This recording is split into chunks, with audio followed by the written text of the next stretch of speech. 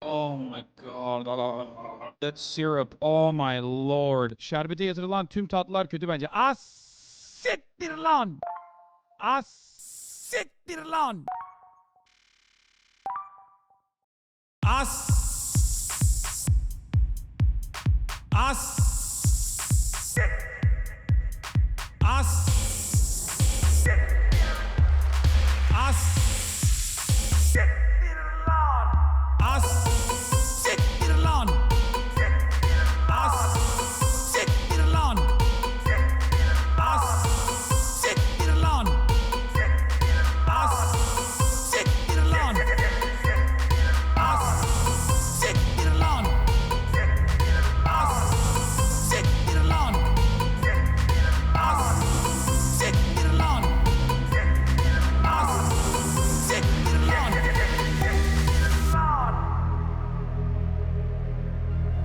Siktir lan.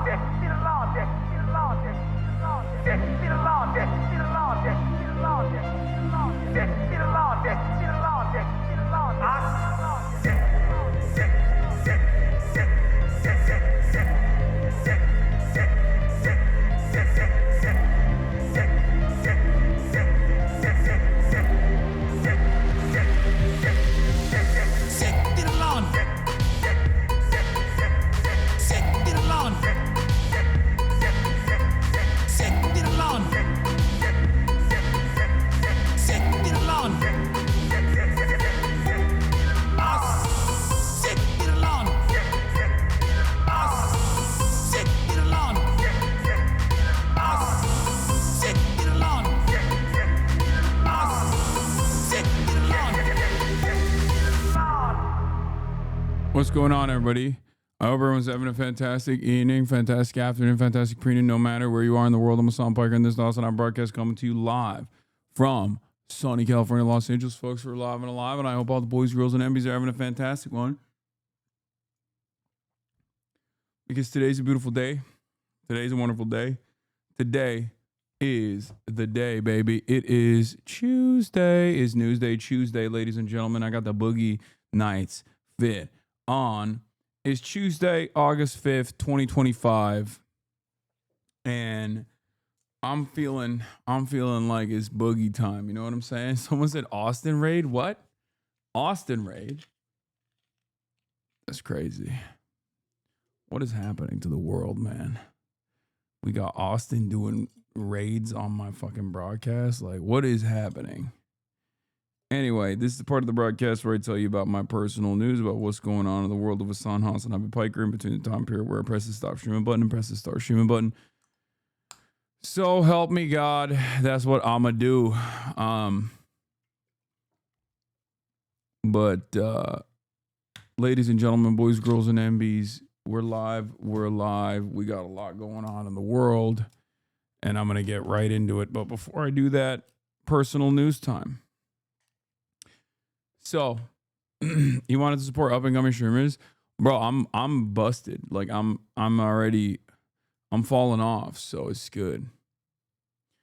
Personal news wise, ladies and gentlemen, where do I begin? Ended the broadcast last night. Didn't really do much. Hung out with the family. Finished Boy and the Heron.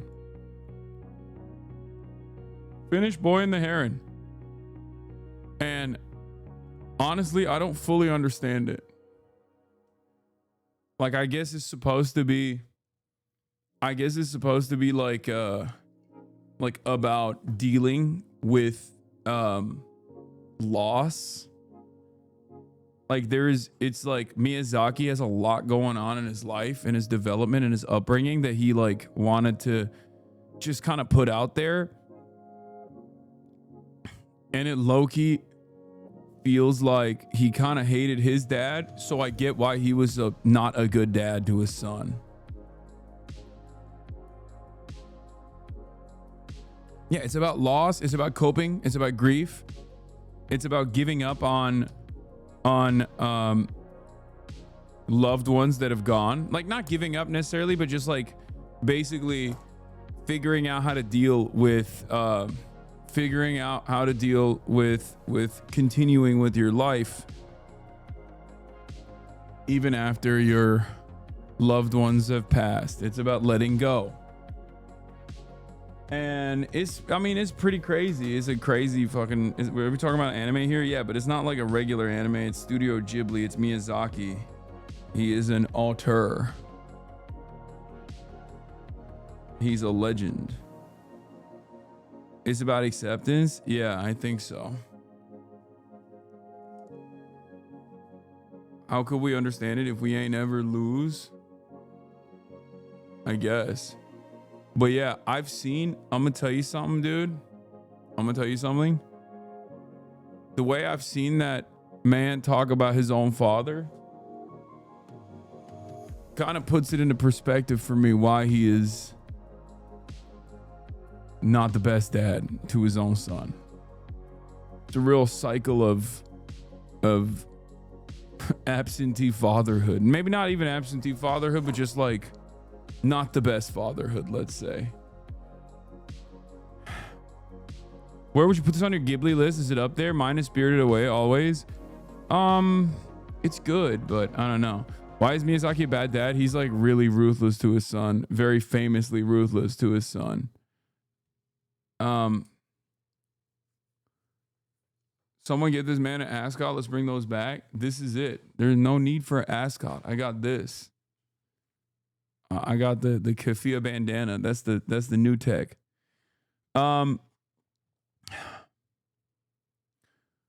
Anyway, what was I gonna say? Personal news wise. Other than that, what kind of personal news do I have? Not really much. I've just been in a slump recently, but there's so much travel coming up. So I think that's going to kick us into high gear.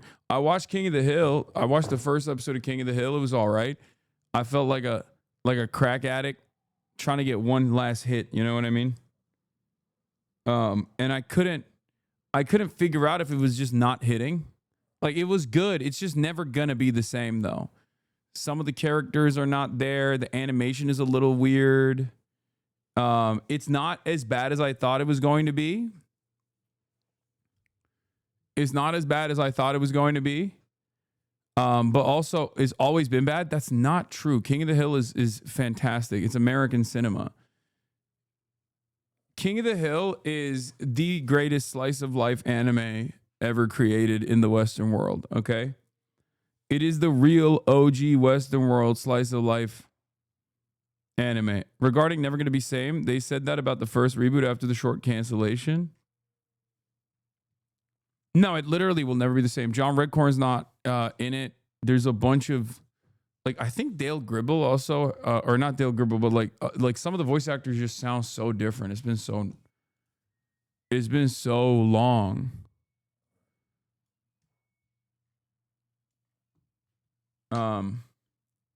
But there's definitely good in there. There's definitely good in there for sure.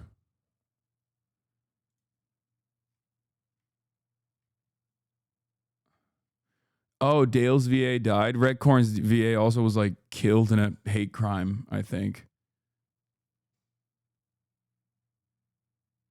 John Redcorn's in it. The actor was murdered after the lines were recorded. Wait, really? It didn't sound like him.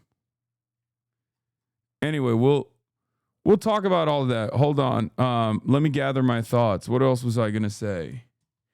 Oh, I play ball. I went to bed, woke up early, played ball. I have so much stuff coming up soon, like so much travel. Chicago DSA this weekend. Gonna link up with some Chicago people. We got something in Toronto. I'm gonna speak at a conference in Toronto. We got, we have China coming up. Hopefully IRL Toolkit is going to be fine. Yeah, we're going to T-Dot, baby. That's right. We got France. We got China. We got Toronto. We got Ireland at some point. We got Dartmouth, where I'm going to be debating Charlie Kirk. Lollapalooza reacted to you. Lollapalooza reacts to Hasan Piker. Let's go. This is an old coworker of mine. Did you know that, chat? We'll watch this. We'll watch this.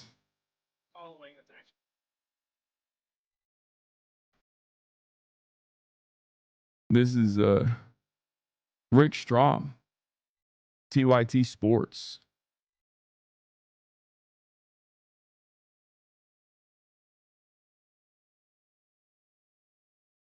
Did you see the goat is washed? Yeah, I know.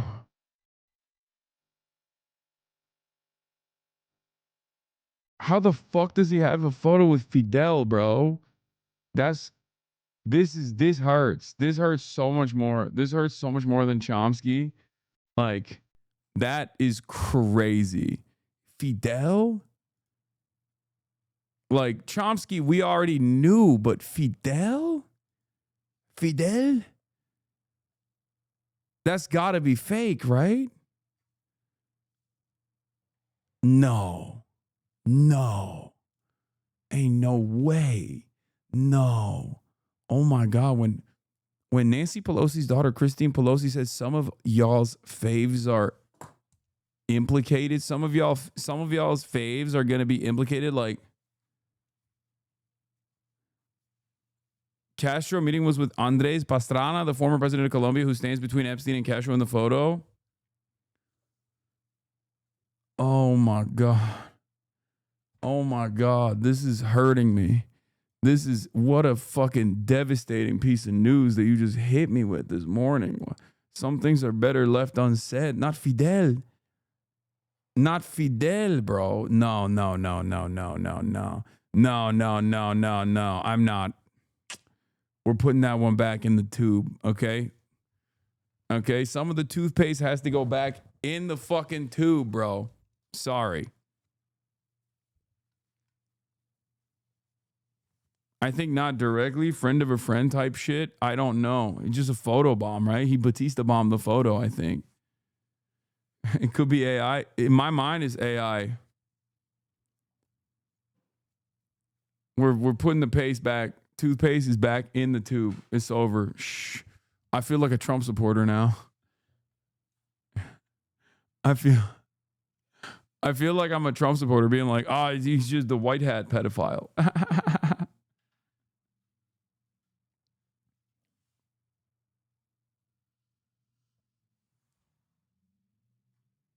Okay. I have a question for you. Did you cover Azerbaijan's relationship with Israel? Yes, extensively, numerous times. Anyway, let's blast off and let's get it twisted. But like, personal news wise, I played a lot of ball, won a lot this morning, and then ended up losing. There's like a TikTok dude that also shows up now and balls with us. He beat me last game, but I was like, I've won like every fucking game before that, so I was done by that point.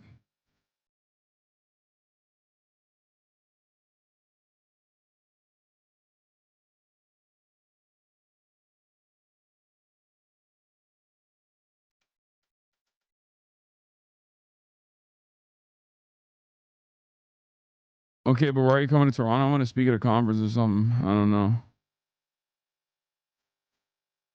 Hold on. Lots of travel coming up. Chicago DSA meetup this weekend.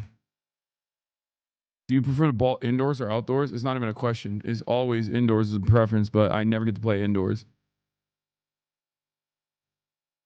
Okay, lots of travel coming up. Chicago DSA meetup this weekend.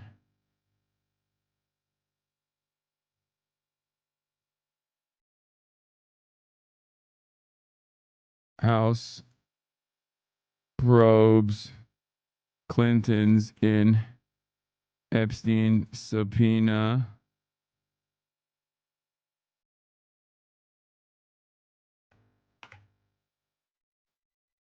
Texas redistricting.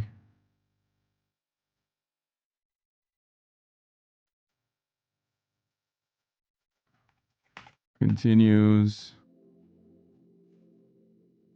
Netenyahu reveals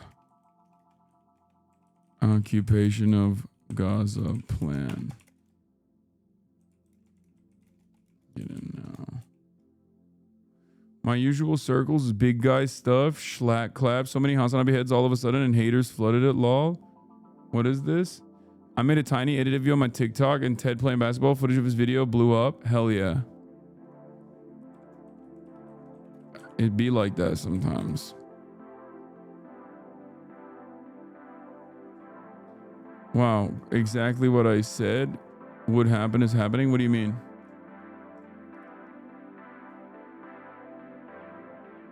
You're in the new boy community video and you're not gonna like it? Wait, really? Why? Our apology to the gun community? Why wouldn't I like it? I miss them. I miss them so much. The Macias, thank you for the playlist.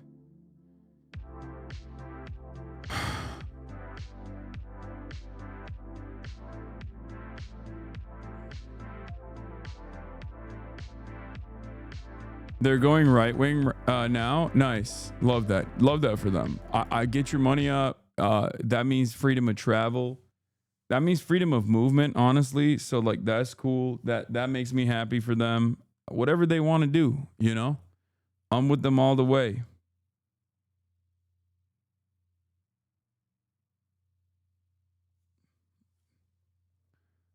Okay. We have the blast off meme here somewhere. Hold on. Let me just get that out of the way real quick. Hold on.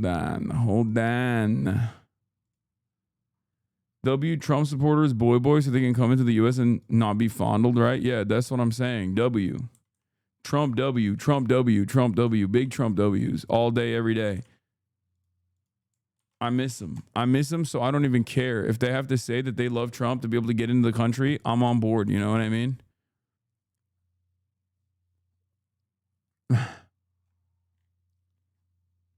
Please let me taste one of your aspartame burps. Ew. That's crazy.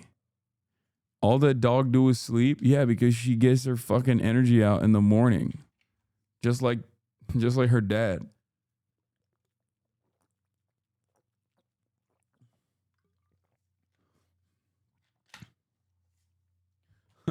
Someone in the chat unironically said, if you don't love Trump, why do you come to America?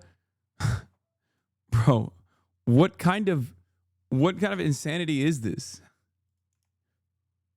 What an insane statement.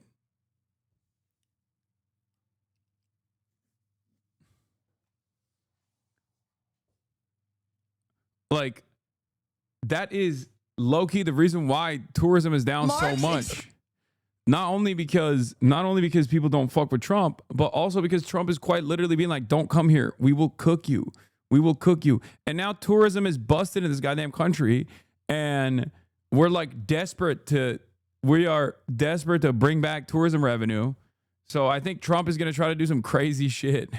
Marx explicitly wrote, socialism is being friends with Hasan and stealing his shit. I mean, I have been on the steal from Hasan train for a long time. You invented it. You created it. I did. Thanks. That's true. That's real. That's actually what socialism is. Marx explicitly. You know what's crazy? Speaking of socialism, here is the actual real truth in commentary. Okay. Aristotle explains how liberation only comes from revolution. It's not even Aristotle, it's Marx. Okay? I'm going to put the volume up for this one because y'all need to hear this. You understand me? Bilu and Zias are unironically, I mean, I see their clips all the time. They're fucking hilarious.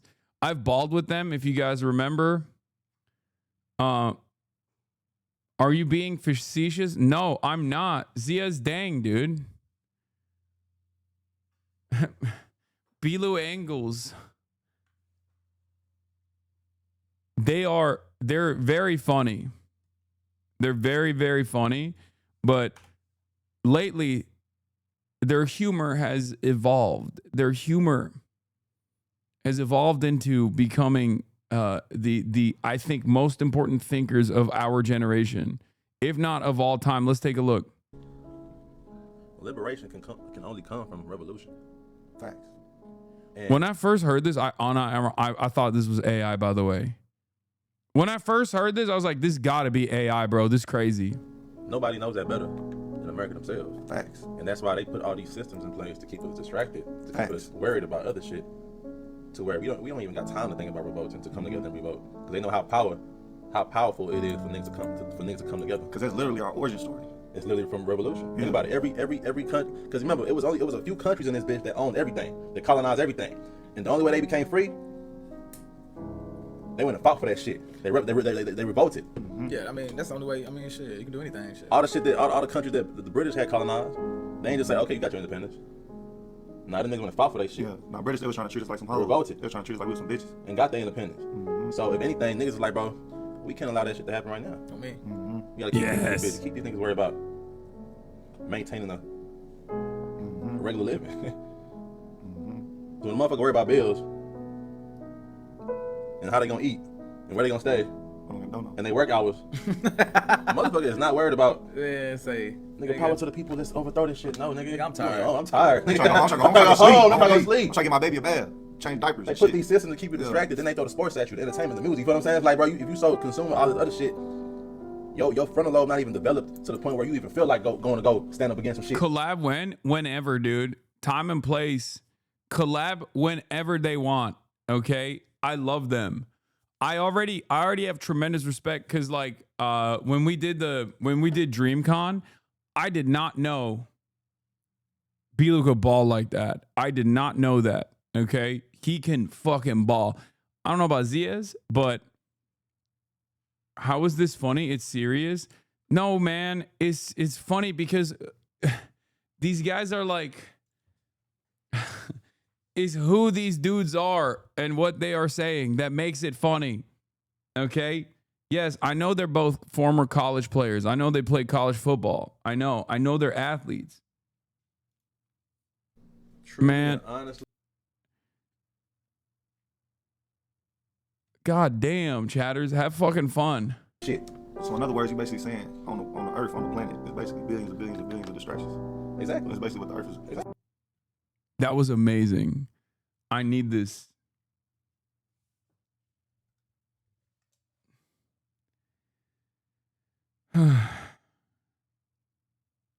It's just funny to see them describe this.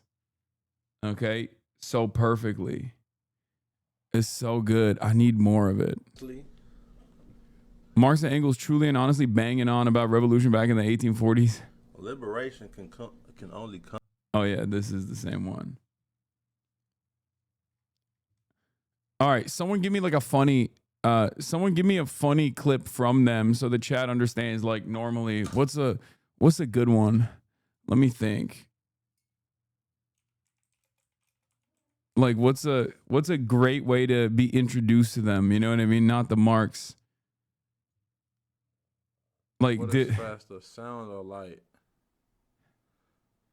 What type of question is it? Hold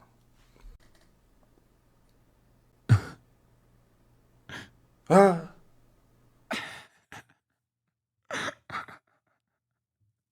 Do you understand? Dude, come on. Googling Google. Oh, that's another good one.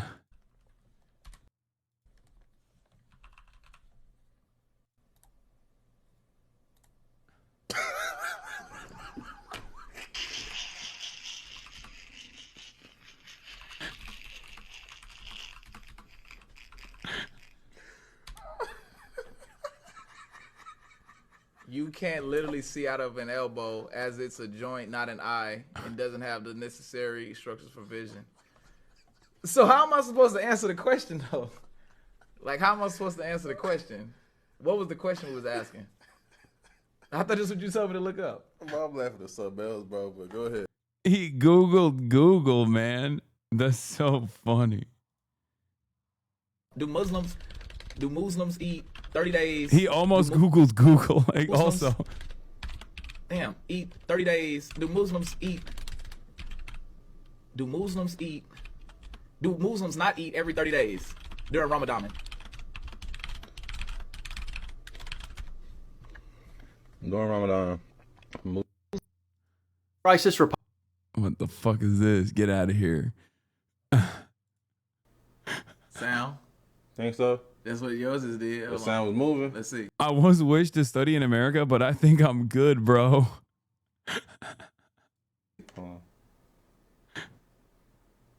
I think sound, bro. That was fast as fuck, though. I ain't gonna lie. That light was kind of moving though. Now, that time that light was moving. Let's do 1-1 then. 1-1. Oh, good. Sound, bro. Sound? The sound, bro. No. Hold on, give it a head start. No.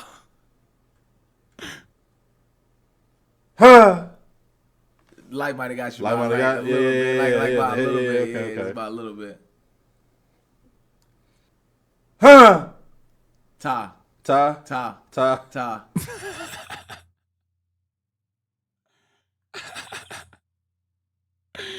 Do you understand why? I mean, dude, they're amazing. They're fucking amazing. Come all the way around? Bilu freaks out after he does an experiment and his arm gets shorter. All the way around. Okay, so touch the bottom. Touch the bottom. Okay. I'm touching it. Dude, hold on. I'm going to show you how to do it. Like, from where you are, Okay. do all the way around Uh-huh. and see if it touches. See if it still touches. You ready? Yeah.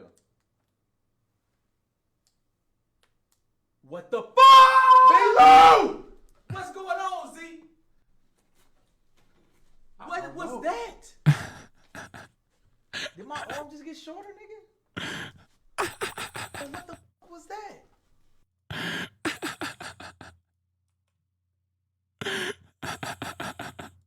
With this hand, come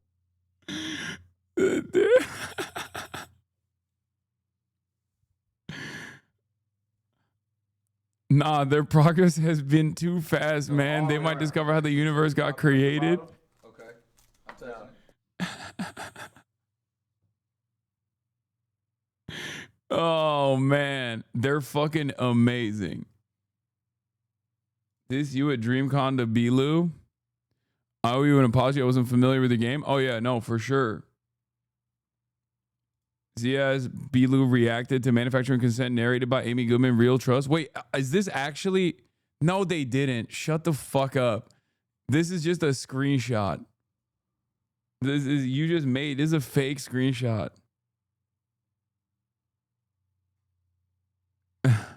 Bro, obviously not real. I don't know. You never know. You never know. You never know. You never know. You never know. You never know. Is it a bit or are they really like that? No, they are. They are really like that.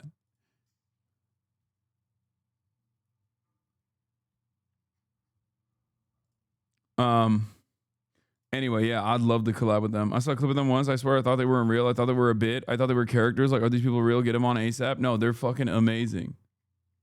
They are amazing.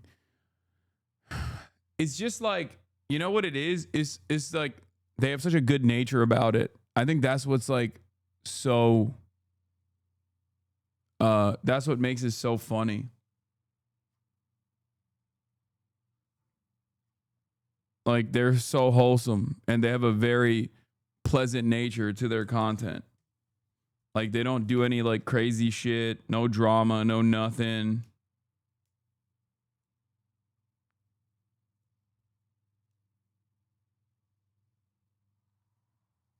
So all the tech at their disposal magic to them? Yes. Please, this one's also so How funny. does water get into a coconut? Like, I drink water, right? But a coconut don't drink water. The liquid which eventually reaches the coconut is referred to as the endosperm. This endosperm acts. Damn, look! Creamy tissue! Oh! He's drinking Coke!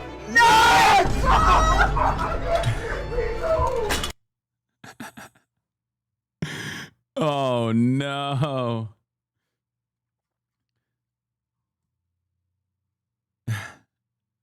coconut. That's the real coconut pill. When you find out that you've just been sipping on nut.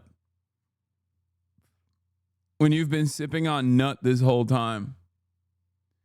Why don't you ever do science education streams like that? No, I agree. I should. I think like they have the same vibes as Adapt. That's why I love Adapt too.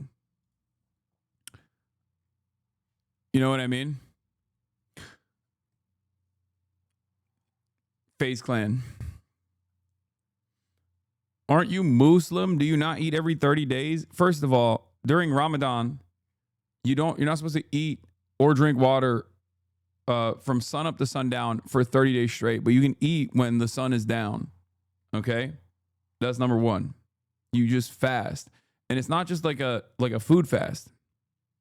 No water either. A lot of people don't know this. But that's just during Ramadan for 30 days. Okay? I know it's a clip from them. I'm just giving you all information. Just giving you guys information. How fast are you going? Good one. When did you lose your childlike wonder, Hasan? I don't know.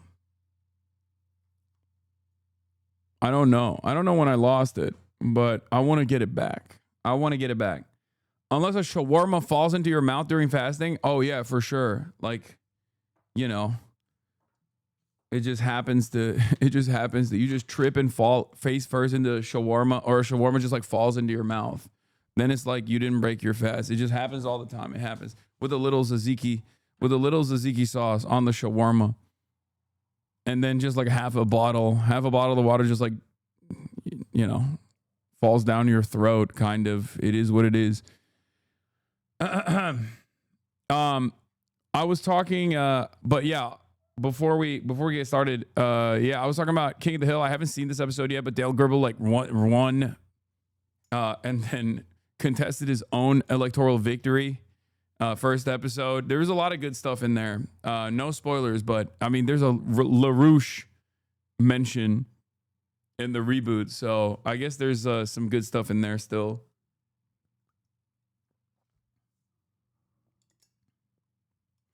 I do think that there's good stuff because it's a target-rich environment. There's so much that they can do, and we need Hank Hill to come back and restore order to the country. This fool Hasan is a certified Mexican. Thank you, Kevin K. Moreno. Brianna Wu spent 6 figures on plastic surgery to look like the alien face app filter every day. Oh my God, Liv Agar, calm down. You don't have to do it like that. Off topic, I'm sorry. Hey man, I'm a newer fan watching you for a year now. I live in a very conservative third world nation, borderline extremism among most people. As a Muslim, you gave my progressive feelings a voice, so thanks, man. I have a question for you, man. How do I reconcile my progressive values with my religious beliefs? So what's your suggestion for someone like me? I mean, your religious beliefs are always going to be up to interpretation. If it gives you comfort, the religious practices, if they give you comfort, then by all means, continue, right? It's great. If it gives you a sense of purpose, if it's if it's important for you, then as long as it doesn't interfere with other people's civil liberties, I don't have any issue with people's religious perspectives. It's the conservatism, I think, and the bastardization of religion that is frustrating.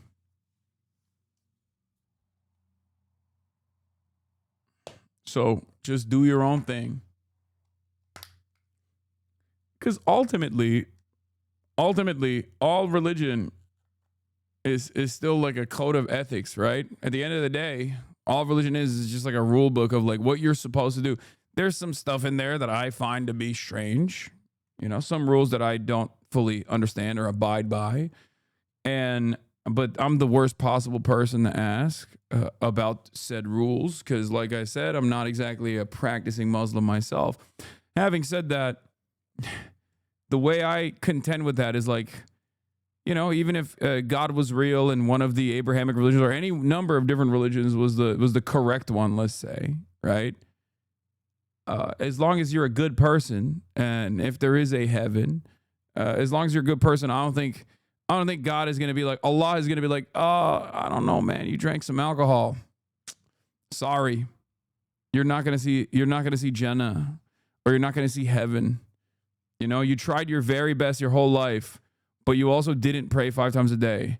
Or you tried your very best your whole life, but you never actually, let's say Catholicism, you never actually like confessed your sins. Okay. I guess I'm cooked then, you know?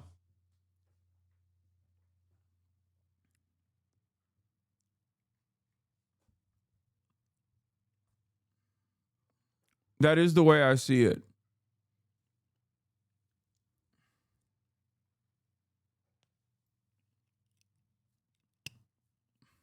The way I see it is an all-knowing, all-loving, omnipotent, omnipresent God at the end of the day is going to look at all the things you've done, if it is real, right? Because we have no way of knowing. But let's say it's real. Okay, let's say heaven is real. You think God's going to be like, nah, dude, sorry, you didn't do all the other stuff. You were like, you tried your very best to be a good person your whole life, but honestly, you fuck with bacon pretty hard, you know? You were eating a lot of bacon, and that is not all right. Okay, I'm cooked then. What are you going to do? If he is, I'm crashing out at the heavenly gates. Yeah, me too. I'm going to be like, that is messed up, man. That is messed up. Don't do that.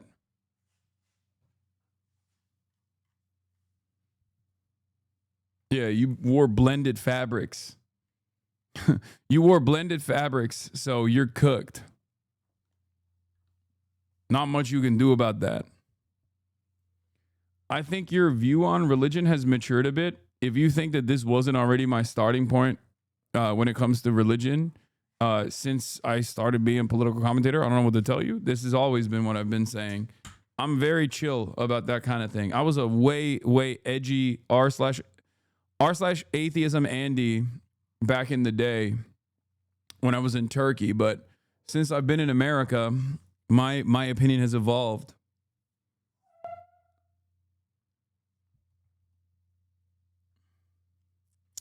Do you believe Kai is a bear? Yes. I remember you saying this exact same shit in 2019. Yeah. I mean, when it comes to governance, obviously, I don't abide by religious standards. I don't believe in that. I think it has nothing to do with governance at all. It shouldn't have anything to do with governance. And I say that as a Muslim, and the Quran is supposed to be the most like comprehensive religious text, which is precisely because like it does have a factor in governance. Like it does have details of like how you are supposed to govern society. Like that's what Sharia is. It just means law, right? There is, I mean, there has been historic Muslim nations, including the Caliphate under the Ottoman Empire, that like didn't actually abide by the religious commandments, abide by the religious law, Sharia, right? So it's always subject to interpretation. But yeah, I don't fuck with militant atheism. I think it's annoying, and it's perhaps like one of the most annoying aspects of religious people that like try to proselytize is like how right they are, because they feel like they're just right and they want to do this thing, like they want to save you. And then militant atheists do the exact same thing in the direction of atheism. And then they'll just be like, well, it doesn't matter because I'm right. And it's like, okay, but you're still a fucking asshole. Not only is it unproductive, but you also don't know that you're 100% right. And not that it matters. Like just focus on the areas of impact where it does matter. If someone is like using religion to push for conservative values, then that's perfectly fine to just be like, that's, you know, that has no basis in this conversation. Religion should have no basis in governance whatsoever. Okay? Live and let live. Maybe that's the Ottoman in me, you know? And also pay jizya, and then you're good. Anyway.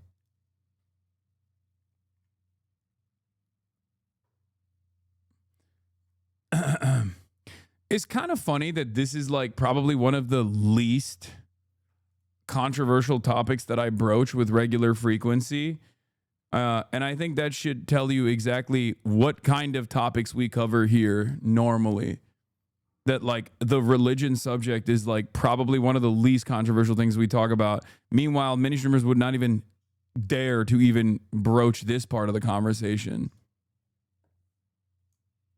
What have you met a Muslim baddie? I've met so many Muslim baddies. What do you mean? The fuck? I grew up in a Muslim country, chatter. That's like, for the first 18 years of my life, the only baddies I knew were Muslim baddies, bro. What are you talking about? Also, all women are baddies. Your terrible music takes are the most controversial topic on the stream. Yeah, true. It's true.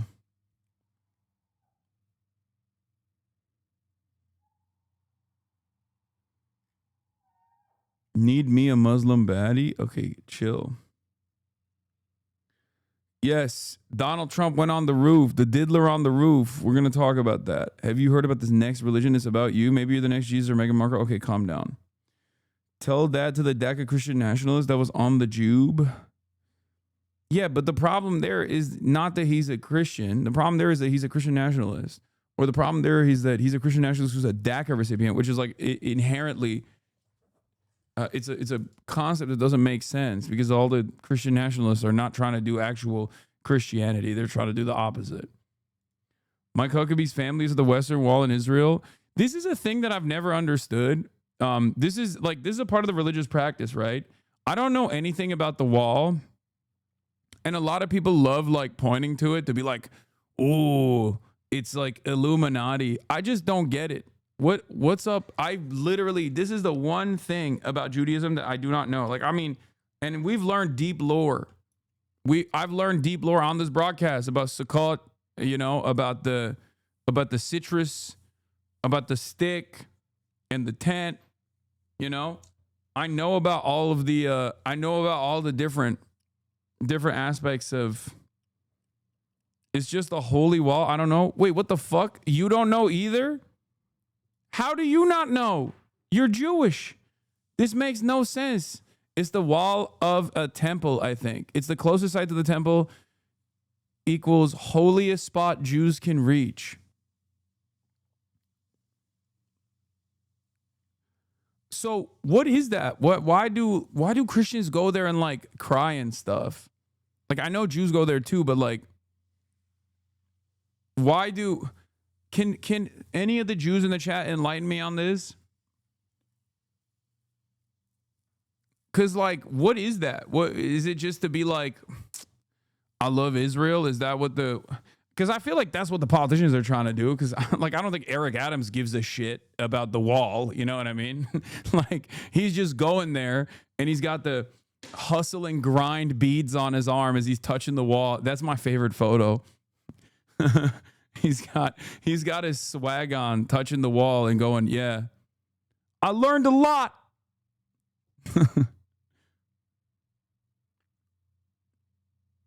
It's the last standing piece of the Second Temple from when it was destroyed by the Romans.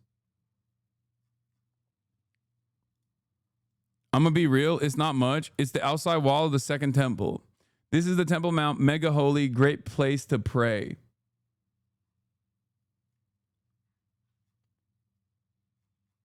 The Christians are imagining that that's Trump's border wall. The temple was destroyed by the Romans. This is what is remaining. I've never understood that. I don't understand the fascination that some of the Jews are responsible for everything guys have with the wall too. Like, it's just the wall, man. Calm down. Like, politicians are doing the classic, like, we're going to Israel to show how fucking to show how much we love Israel routine. That's it. But I don't understand like what the that's it. It's just, that's the reason why they're doing it. So I don't know why they think like when you touch the wall and like it activates something in your brain. When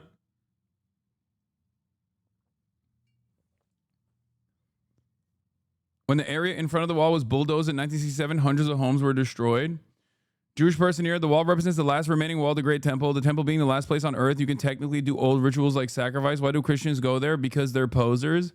I mean, it's cool that like a super old ass wall still remains. Like that shit is dope. It's just like old stuff. It's cool in and of itself. Okay, it's dope. That is for sure.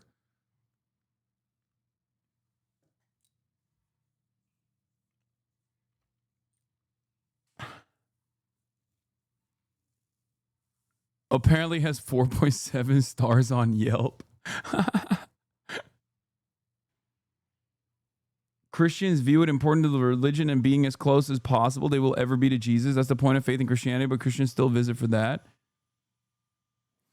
But there's biblical rituals you can't do because there's no temple. So the last wall of the temple is the holiest place remaining.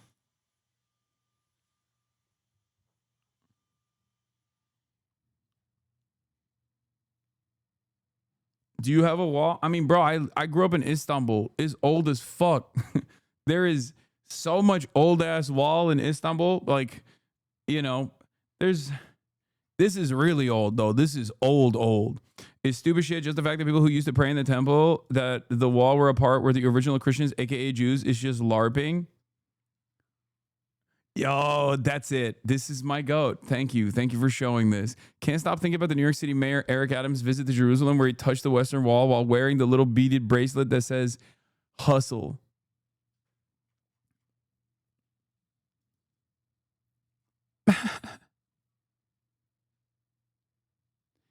But I will say it's a big spot for political fanfare.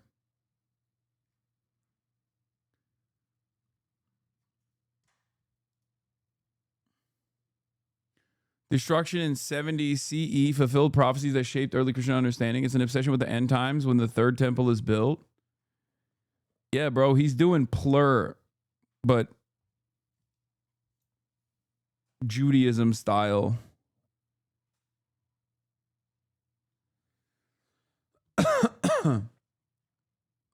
When the fascists rebuild the third temple, they're going to bring back animal sacrifices. The place is going to be an abattoir, which will be knee-deep in cattle blood multiple days every year. That's no exaggeration either. David Sheen has covered it. Wait, is this where they killed the red cow? The red calf? This is where the cow is supposed to be killed, right? Like not a single... This is it? Oh, that makes sense.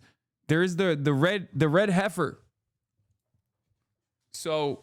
A lot of the wildest, like a lot of the wildest parts of Israel Defense Brigade think that there needs to be like a red heifer that doesn't have a single non-red hair follicle. So they just like go around the world looking for this red heifer so they can fucking find the red heifer that doesn't have a single blemish, okay? No non-red hair follicles on this cow. It has to be a red cow that is perfectly red. So basically, when they find that, they have to slaughter the cow. They have to do a religious sacrifice of the cow here, and then it's over, right? It's OG. Like they brought back the Messiah, that type of stuff. I think it's just very anime. This is the part of like. I guess what is it? Messianic Judaism that basically turns into evangelical Christianity, where they get linked up. It's like when Family Guy does a Simpsons episode. You know what I mean? Like you got one lore on the one side, and then you got different lore on the different side, but then it's like a crossover episode almost.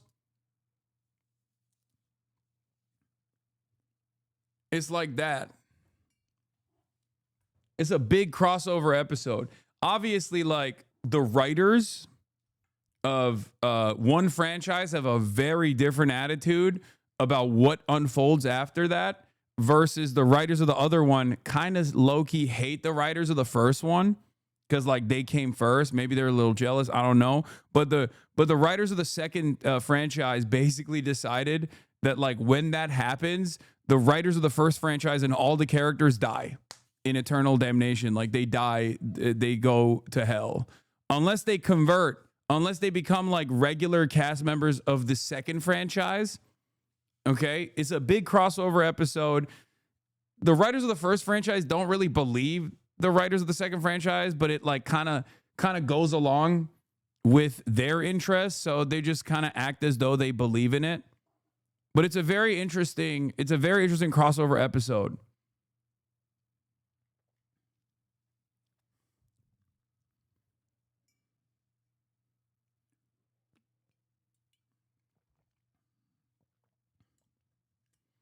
What the fuck are you saying? I'm talking about evangelical Zionism and Jewish Zionism and Messianic Judaism and how it corresponds to Israel, like the development of Israel as a nation state that is a Jewish demographic nation state, the Holy Land, if you will, and how that factors into evangelical Zionists' understanding of the end times. Their theological justification for why Israel must be given to the Jews is because once Israel is given to the Jews, evangelical Zionists believe that the end times will happen, the rapture will happen, and all the fucking evangelical Christians will be sucked into the heavens during the rapture, and then Jesus will come back to earth and will fight the forces of evil in Megiddo. This is what evangelical Christians, evangelical Zionists believe. Okay, evangelical Protestants are Omega Zionists in this country because of that reason, because they believe that once all the Jews go to Israel, the Holy Land, the chosen sons and daughters of God go to the Holy Land, and then Jesus comes back to earth and then fights the devil's forces in Megiddo. The devil's force obviously is like NATO, if you're one of those guys, and the UN and all the Muslims, right? Obviously. And then they fight in Megiddo, and Jesus is obviously leading like the good forces, which would be, I guess, Israel and Christians. And then 144,000 Jews convert to Christianity on the spot, so they can also be sucked into heaven. And then every single other Jew dies in eternal damnation. Like they burn in hell. That's what Christians believe. Obviously, no Jewish person unironically believes that, which is why they're like, yeah, no, it's super cool. We totally want to do that, because they're like, please keep supporting Israel.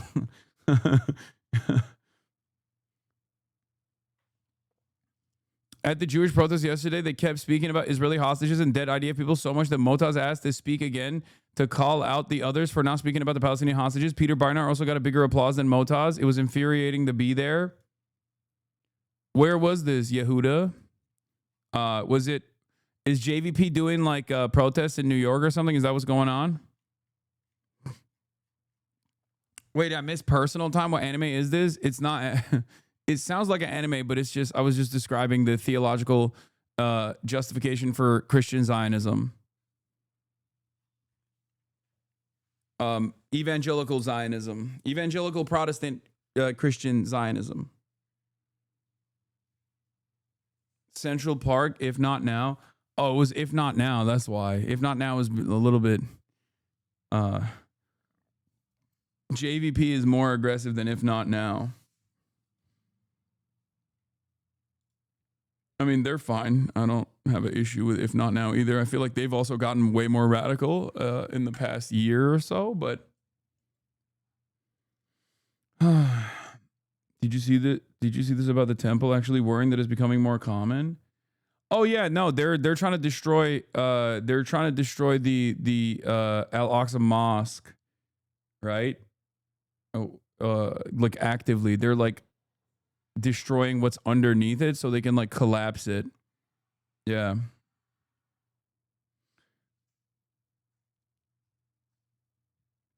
The Jewish lore on the same topic is that the Messiah comes after the temple is built and sacrifices are done. Yeah. I know that part. When the Messiah comes, all non-Jews will become slaves of the chosen people. Wait, really? I didn't know that part. Anyway, nobody fucking believes any of this shit. Let's be real, okay? The overwhelming majority of Jews are fucking secular Jews that do not believe that, regardless. Stop touching historical sites and artifacts, please. Okay, that's so funny. The one friend who's too woke being like, hey, you guys need to stop touching the fucking temple wall. You're ruining it. It's a cultural artifact. It's a very important historic monument.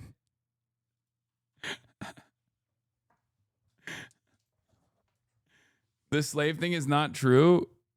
I've never heard the slave thing. I actually don't know what happens when the Messiah comes back. I guess like when the Messiah comes back, well, some people believe the Messiah is here already, right? The Orthodox Jews that point to that one guy who like died a while back. They believe that he was the Messiah and he's not dead, right?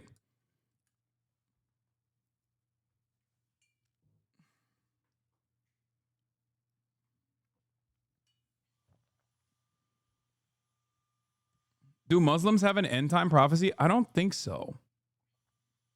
Yeah, Chabad Lubavitch in Crown Heights. Chabad Lubavitch, isn't it? You said it like Labubu, bro. What the fuck is Lubavitch, right?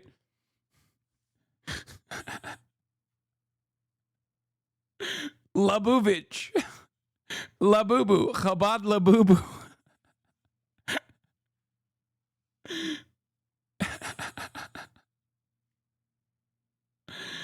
Oh my God.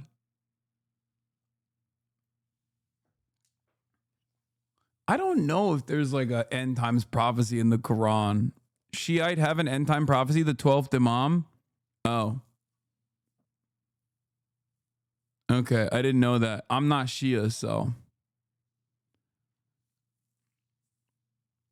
But yeah, there is like, technically in Judaism, Jews are not supposed to have a state until the Messiah comes. So low key, like the Neterai Karta and all those other like Orthodox sects are technically more in line with Judaic scripture. What would it be called? I don't know. Like technically, they're more in line with like with the religious interpretation under Judaism than like their anti-Israel attitude comes from their interpretation of the doctrine. They're technically more aligned with rabbinic teachings. They're technically more aligned with the actual rabbinic teachings than all these other dudes that do like almost very Christian-like shit.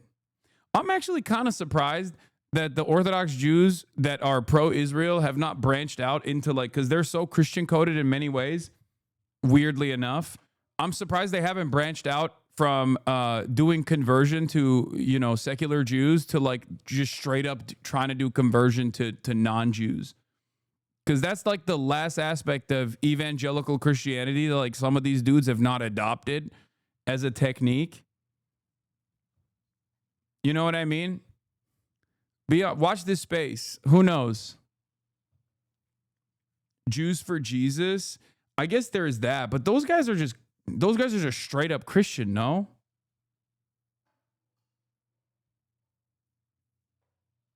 If you're saying if not now a centrist, I didn't say if not now a centrist. I said that they're you know, they've been a little libbed up in the past. They've gotten a lot better in the last year. I didn't say they're centrist. As a Jew, yes, they're just Christian. Yeah, Jews for Jesus are just Christian, no? Like, do we get credits for this 101 religious class? This isn't even 101, I feel like. Yes, pretty much. There's a sect of Christians that believe a true Jew is a Jew who converts to Christianity.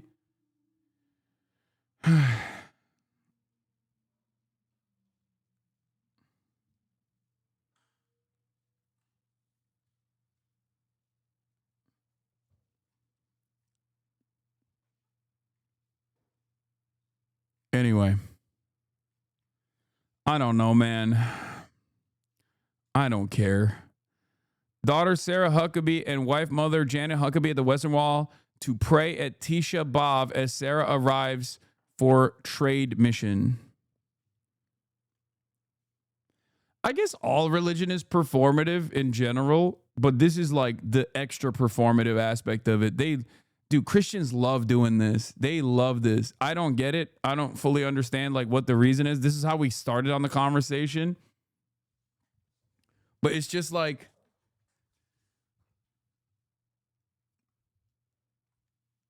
it's just they love this photo op. It's their favorite thing.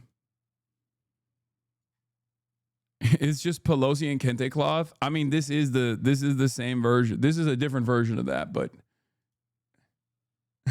unlike Pelosi with the kente cloth, she ain't doing anything for black people, but these guys will do a lot for Israel. This is just basically to show how much they love Israel, and they really do love Israel. So when Pelosi kneels with the kente cloth, that's just it. That's like, this is all you're going to get.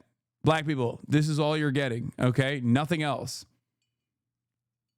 But when they do this photo op, even if they don't do the photo op, they're still pro-Israel regardless. Doesn't mean they're pro-Jew, though. I'll tell you that.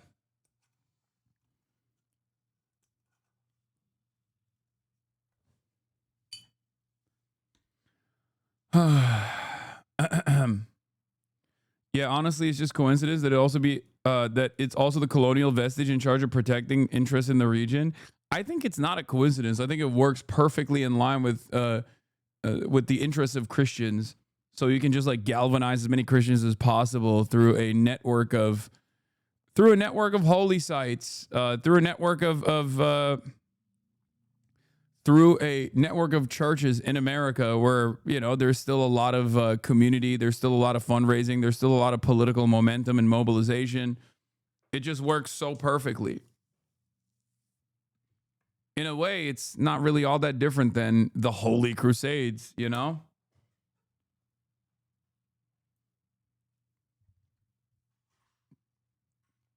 More on Jews for Jesus explained by Curb Your Enthusiasm. Yeah, very 70s.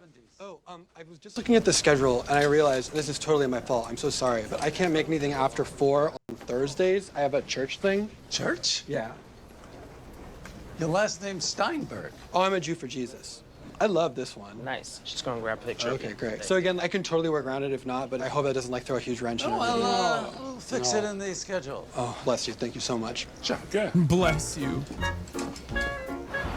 Jew for Jesus, really? And you think he's sincere about it? Oh, totally. Yeah. I was so shocked and stunned that face, that punim. And by the way, you look at this kid, his parents are a big bowl of Jewish. He's screaming Jew.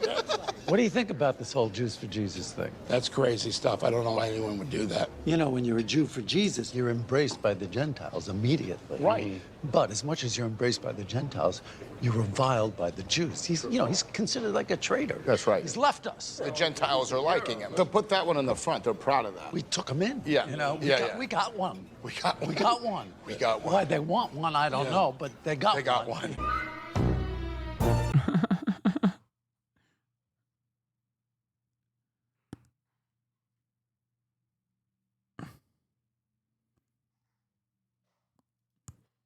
Hey, look who's Larry here. finds out his lawyer isn't really Jewish. Berg, how you feeling? I'm feeling okay. So, Berg, I was talking to Cheryl, and she told me that a friend of hers went to high school with you. Really? Yes. I believe the name of the high school was St. Christopher's. St. Christopher's, that's correct. That is my alma mater, yes. Didn't know that they took Jews at St. Christopher's. Oh, well, they don't. I mean, why would they, you know? Oh, I'm not Jewish. Oh, you're not. Did you think I was Jewish? A betrayal. Yes, I did. Because of Berg. Yes, because of Berg. Yes. Yeah. I've often wondered, you know, would people really think that? Yes, and you did nothing to perpetuate that, did you? Well, no. I mean, well, I'm not sure what you mean. Oh, how about on my birthday? Mazel tov, Larry. Well, you're Jewish. Yeah. That's only respectful. On the high holy days, I said, hey, you going to Templeberg? And you went, no. Right, because I'm not Jewish, so why would I go to Temple? Right, like, I'm a Jew, but not a practicing Jew. Oi, Larry, with this. Oi, again, see? It's an expression. It's an expression. It's an expression that What is people this use. thing? A shofar. Why is this on your desk? People give me gifts. They'll give me like that for my desk or the mezuzah that's on the door. What are you, by the way? I'm Swedish. I got a Swede lawyer? She's gonna get everything. You got a good lawyer. You got the best lawyer, Larry. Sorry, Berg. It's a Shonda, Larry. I got Sweden. God, I love Larry Davis so much. I really do. A Swedish lawyer? She's gonna get everything. Oh, man. The GOAT. He's so good. He also hates Barry Weiss, so he's so fucking good. Have you guys ever seen that? I was just talking about this. I forget with who. But I think this was it, right? This is it. Curb Your Enthusiasm, the Hulu gang. Thank you, guys. I don't know what happened over at Netflix, but big and Was this it? When he's like on his way out of the door or something, and he's like, "Oh, I'm doing a. Oh, here, this is it." it's my Yeah, office. only you do that, yeah. Hey, Larry, come for Shabbos dinner one of these weekends. We had Barry Weiss last Friday night. She's fantastic. Did that guy ever do stand-up? He just slams the fucking door. My Jen needs to fuck with Larry more.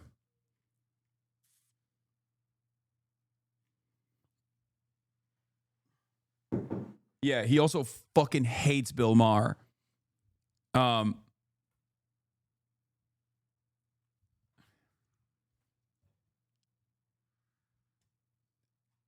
He wrote the my dinner with Adolf Hitler piece on the New York Times after. I mean, Larry is a huge lib, like straight up. He's a major lib, but you know he's important in my development for sure. He is iconic. He is one of the GOATs. Big Joel released a video on Bill Maher. Might be worth a watch. Ooh, I love that. Yeah, he did that crypto ad. That wasn't great. But you guys don't need to always bring up all the worst moments of Larry David, okay? Calm down. People still give him shit over the Palestinian chicken episode in Curb, but it's got layers in my opinion. Well, there is some weird stuff in there too, but like I don't really give a shit overall. He's great. Like I was listening to a person on TikTok talk about how they learned about Israel and Palestine because they heard it for the first time when Zach Fox was rapping about it during COVID, when he was like talking about free Palestine or whatever. And that like, that made someone investigate the situation and be like, what is this? Right. And then the same person was talking about how he found out about Palestine because of Lupe Fiasco. And it's like, that was the reason why someone investigated it. And I feel like I just feel as though like the Larry David chicken episode is not like a wake up moment for a lot of people in the same way that like those instances might be.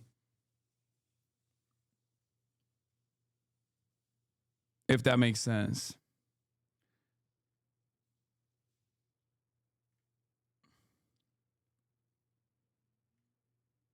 I think for an old Jew in Hollywood, the Palestinian chicken is way more nuanced than the consensus of Palestine of his peers. Oh, for sure. For sure.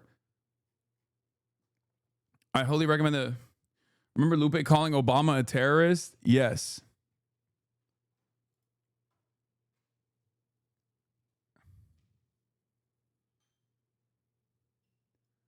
Lupe Fiasco. Number one, my support for Palestine began before I was born. The man who married my mother and father is Palestinian. The same man buried my father, July 8th, 2014.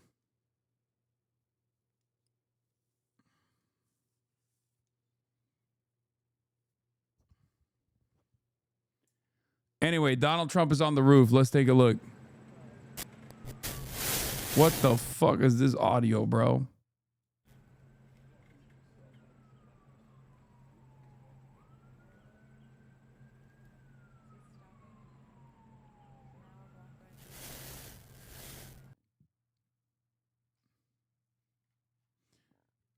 Oh, he's getting up there.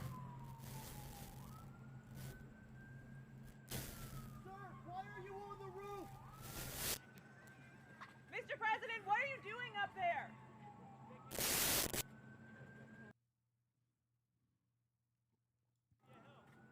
What are you building?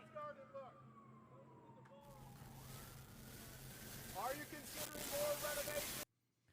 I can't hear anything he's saying. I don't know why these guys. Grandpa slipped off the roof cleaning the gutters. Here's another camera view of the situation. Okay, dude. I'm going to jump! No! Do a flip! Yeah.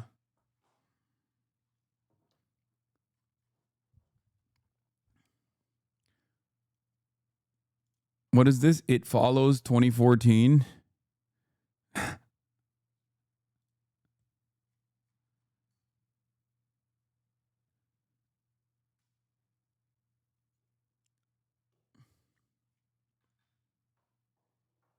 Another good one.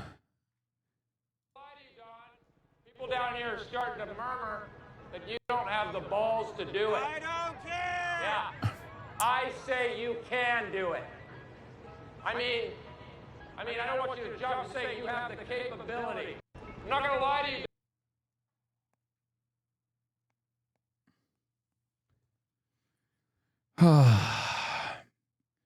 He's just tempting fate, okay?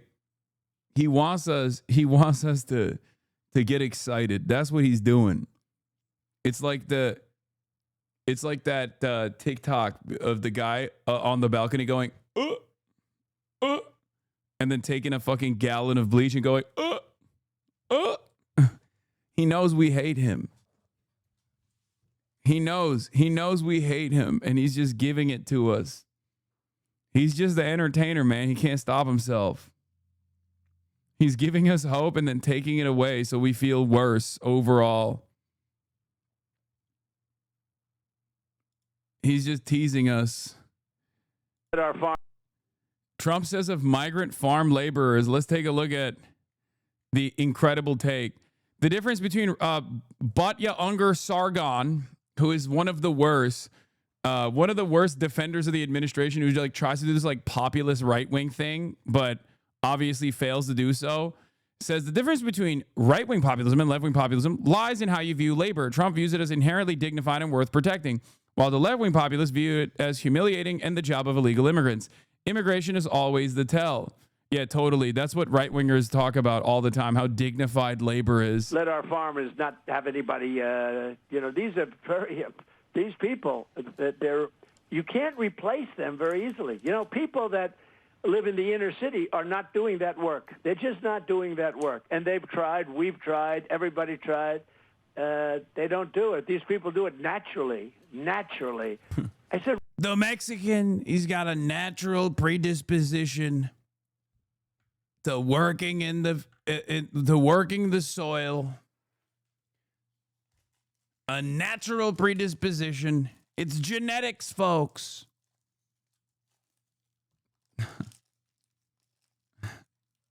It's in their blood. That's crazy. That's a crazy take. what happens if they get it to a farmer the other day? What happens if they get a bad back? He said, they don't get a bad back, sir, because if they get a bad back, they die. I said, that's interesting. Like a fucking racehorse? What are you saying? If they get a bad back, they die? Bro, is this what the fucking... is this what the farm owners, like capital owners, are talking about behind closed doors? That is crazy. That is crazy. Straight up talking about human beings like they are literal cattle. How is it any different than the way that slavers talked about black people, dude?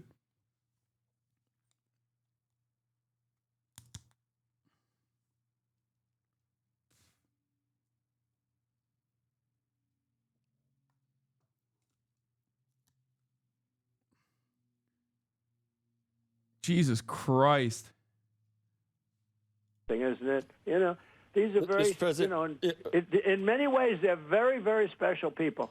Can't let our farm. By the way, he's saying this on Squawk Box, dude. Like, Donald Trump is doing race realism about Mexican genes on CNBC. Like, this isn't even the Sean Hannity special. It would probably better serve him if he was doing this, like, race realism nonsense on there, but he's on the fucking financial side where you're supposed to be a little bit more normal, you know? You're supposed to soothe the fears of the market watchers. Incredible. Sharp as ever. Oh, yeah. I mean, this is something he would have said in his first term, too. Let's be real. He would have said this. I mean, this is like the average American doesn't say it out loud, but they kind of, they're in the periphery of this kind of belief system. Like, Jews are magic money people. Trump literally believes that, says it all the time. Like, he is that kind of guy for sure. Like, there are a lot of people who believe this without like realizing what this actually, without realizing what that entails. Okay. Like, if you were to be like, dude, this is literally race realism. This is what like the Nazis believed, right? They'll go, whoa, chill out. That's not me at all. That's not me. That's crazy. But like, it's certainly in the same, it's certainly on the same spectrum.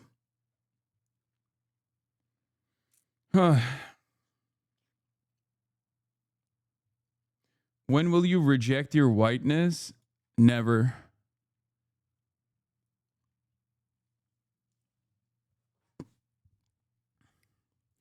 I think the counter to this isn't to just like simply be like, I mean, depending on which group you're in, depending on like what kind of environment you're in, the best counter to this isn't to just be like, this is Nazi shit. The best counter to this is like, it doesn't matter what a person's fucking background is, dude. Like, if they went through the same developmentary process, like their outcomes would be quite similar to one another. There is no like genetic predeterminist issue here. It's just treat people like people. There is no fucking natural inclination. The reason why a lot of undocumented migrant workers are really hard workers is because of their material conditions, their material circumstances. The reason why they fucking work super hard is because they just have much less. And that is the process that we have designed. We keep them in this legal limbo in terms of their second class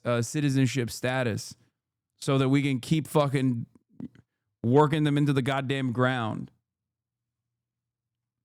That's it. Yeah.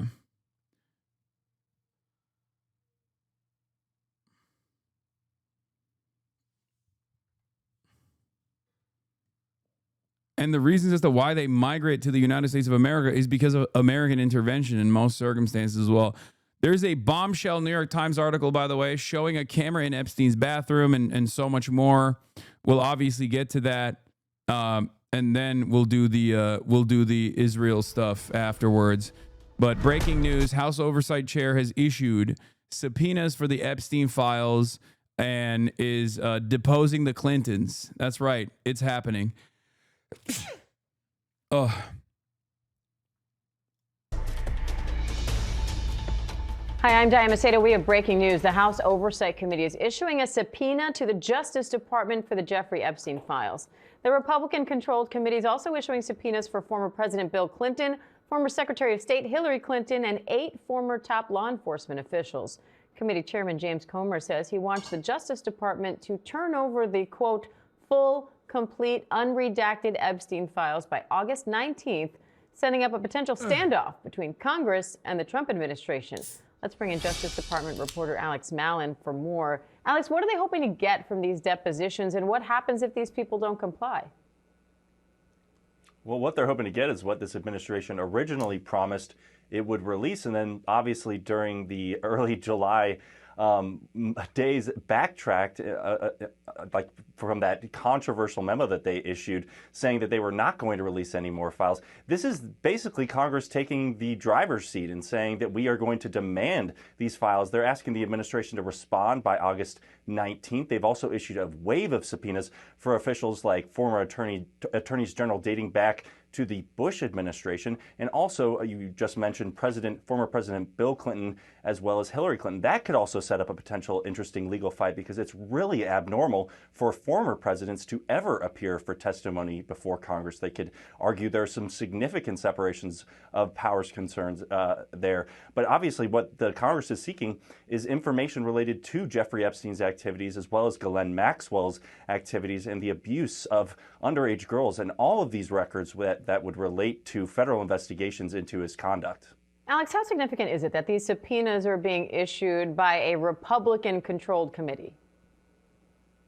Well, I mean, this release also notes that this was actually done by unanimous voice vote. You had support from Democrats who see this right now as a really bruising political fight for this administration that has caused a lot of consternation among Trump's most devoted MAGA supporters. I mean, this is something that they really see. Bro, Trump could do the funniest thing, okay? Bill Clinton could do the funniest thing. I'm just saying. Take it all down, baby. Come on. Mutually assured pedophilia destruction. Just drop it, dude. Just get up there and say it all. Be like, yeah, that's right. Trump was there with me on Lolita Express. Fucking hell yes.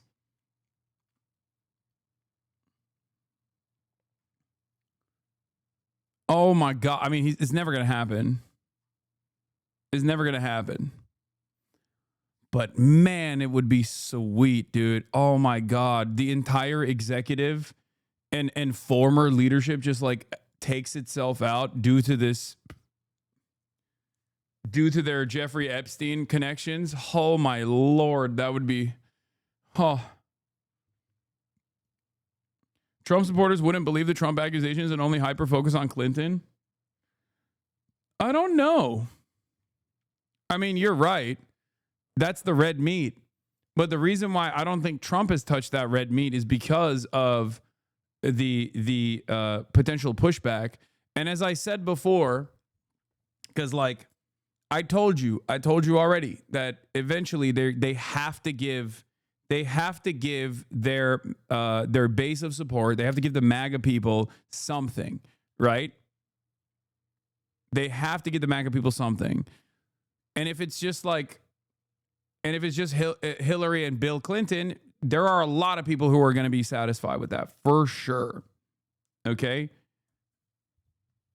And there is plenty of evidence for Bill and Hillary's involvement with Jeffrey Epstein. They're probably the most high-profile people that Americans care about. But I just don't think that you can take out Bill and Hillary Clinton like that without repercussions. Just say Billary, dude. I don't have time for this. True. Billary. As they have the administration currently on its heels on an issue that we haven't really seen before, like throughout this entire administration, they've been able to kind of... Yeah, they are. They're the load-bearing, potential alleged pedophiles that hold this structure together. Shirk or escape any scrutiny. So anytime that they can get Republican partnership in demanding this, they're going to take advantage of that. I think that what remains now is the question is, how will the Justice Department respond? They are... What the hell is a cum dance, dude?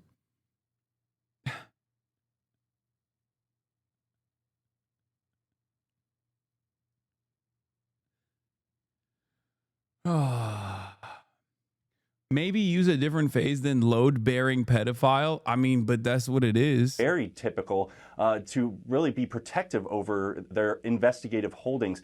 This will be something that we could see result in a really interesting court fight with a Republican administration opposing and actively trying to fight against this effort by a Republican Congress. All right, Alex Mellon, thank you. got new information on the latest back and forth over the files related to convicted sex traffickers Jeffrey Epstein and Ghislaine Maxwell. House Oversight Committee Chairman James Comer has issued a slew of deposition subpoenas. What are the actual allegations against Hillary? I never really knew that part. Like, it's obvious Bill because of his past. But is the idea that Hillary was also molesting teenage girls? No, but Billary went to the Zorro Ranch in New Mexico a bunch. So, like, Hillary's connection to Jeffrey Epstein is it runs deeper than I don't know, like a fucking Noam Chomsky or some shit. From multiple people, including the Department of Justice, former President Bill Clinton, and former Secretary of State Hillary Clinton. CBS News Justice reporter Jake Rosen following this development from Washington. So walk us through this, Jake. And also the Clinton Foundation with Ghislaine Maxwell, and Ghislaine Maxwell being a guest of honor at Chelsea Clinton's wedding. Like, the Clintons are insanely connected to Jeffrey Epstein and Ghislaine Maxwell, but Hillary Clinton's connections directly to Ghislaine Maxwell run deeper. Like, I don't know if Hillary Clinton was like doing pedophilia, right? I mean, if you ask me about Bill, well, you know. Well, that's right. While the House is out, Reed, because of a different legislation relating to a potential floor-wide vote of potentially forcing the Department of Justice to release the Epstein files, James Comer, who leads the House Oversight Committee, and Democrats who are on that committee have not stopped pushing for more information coming from... Do you think the Cuomo's are connected? Yes. I know that they are through Ghislaine as well. People in the government, but people who have covered and worked on these investigations going back 2 or 3 presidential administrations. We're talking former Attorney Generals William Barr and Jeff Sessions. We're talking about former FBI directors, Merrick Garland, who was the Attorney General under the Biden administration, in addition to obviously former President Bill Clinton and his wife, former First Lady Hillary Clinton, and former FBI Director James Comey, among many others. This is in an attempt to potentially bring out new information, but the bigger takeaway here is that the House Oversight Committee is actually going after, and again, it's led by Republicans, is going after Trump's Department of Justice to get access to any and all potential conversations that were had under President Biden's watch between the Department of Justice and the White House relating to Jeffrey Epstein, but also they're going after all the files that are potentially in the possession of the Department of Justice to independently get access to those, to sort through them, to potentially wean out other information that the Department of Justice has not put out yet. It's another big step in Congress's now fight to force some transparency after the Trump administration, again, Reed, we've covered this for weeks, has promised some and then kind of walked that back. And you say all of the files, which is interesting, but is there any discussion in Washington, any question about why specific people have been named? You went through them. I'm especially interested in 2 names, former President Bill Clinton and former Secretary of State, and before that, Senator Hillary Clinton. Well, we know that, former President Clinton, to be clear to our audience, was on those flight logs and has been associated with Epstein and his associates for a number of years. That would certainly be reason number 1. But whether you actually get to bringing him in front of this committee is a totally different question, in which, at least for Clinton and First Lady Hillary Clinton, it's more of an act of political move. Because very likely, Reed, former President Clinton would have to voluntarily go before this committee to offer new information. We've seen presidents before try to fight these out, going back to even the Truman administration fighting against, the Red Scare when he was accused of that, or President Trump. Think about 2022 when that House investigative panel was going after him for his actions on January 6th. President Trump sued, claiming that he had the separation of powers and the ability to not go before this committee, and eventually the committee kind of dropped that request. So it depends on what former President Clinton wants to offer here. But again, for some of these other people who are now private citizens and out of politics, it's certainly possible that they might come in and want to talk, and it's certainly possible that they point back to the Department of Justice, who's in charge now, and say, listen, you're going to have to go to them to get more information about what you're seeking here, because they, at least are, as of now, are in possession of all of these files. Well, Jake, you rightly said we've been covering it for weeks. I'm going to catch that ball and toss it right back to you, because I have a feeling you'll be covering this for weeks still ahead. Good to talk to you, my friend. Thank you so much. Breaking news sources tell CNN that the Trump administration is considering whether to make an audio recording and transcripts of Ghislaine Maxwell's interview with the Justice Department public. CNN's Elena Treen is back with us from the White House. What can you tell us, Elena? Yeah, that's right. Well, first I would point out, Pamela, that it wasn't previously known that they actually had made an audio recording of the Deputy Attorney General Todd Blanche's interview with Ghislaine Maxwell, which we know occurred over the period of 2 days. Is Bill even mentally capable or trustworthy given his mental state right now? Like, how much information are we really supposed to believe? I think he's all right. I don't know.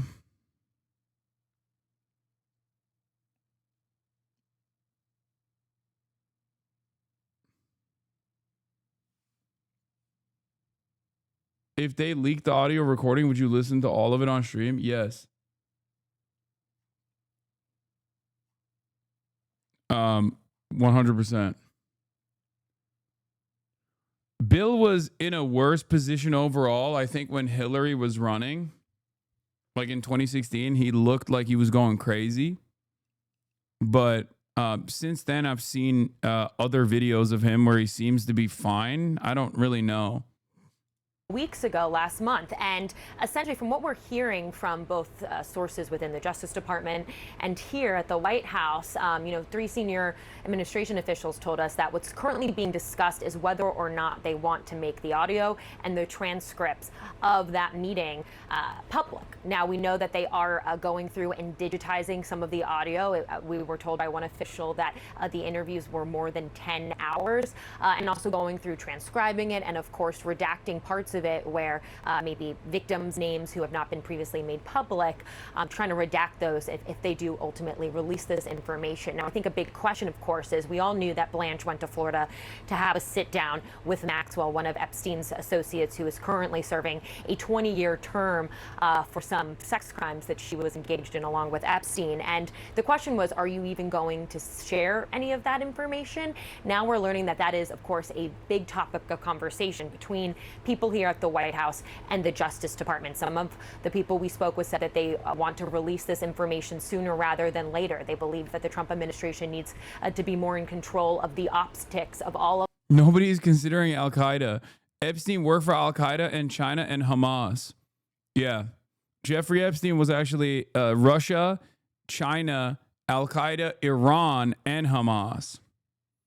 Famously.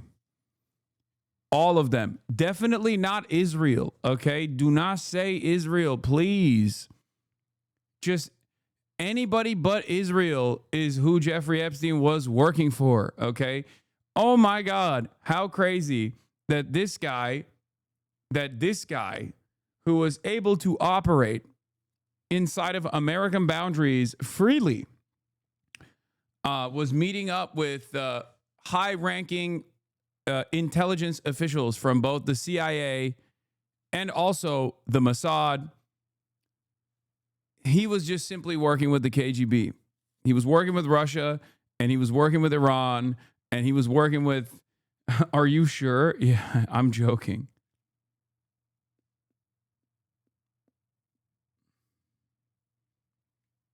Whoever they consider, whoever they personally consider to be an op at any given moment, you know?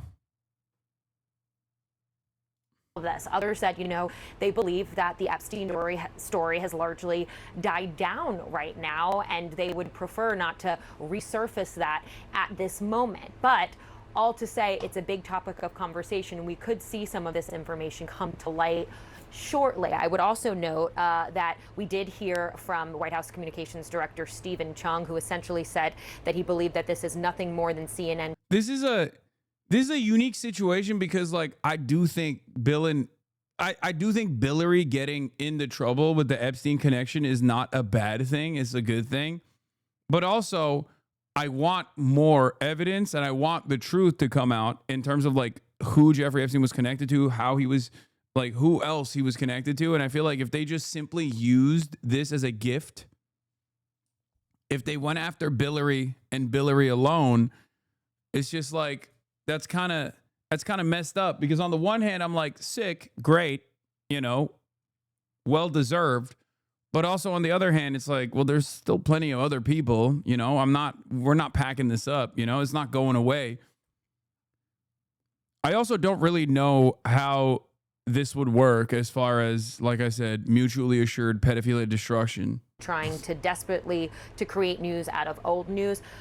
He was pointing to a Newsmax interview the president did last week where he essentially said that he would like to release everything, but that we don't want people to get hurt that shouldn't be hurt. He also argued that he hadn't, at this point, this interview was done Friday, that the president argued he hadn't spoken directly with Blanche about this. So all to say, this is new information that we, of course, had not known before. The fact that there is an audio recording of this and that perhaps the White House is going to release this transcript of everyone kind of staying by to see what ultimately they will do, Pamela.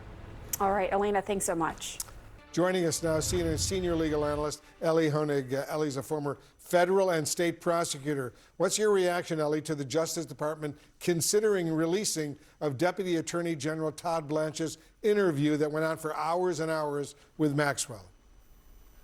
Well, Wolf, it's significant, first of all, to know that an electronic recording actually exists. That's actually in compliance with DOJ policy that's been in place the last decade or so that says when you are interviewing a federally incarcerated defendant, you are supposed to electronically record it. And so that means if this comes out, we will have a verbatim record of what was said. We won't have to rely on someone's notes or testimony, which can be fallible at times. The other thing that's really important to note is the decision whether to release this is entirely the Justice Department's. It sits in Pam Bondi's hands. This is not a grand jury testimony, so they don't need to go to a judge. So the decision here whether to put this out is 100% up to Pam Bondi. How common is it, Ellie, for the U.S. Justice Department to publicly release this type of recording? It's extremely uncommon, almost unheard of, Wolf. If we're talking about prosecutors going into a prison to speak with somebody who's a defendant, who's a potential witness, potential cooperating witness. Yeah, I mean, it's fucking bullshit. Is Trump's literal lawyer, man, is Trump's lawyer, who is now the Deputy Attorney General, is crazy. He's implicated. I don't understand how else you can describe this situation. Like, it's so transparently corrupt that even like Trump fans are looking at this and being like, it's a little weird. It's a little fucking weird.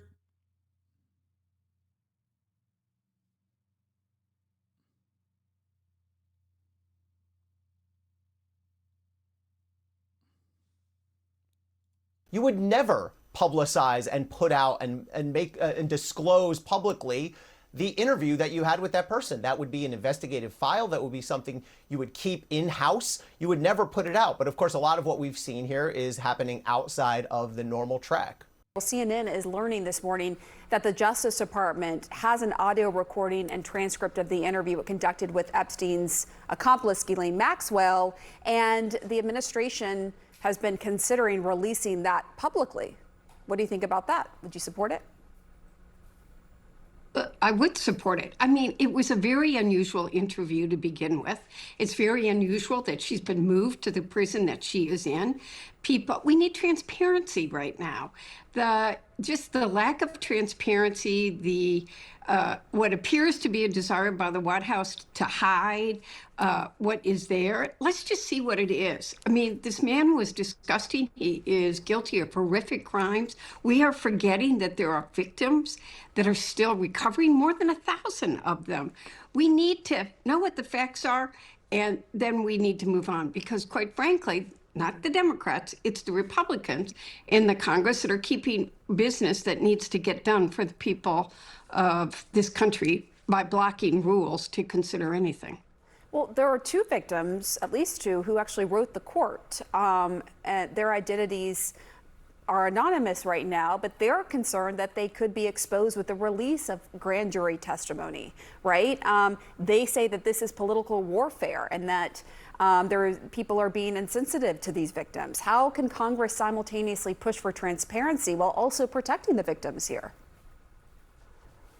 I think the victims have a right to have their names not made public. I think that there have been we know that there's an ability to hide their names, yet talk about what the facts and some of it was. I have, unfortunately, I'm glad that the person felt that they could come forward and talk to me.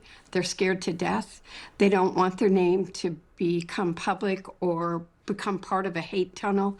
You know, people don't understand what happens to people when their name becomes public. People that have... Especially on this issue, come on. Like, people are already ruthless to victims. There is definitely an environment. There is definitely an environment of protecting abusers. Okay. But outside of that, especially in this case, like beyond the misogyny tourists and whatnot that will go after all the victims just because they hate that shit in general. You know, there are a lot of suspicious deaths surrounding people that have come out against like Epstein or even an affiliate like Kevin Spacey. Don't know them, they have no facts, just go after them in all kinds of horrific, brutal, bullying, frightening, Cry me a river. I don't care about these people's reputations. Release a list. No, man, we're talking about the victims, dude. What the fuck? We're not talking about like Jeffrey Epstein affiliates. I don't give a shit about Jeffrey Epstein affiliates. I want those names. We all want those names. We're talking about the victims, dog. What is wrong with you, chatter? Calm down. They've already been victims. They want to move on with their life, and they're scared to death about what is going to happen if their names become public. So tell us a little bit more about that conversation you had. And, you know, you said they want to move on with their life, and yet, you know, the Democrats and Republicans are calling for more transparency, which will only keep this out there in the headlines. I think that the calling for transparency is there a list? Is there a list of, you know, here's what happened. Okay, it wasn't Democrats who called for this. As part of his campaign, he said he would make the Jeffrey Epstein list public. The Attorney General stood in front of the White House and said, I have the list on my desk. We will make this public. They said to their mega base, we're going to be transparent. We're going to tell everybody what happened. Make but, England you know, when great you again. release a list, it's of the... Oh my God, mega. Make Epstein great again.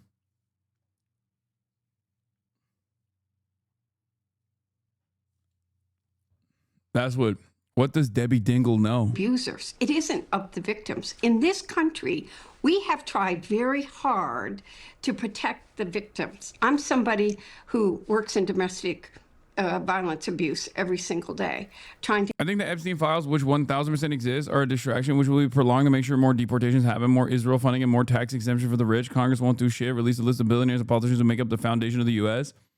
I mean, I agree with you on the second part, but I don't think it's like a distraction per se. And the reason why I don't think it's a distraction is because like the interest in this is real, and a lot of very powerful people, as you also said, are implicated. So you can't say it's a distraction necessarily, because the distraction can't be something that is so important to continuing the empire. And it's certainly not a distraction because like it's something that they're trying to bury anyway. It is a consequential piece of information. It is a very, very consequential operation. If unearthed, if there was like real transparency, which I don't believe there will ever be real transparency, I would be shocked. That would be, I mean, that would shake up the entire system. You're talking about powerful financiers. You're talking about heads of intelligence agencies. You're talking about foreign. You're talking about people, members of the royal family in England, MBS, Saudi Arabia, former prime ministers of Israel. It's just so the network is so vast for some reason. Maybe because they all love Jeffrey Epstein's vibes, in spite of the full knowledge that he was a pedophilic sex trafficker. Interestingly enough, help people. They should not ever have their names. They're sexual assault. I've helped some who've been victims of sexual. They're survivors. They don't want to be called victims. Their names should not be made public.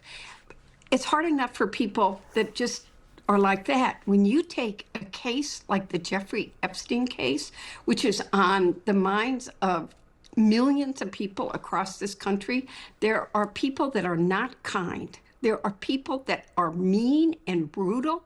There are people from other countries that are trying to stir up more trouble in our country.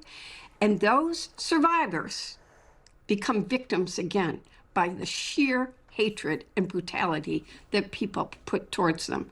Not, some of us have empathy and compassion, but that's not what they feel. They feel the hate that comes at them. And we need to understand that's happening too much in our country, period, on social media. All right, on the campaign trail, President Trump promised he'd go after those who have investigated him. Now, do you see this insane video with Cory Booker? Oh, is it with Rabbi Shmuley Boteach? Yes. I'm sure this doesn't have to do anything with kosher sex. Rabbi Kompromat compiler Shmuley Boteach leaking a video of himself wearing a clown costume and drunkenly piggyback riding Cory Booker on Purim in Oxford in 1983. Yeah, Cory Booker has been obviously super, super pro-Israel. But not only that, but he's also besties with Rabbi Shmuley. I had never seen this video, though. I don't think this is compromat, to be fair. It's not like this is on the fucking Washington Post, you know?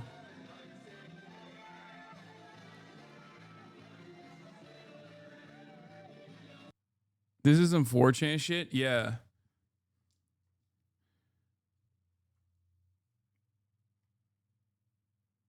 It has become a liability law.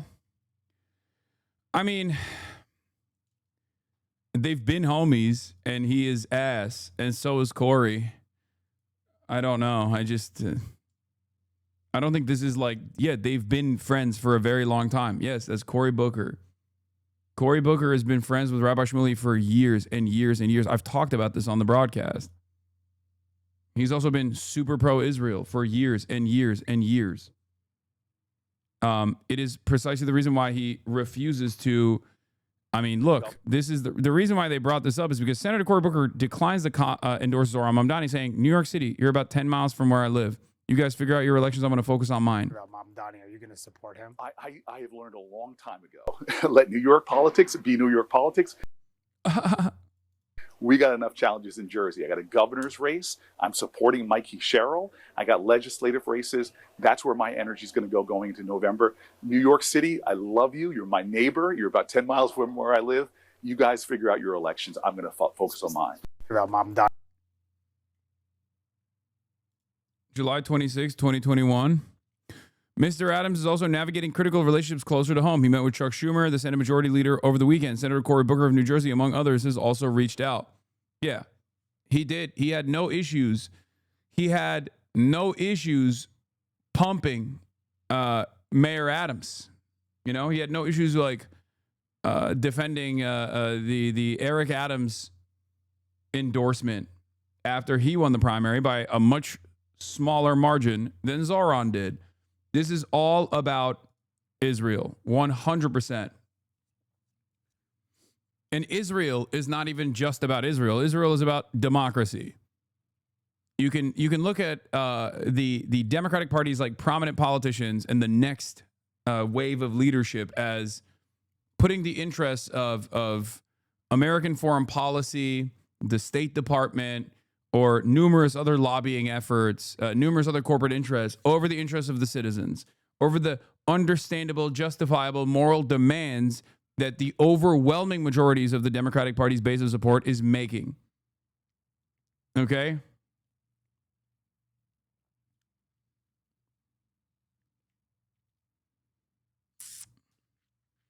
He needs the AIPAC money in general? No, he doesn't.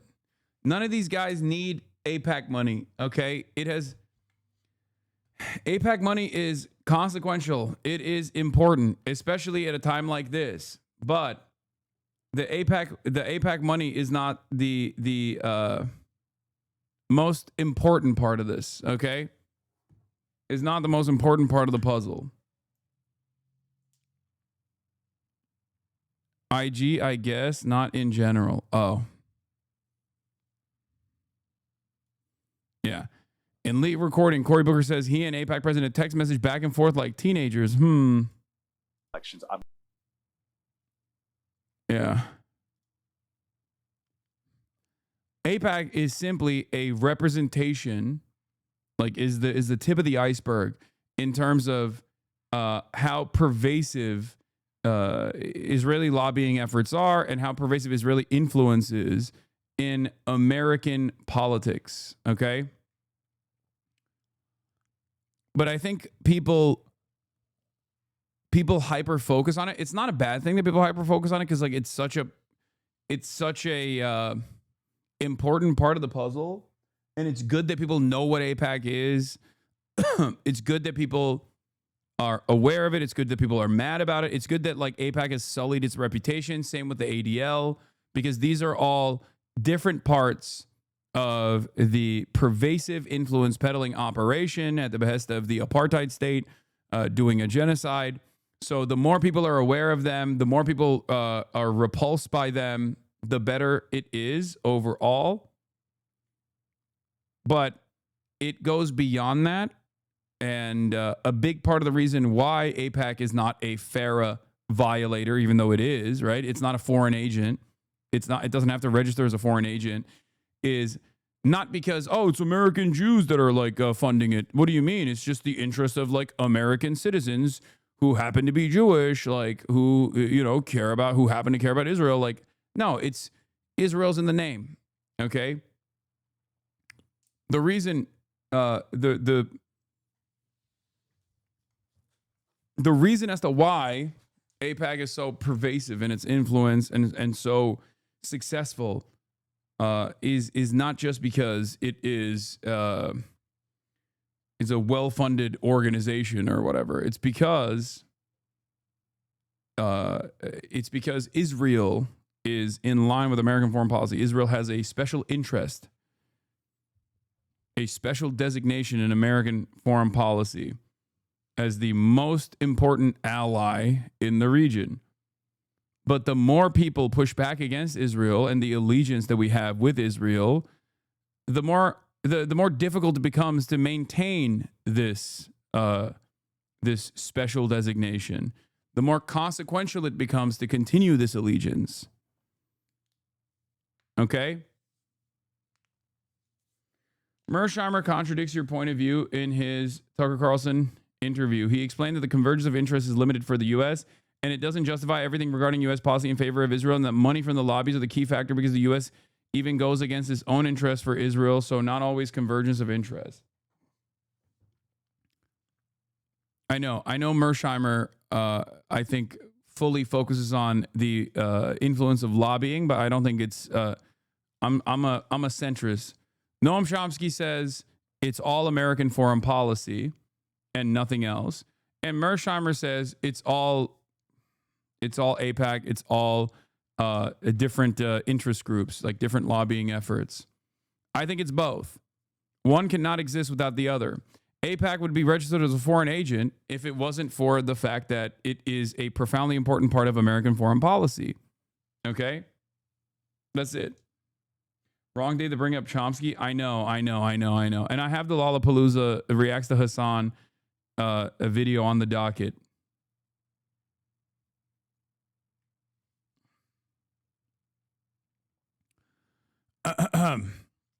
I do want to watch the Tucker Carlson interview with Mearsheimer because I feel like it's something. It's you know, it's solid. Here, we'll watch like the Novara summarization of it. Something strange is happening to Tucker Carlson. And this is from his interview with political scientist and international relations scholar John Mearsheimer. And in fact, if you go back and read the literature on the creation of Israel, this is all thoroughly documented. Ethnic cleansing was a subject that the Zionists talked about from the get-go, and they talked about extensively, because there was no way they could create a greater Israel without doing massive ethnic cleansing. You want to remember that when the Zionists come to Israel, starting in the late 1800s, early 1900s, there are remarkably few Jews in Palestine. And those Jews are not Zionists. The Zionists are the Jews who come from Europe. Right. And they understand that they're moving into a territory that's filled with Palestinian villages and Palestinian people. And the question you have to ask yourself is, how can you create a Jewish state on a piece of territory that's filled with Palestinians without doing ethnic cleansing, massive ethnic cleansing? And the answer is you can't. So they're talking about and thinking about ethnic cleansing from the get-go. So the idea that they wouldn't think of what the situation looks like after October 7th is an opportunity to do ethnic cleansing, it belies. So it wasn't really a land without people for a people without land. Absolutely not. Absolutely not. Classic Carlson, isn't it? He says something, which he knows it wasn't a land for people that land. He knows that's not. So what you're telling me is this thing I already know. Anyway, it's a nice sort of. I guess there's not more. There's not more clips from this. Hold on. Let me find the actual one. Then I thought that there would be a. Professor, thank you. This is a 2-hour interview. Obviously, I'm not gonna. What the fuck? You are not alone. Suicide and Crisis Hotline.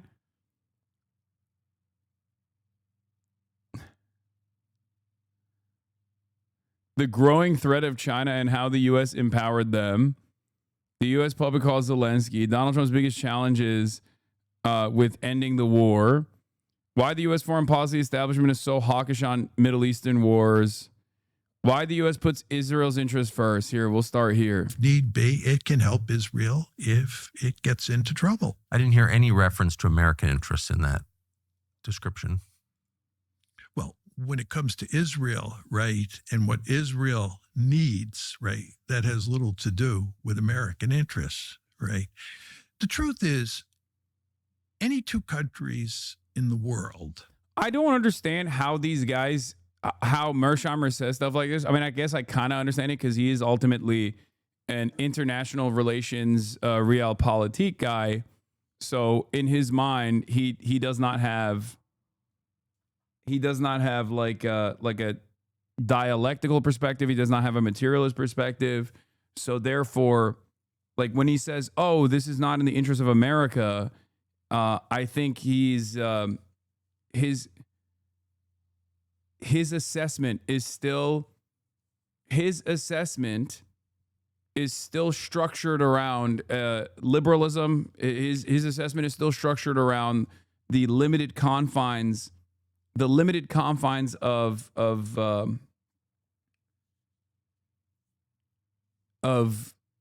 liberal capitalist framework.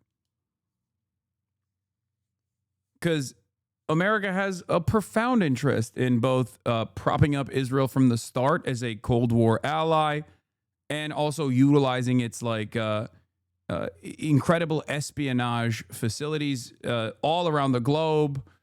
And not only that, but also just using it as an unsinkable aircraft carrier and a military base, a forward operating base in a resource-rich region that also has the capacity to control an invaluable trade route, right?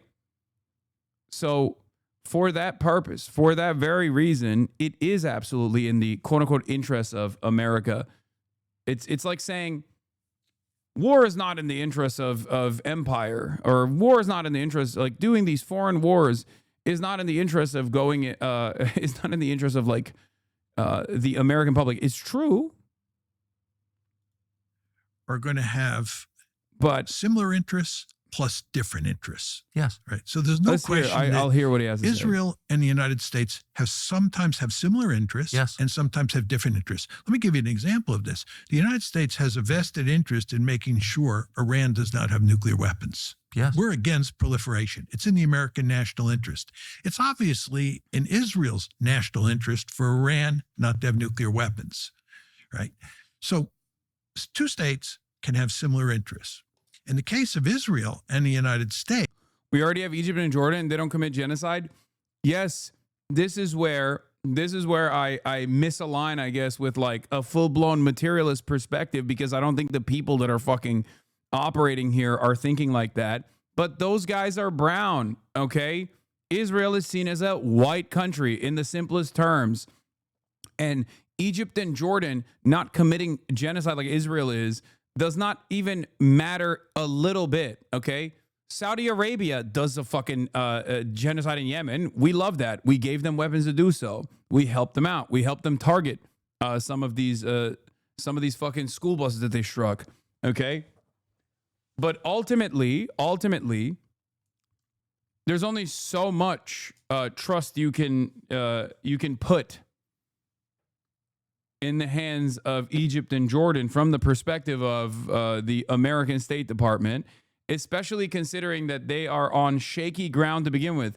Jordan is a literal British invention, a holdover state, waiting there for the greater Israeli project to inevitably take over.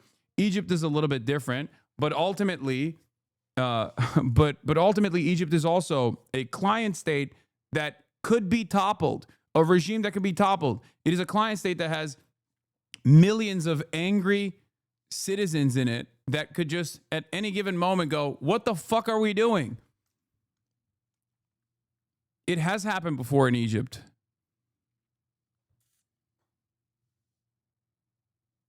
They also happen to have different interests. And what we have in the United States is a situation where we have this thing called the Israel lobby, which I, of course, have written about with Steve Wald, which goes to great lengths to push the United States to support Israel unconditionally. In other words, no matter what Israel does, we are supposed to support Israel. And the lobby is so effective, it is so powerful, it is so effective that we basically end up supporting Israel unconditionally. What that means, Tucker, is in those cases where Israel's interests are not the same as America's interests, we support Israel. We support Israel's interests, not America's interests, because over and against America's interests. Of course, because the interests clash in those specific instances. Right. Which is, as you noted at the outset, just the nature of like sovereign countries doing business with each other. You're going to agree on some things and disagree on others. Absolutely. But can you think of any moment in the last, say, 40 years where there was that clash between non-converging interests, where the United States chose its own interests over Israel's interests? No, I can't think of it. Anything that fits that description. I mean, one could argue that. I mean, there have been instances where America has told Israel to quit it. Okay. George H.W. Bush, Ronald Reagan with Lebanon, George H.W. Bush with the expansion of settlements, and even Joe Biden with the 2021 incursion, right? Obama with the nuclear deal. That's another one. That's a major one. You're right. I fucking forgot. Okay.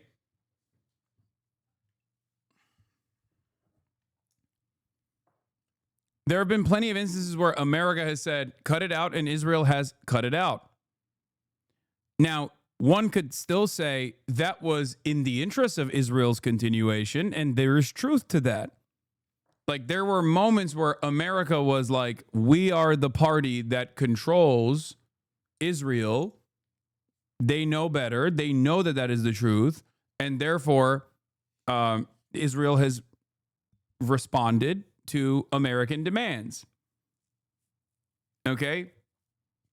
And yes, you're not wrong when you say that's not the U.S. choosing its own interests over Israel's. It's the U.S. protecting Israel from itself.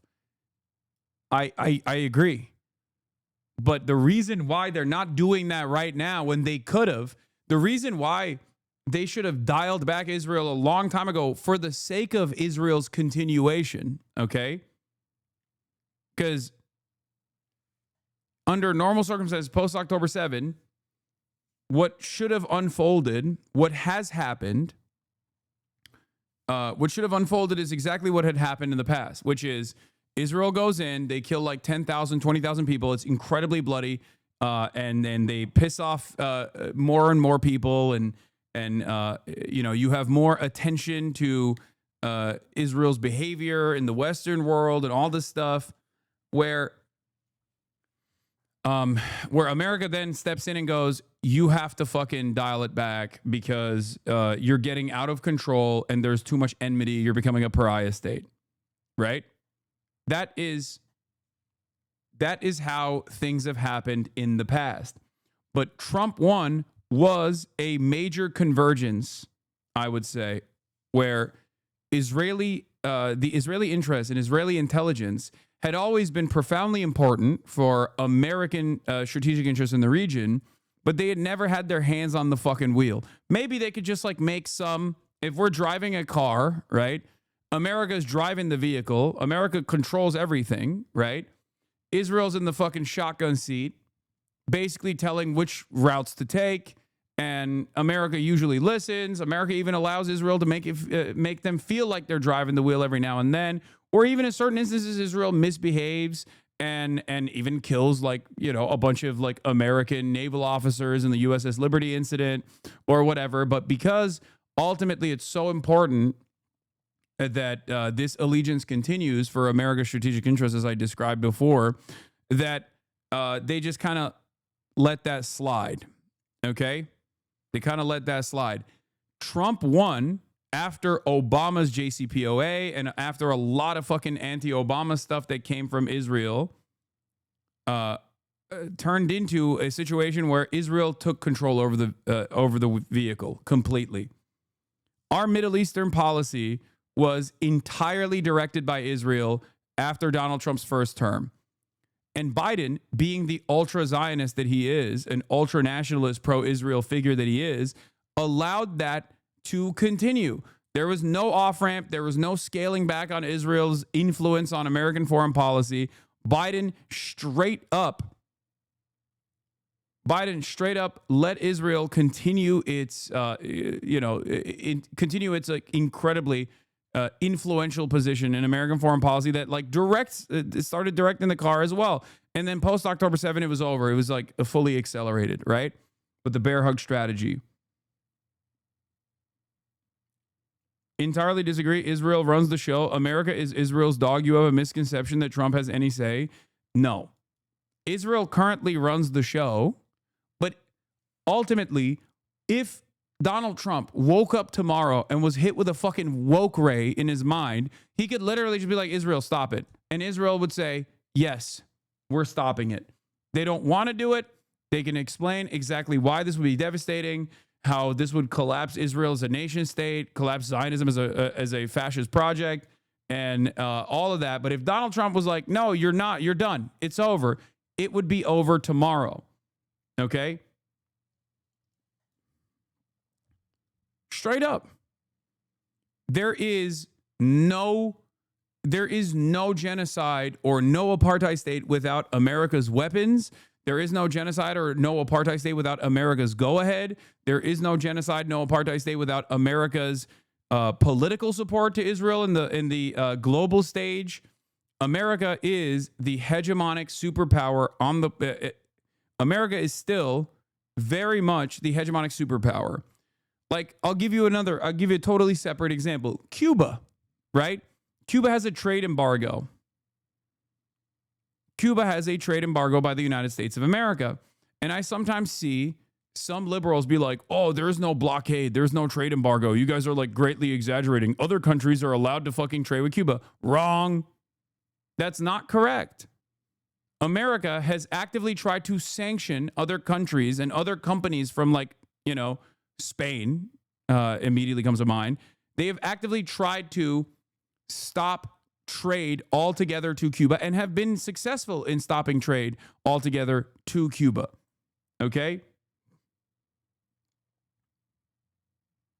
Bad Empanada agree There was with you a on bit this? of a discussion on the Twitter platform recently over a tweet by noted Turkish man Hasan Piker. In this tweet, Hasan Piker argued that the US president could end the genocide in Gaza with one phone call. And a lot of really stupid people took issue with this. The tweets in question can be seen here in this post by friend of the show, The Willie Mack Show. So the original tweet is this one by Hasan Piker.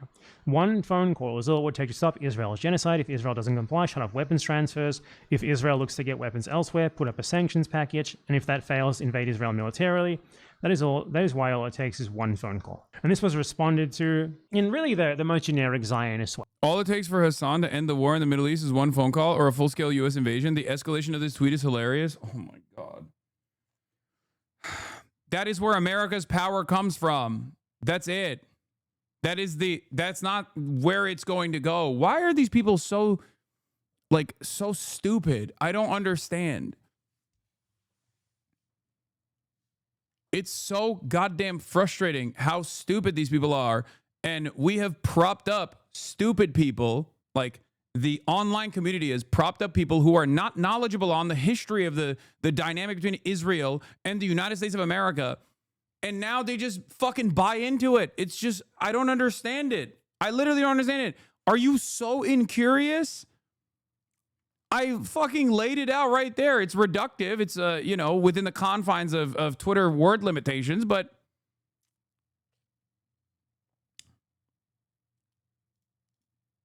was bringing. Here's Christian Amanpour also saying it. I guess they need to hear more like famous liberals say this shit because that's the only people that they respect. But I don't even think they respect those people. It's kind of like when I say it's a genocide, I hate Hasan, so I don't believe it. But if fucking other people say it, other people that I trust because they come from like reputable outlets, if they finally say it, then I'll believe it. But Hasan is still in the wrong, kind of like that. Like, I'm making a video about this. Probably my next main channel video is going to be about this. It's going to be called something like How Zionists Argue or something like that. And it's going to talk about the main Zionist argumentative tactic, which is just repeating back what you said as if it's self-evidently wrong and then accusing you of anti-Semitism. Not always the second part, but usually. In this case, they were gracious enough not to accuse you of anti-Semitism. Very nice of them. They usually would. So the original response is this Twitter account saying, Hasan thinks you could solve the Israel problem with one phone call. There's no attempt to debunk this because, obviously most of Israel's armaments come from the US and they could not easily replace the American weapons manufacturers who give them these armaments. So if the US cut off their supply of arms, they would be unable to prosecute the war. You need to understand why. I mean, I don't even think these guys know what they're doing in terms of like trying to prop up pro-Israeli propaganda. When a Democrat or a liberal, like the liberal Vox reporter, also responded to this and said it's like childish and stupid. She knows better. She's doing that deliberately. These guys are just fucking stupid and they think this is a good way to, I guess, like counter whatever I'm saying or belittle whatever I'm saying without any additional information, right? Without any knowledge, without any fucking counter narrative, without any counter examples. Is just simply to be like, this guy is real stupid, huh? Right? That's it. And there are plenty of people who have also propped themselves up into believing that, into believing this like ridiculous thing. So there is no value. If someone is like so actively well poisoned, you don't ever have to address them. You could just be like, this guy's wrong. And unfortunately, there are certain sides of the internet with where people get their notes from like apolitical slop tubers where they just genuinely don't think about these things at all. They don't. They just go, oh, Hasan said it, so it must be wrong. It's a very stupid way to learn anything. And that's why you find yourself wrong in many circumstances. And you shouldn't do this. You shouldn't reflexively disbelieve someone in general. I'm saying this about like Marjorie Taylor Greene or Tucker Carlson, people who even cynically put forward correct information from time to time. You shouldn't do that for anybody. Okay? This is not just for me. You should not do that for anyone. You should always try to investigate further what the claims are and then try to disprove said claims. Okay?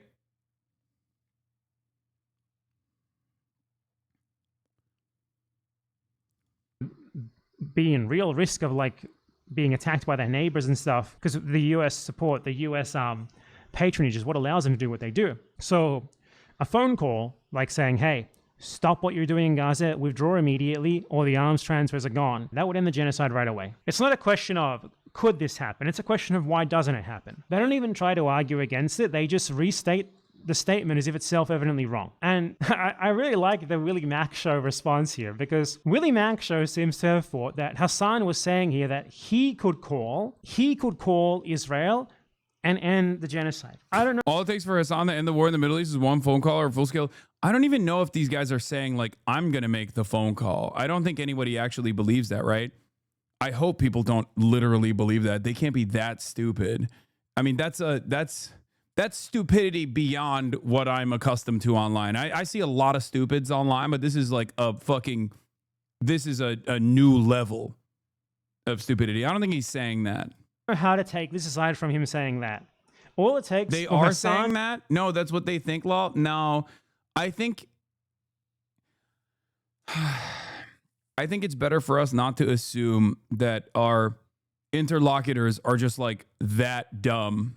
Okay. I think they're dumb, but they're not that dumb, right? It's better to assume, it's better to try to be charitable. I don't think he's saying you would make the call. He's saying for, as in Hasan's view, which is only slightly less stupid. Yeah. Yeah, I think that this is him just saying, this is my view. Ethan literally did post that you think you can make that call personally.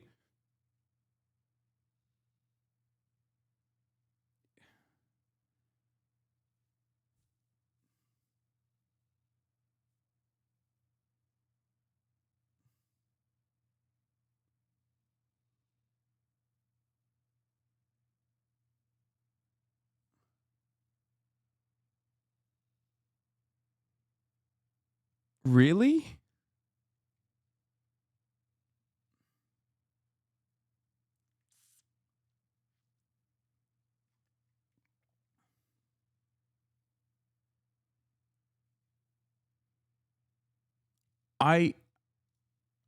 Okay. Yeah, I guess I just had. What?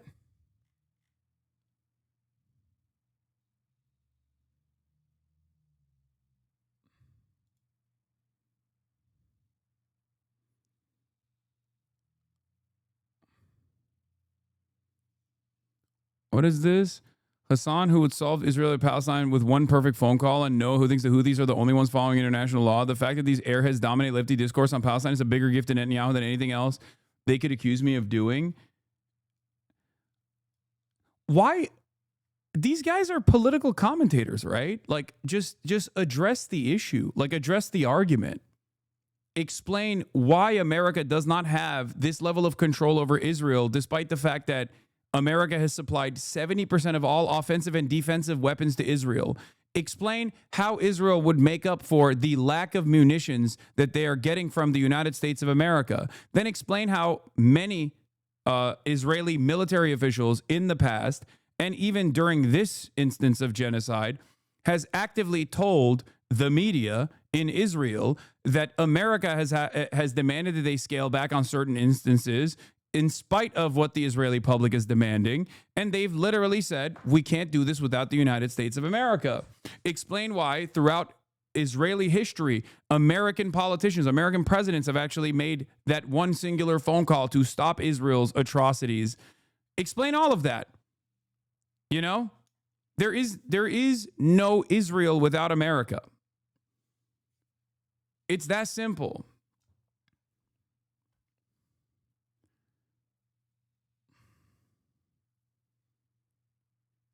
Why don't they address any of these points and instead just go instead they just like vaguely gesture into the fucking wild and go, this guy's such an airhead. He's so dumb.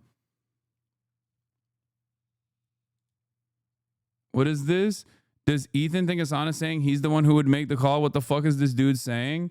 Me when I'm daydreaming about me when I'm daydreaming in the shower about being a hero, and then everyone stood up and clapped. I mean, he's implying that, but I think he's just, it's so stupid. It's irrelevant. It's not even worth addressing. Who cares? Like, this is the expectation I have from a slop tuber, certainly, but it's not the expectation I have from, like, a person who is, I guess, my ideological opponent here, you know? A person who is who is making this claim that I'm wrong should probably explain why I'm wrong, right?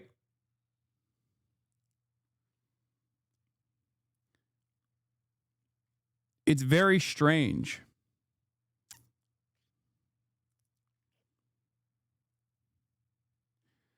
There is no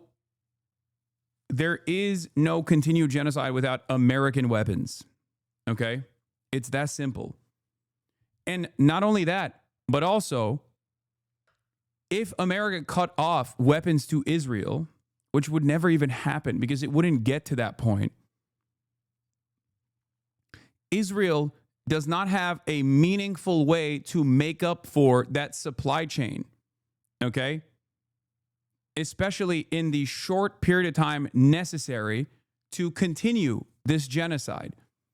Who are they going to go to? Because when America shuts off weapons, you could say, oh, well, they're going to get it from Germany. Germany doesn't have the same industrial base that America has for a steady flow of weapons. They don't have the same arsenal. They do not have the same industrial base. And also, many of the weapons that Germany would probably send to Israel in the interim would not even be German weapons. They would be American weapons. So if America is shutting off weapons, then Germany cannot send weapons to Israel. That's number one. Number two, let's say they're getting it from Russia, right? Also wrong for a multitude of different reasons. One, because Russia is invested in pummeling Ukraine. They do not have that runway to make up for it, okay? They have their hands too busy with Ukraine to begin with. But also on top of that, they have a strategic allegiance with Iran, as well as a strategic allegiance with Israel as well. But because of their strategic allegiance with Iran, they can't let go of their partnership with Iran either. Okay, Iran is still an important player in the region and an important player against American interests in the region. There is no place they can get it from, with the exception maybe of China, which I highly doubt China would, out of nowhere, start supplying Israel with a steady flow of munitions so they can continue doing their genocide, no matter how much they fucking love trade maxing. Okay? China is their number one supplier in general for their economy. It's profoundly important to the Israeli economy. They do a tremendous amount of trade with China. It's their number one. It is the number one country that they trade with, Israel trades with. Okay? China has a lot of influence here as well, which is why I've also routinely criticized China, just kind of gesturing against Israel and being like, Palestinians deserve to live, please stop, and then never really following through with any sort of coherent policy there. But there is no country that Israel could go to that could give them the same amount of and the same steady flow of weapons in the short period of time necessary if America shut off the weapons transfers. This is precisely the reason why it takes one phone call. But let's say Israel was, in this hypothetical scenario, capable of making up for the lack of munitions, and they were able to literally go and work Chinese weapon systems. Let's say China decided we're arming Israel, okay?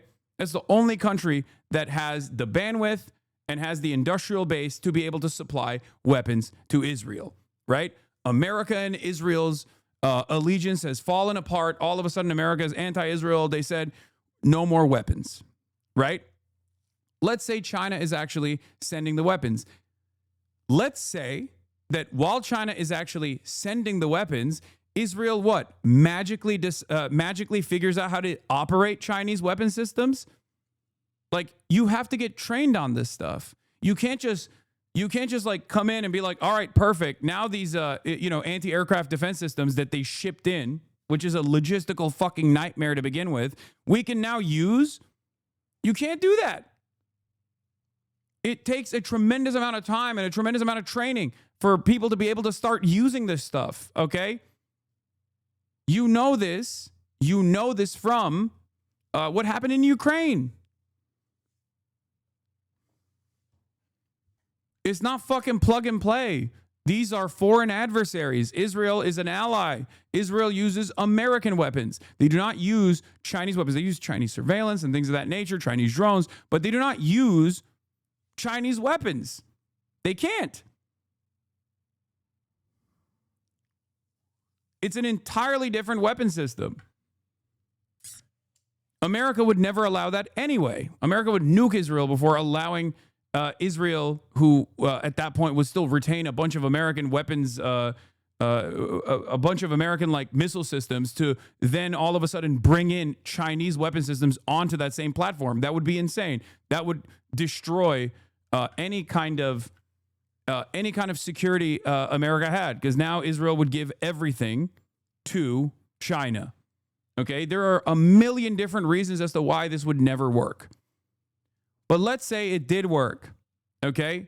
Let's say it did work. Let's say magically all of these impossible things took place and Israel was able to perfectly take all the Chinese weapons and change their platforms to the Chinese platform, and were able to fucking train themselves overnight and started using that to continue as genocide. At that point, America would just destroy Israel's economy. That's it. America would say, no more trade with Israel. If you trade with Israel, with the exception of China, let's say, because it's too much of a powerful player in the global marketplace, they would just fucking pull a Cuba on Israel. They would do a full-blown embargo. They would stop other countries from trading with Israel. It would, again, never get to that point. Regardless, I can't stress this enough, because that is the reason why all it takes is one phone call. And let's say Israel says, fuck it, we're doing full genocide. We don't care. You can kill our economy. Okay? You can kill our economy. We still want to do genocide. At that point, they would invade. Okay? That's it. It never gets to that point, and it never has to get to that point, because it starts and ends with one phone call for this reason.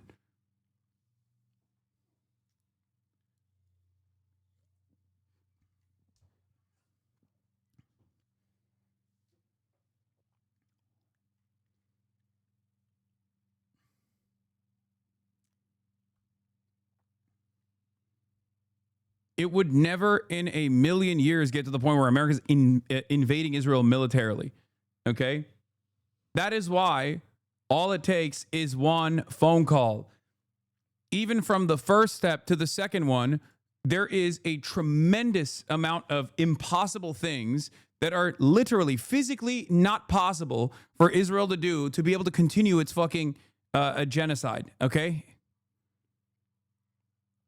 Once again, 70% of all weapons that Israel is using, both offensively and defensively, are supplied since October 7 by the United States of America. Can you go and yell about something else? You yell about the Israel's genocide fetish. Can we go and yell and bitch about something else? You bang this Israel's genocide fetish drum every time I watch you, and I'd like to hear what you have to say about other things that are going on as well. I mean, I was covering other things before we got here. To end the war in the Middle East is one phone call. He genuinely seems to think that Hasan was talking about himself rather than the President of the United States of America. God, I love Willie Mack Show. He's so funny. But look, I'm going to give him the benefit of the doubt here. I'm going to assume this is just some bad wording on his part, and what he meant is that he thinks it's ridiculous to think that the US president could ever end a conflict in the Middle East or a war in the Middle East with one phone call. And I'm going to look into whether or not there's any precedent for this happening or not. Okay? So, in 1982, during the Israeli assault on Lebanon, there was a phone... Ronald Reagan made a phone call, said, "You are doing the Holocaust. Stop." Call between President Ronald Reagan and Prime Minister of Israel, the noted terrorist Menachem Begin, whose name I surely mispronounced, but I mean, modern Hebrew is a constructed language anyway. They pronounce everything wrong, so I'm going to also pronounce things wrong. He called him and he said he told him, stop the bombing. What you're doing here is not okay. We don't support this. Stop. And within 20 minutes, the bombing stopped. Okay, so that's one precedent for this happening. Ronald Reagan, by the way, Ronald Reagan was an extremely Trumpish president. He was just better on camera than Trump is because he was an actor and Trump isn't. Ronald Reagan was absurdly stupid, absurdly dumb. And even wrong. Donald Trump is a TV guy as well, and that's the reason why he's very telegenic and very charismatic. I disagree with Bad Empanada. Even he did this. So clearly the US president does have this power. They have massive coercive power over Israel because Israel relies on their arms to be able to prosecute its war. It relies on their diplomatic support and in many ways their indirect or direct military support. Like the US, for example, famously helps shoot down missiles that are launched at Israel. It famously patrols the waters near Israel just to keep, make sure its presence is known because Israel wouldn't be able to do that as effectively by itself. You also see like the US attacking Yemen essentially on behalf of Israel a number of times, and the US attacking Iran on behalf of Israel. So the US does a fucking ton for Israel, and Israel knows this, obviously. The Israeli leaders know this. And if this stuff was taken away from them, or if there was a credible threat that it could be taken away from them, Israel would have to fall in line. So the question here is not, would that work? As Hasan Piker said, it does work. It's proven to have worked in the past. And even like a basic thought experiment using the most basic Occam's razor would have you conclude that yes, Israel would indeed have to stop the genocide in Gaza if the US president called Netanyahu and told him in firm terms with a clear threat to escalate if he doesn't, that this needs to stop. The US is the world's premier empire. Israel is one of its proxy states. This is obvious. It's just so evident. It's so clear why they have not attempted to actually refute what's being said here. Because as I said, the Zionist argumentation is to repeat what you are saying as if it's self-evidently wrong and then call you anti-Semitic for saying it. So rather than attempt to refute what Hasan was saying here on the merits of his statement, on the merits of the evidence for it, they just say, all it would take is one phone call. Yeah. And there's one other thing that can actually kind of jam up this machine of death and destruction, and that is mounted opposition, mounted military opposition that is too consequential for Israel and even the United States of America. We saw this with the 12-day war with Iran. Okay? Iran was able to successfully cripple the Israeli economy and shut Israeli society down for 12 straight days. And in the process, they actually expended American munitions. THAAD missiles are not cheap. They take years to build. We do not have enough stockpiles. Israel does not have enough stockpiles, certainly, but Israel does not even have enough stockpiles with America backing Israel.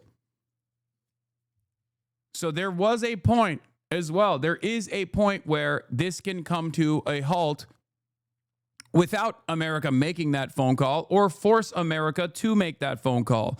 In the Western world, our only way of pushing for this phone call is by constantly protesting, constantly creating an environment where we punish politicians for maintaining their allegiance with Israel.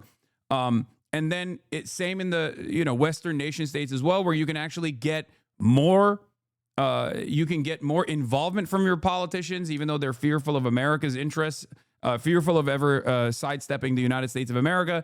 You can actually create more pressure on the global stage by getting European countries to criticize Israel, to create an even more expansive permission structure to say fuck Israel, right?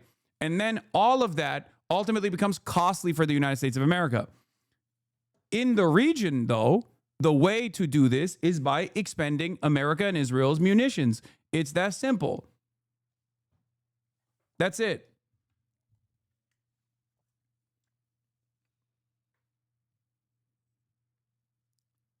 I mean, this is what happened after the 12-day war. Had Iran fired a few more large volleys of missiles, Israel could have exhausted its supply of top-tier Arrow 3 munitions, one of the U.S. officials said. Okay? THAAD operators burned through munitions at a furious clip, firing more than 150 missiles to shoot down the waves of Iranian ballistic missiles, according to U.S. officials. That is nearly a quarter of the interceptors ever purchased by the Pentagon. This is according to the Wall Street Journal. It wasn't just the THAAD. The U.S. ran through large numbers of shipborne interceptors as well, and Israel quickly drained stockpiles for its own systems. Dozens of Iranian missiles got through anyway. It would likely take more than a year and cost between $1.5 billion to $2 billion, debatable, to replenish the THAAD interceptors fired during the 12-day war, according to Wes Rumbaugh, a CSIS fellow who researches Pentagon missile procurement and budget details. Most of America's Arleigh Burke class-guided missile destroyers are armed with SM-2s, SM-3s, and SM-6s. Those warships also went through interceptors at an alarming rate.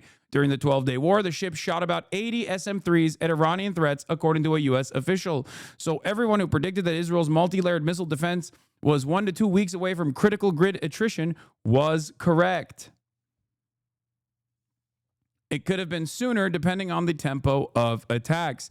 That stage would force Israel to triage its finite supply of interceptors, saving the rest only for sensitive military sites, while they let the rest through to strike their targets. This is obviously a situation Israel would want to avoid.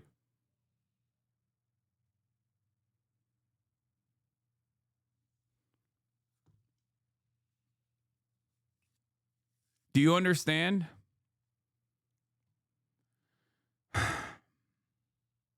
It's a multifaceted, multi-layered approach.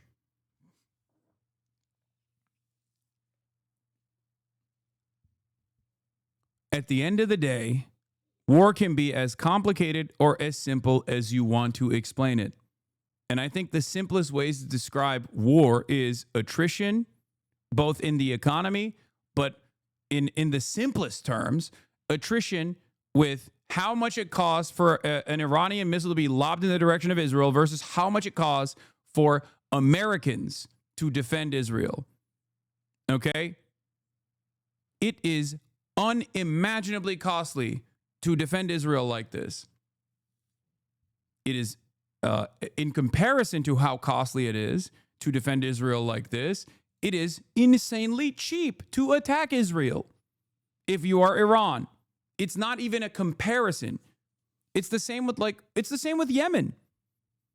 Operation Prosperity Guardian under the Biden administration was a multi-billion-dollar operation, and it failed. They wanted to stop the Houthis from implementing a blockade and making it so that regular commercial shipping that goes to Israel could continue. That they wanted to stop the Houthis implementing a blockade against Israel. Okay? They wanted to do that. They wanted to stop it. It failed. Donald Trump continued it, restarted it, and continued it. It was even more costly when Donald Trump did it. And they still were completely incapable of stopping the Houthis from implementing a blockade. So they had to come to the bargaining table and implement a negotiation where they basically said, Houthis, stop attacking our ships, our Navy ships, American Navy ships, and you can continue bombing Israel if you want. That was literally the deal that Donald Trump put together. He even said the Houthis are very brave warriors. They're very brave people. They fight so good. And in the process, one of Israel's two major ports has gone bankrupt. The Houthis did that. Okay?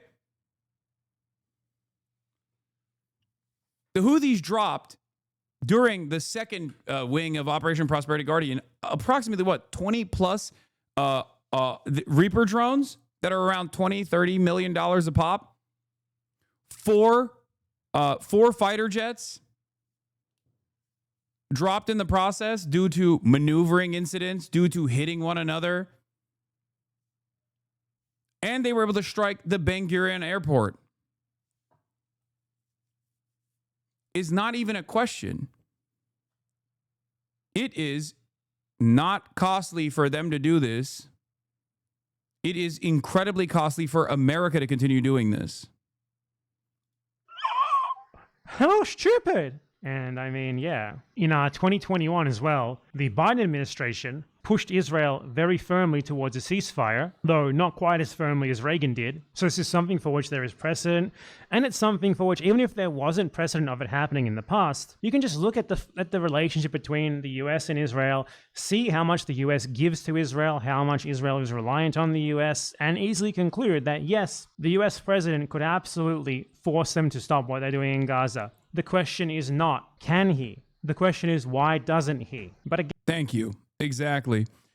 And no amount of explaining this is going to help these people understand this reality because they don't see this video. They don't come here.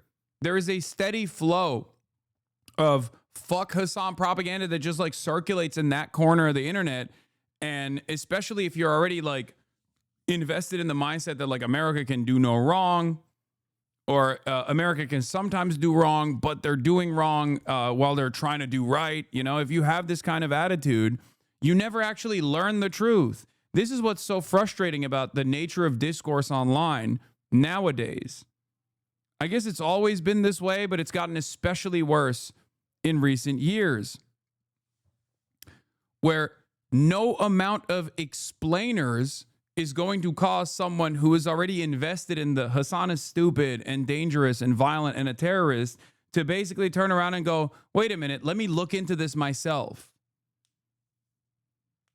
Do you understand? We fought for over a year and the administration never said ceasefire. Now, this is from Drop Site News all the way back in April 28. Israeli officials were blunt about the benefits of Biden's passivity. Former Ambassador Michael Herzog declared, God did the state of Israel a favor that Biden was president during this period because it could have been much worse.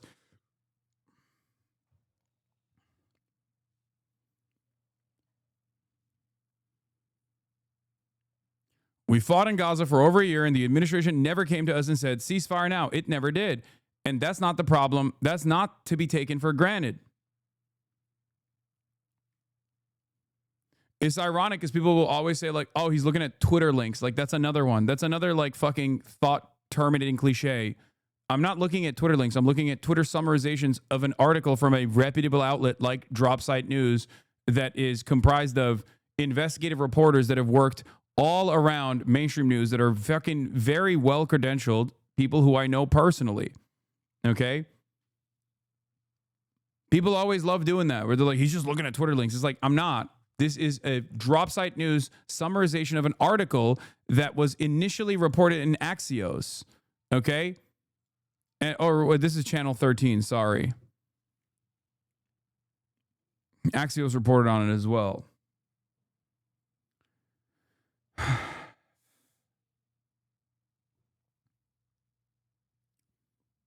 You can dismiss those people out of hand. I know. But the problem is you shouldn't, because there are a lot of people like that.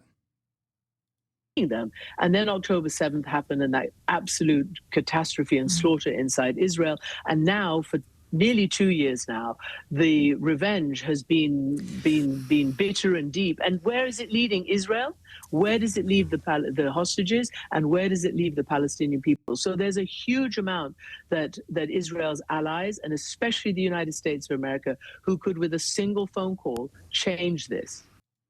Yeah, there you go. Christian Amanpour, reputable, notable liberal, also saying that America could change this with one fucking phone call.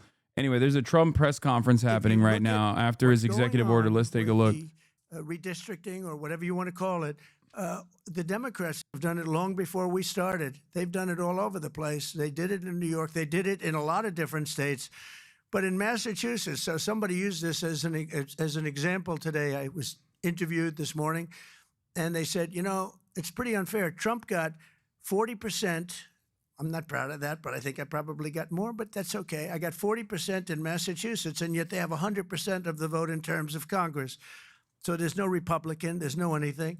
So we should have 40%. You know why? They redistricted, and they've done it all over the place, and they've done it in California, by the way. You said that before, just one phone call. Is that an exaggeration or literally? Of course it's not literal, dude. Like, there's no policy change that happens with one singular phone call, okay? Don't be dense. Oh my God. It's the closest you can get, however, in terms of foreign policy to ending something with one singular, literally one singular phone call. Medical provision for people. We've watched them destroy our country for 4 years, and people don't want that. And people in Texas, as you saw, I got the highest vote in the history of Texas. I love Texas. Texas likes me, obviously. But I got the highest vote, and that was checked out on the show. Did you see that, where they checked it out? They said he actually did get the highest vote in the history of Texas, which disappointed them. They were very disappointed to hear that. But Texas is a place that's done very well with a free enterprise kind of an attitude, with the exact opposite of what's happening in New York with a communist mayor. And they know what they're doing, and they're doing the right thing. Yeah. Two questions for you. Mr. President, thank you. Texas Senator John Cornyn is asking for your help to force Democrats back to the state and hold them accountable. Do you want the federal government and the FBI to help locate and arrest these Texas Democrats who have left the state? Well, I think they've abandoned the state. Nobody's seen anything like it, even though they've done it twice before.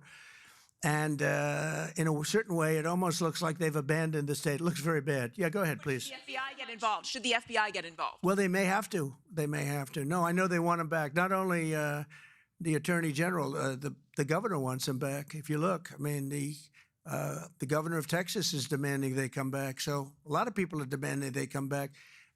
You can't just sit it out. You have to go back. You have to fight it out. That's what elections are all about. Yeah, please. Thank you so much, President Trump. Two questions for you. One, were you aware of and did you personally approve the prison transfer for Ghislaine Maxwell that your Justice Department I didn't know about it at all. No, I read about it just like you did. And do you believe that she is It's not a very uncommon thing. Do you believe that she's credible to be listening to? Your Deputy Attorney General sat down with her recently. Well, let me tell you, he's a very talented man. His name is Todd Blanche. He's a very legitimate person, very high, I just a very highly thought of person, respected by everybody.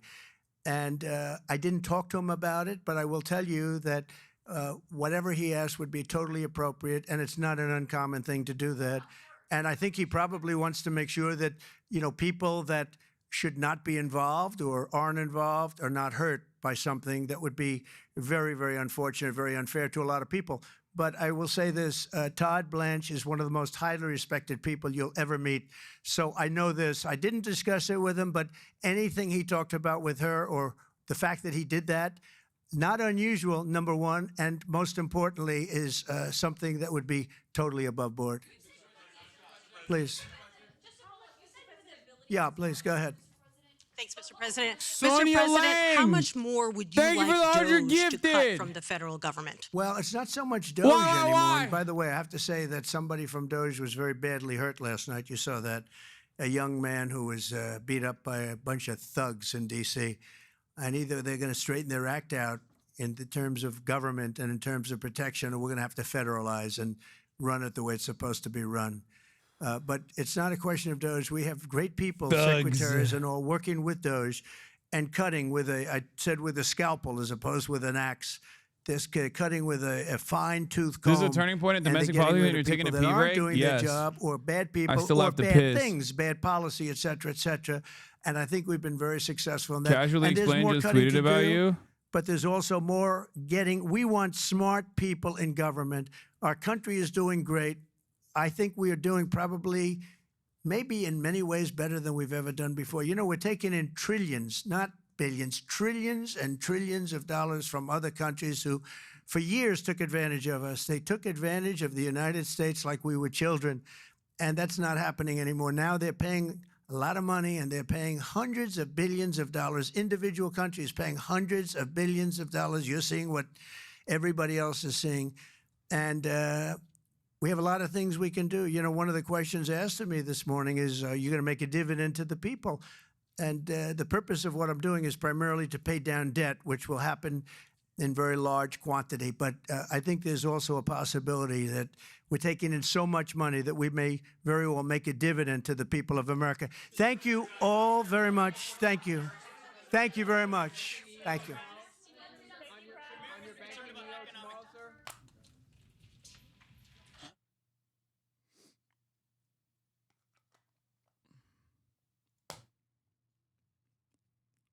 All right, back to Mersheimer.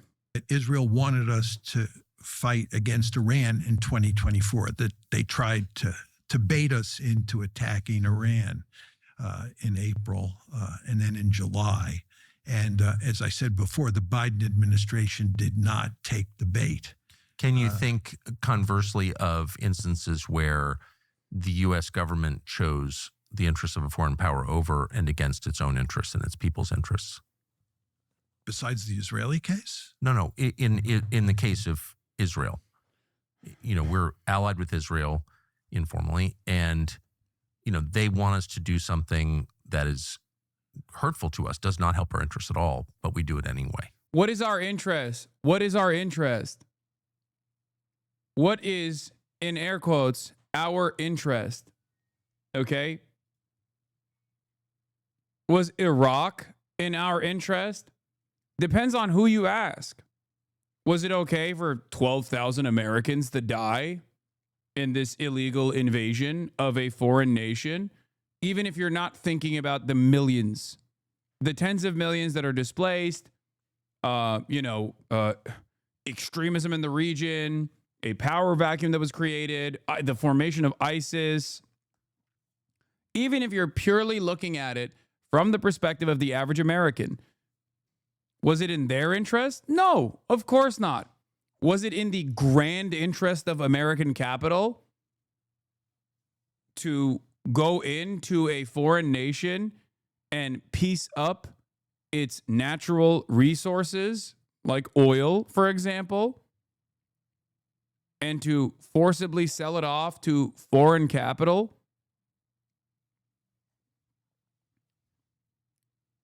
To continue a steady flow of munitions to an ever increasingly expansive military industrial complex, one of the only remaining domestic manufacturing hubs in this country?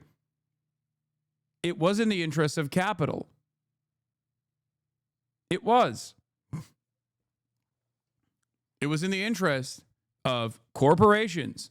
It was in the interest of Halliburton, which then played a formative role in the rebuilding efforts of Iraq, right?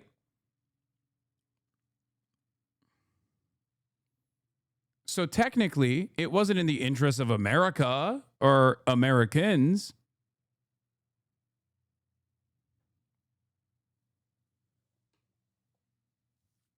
But it was in the interest, broadly, of American capital. It was also obviously in the interest of Israel as well. Iraq being a destabilizing force in the region for Israel's interests. Like, Israel wants to blow shit up. Iraq is a standing military and is outside of the periphery of American empire. They could move in a direction that complicates things for Israel, right? Because think about it this way. Post-Iraq war, Israel gets to fly its fighter jets over Iraq airspace to strike Iran directly. Same with Syria. Don't you think that's profoundly important for Israeli interests?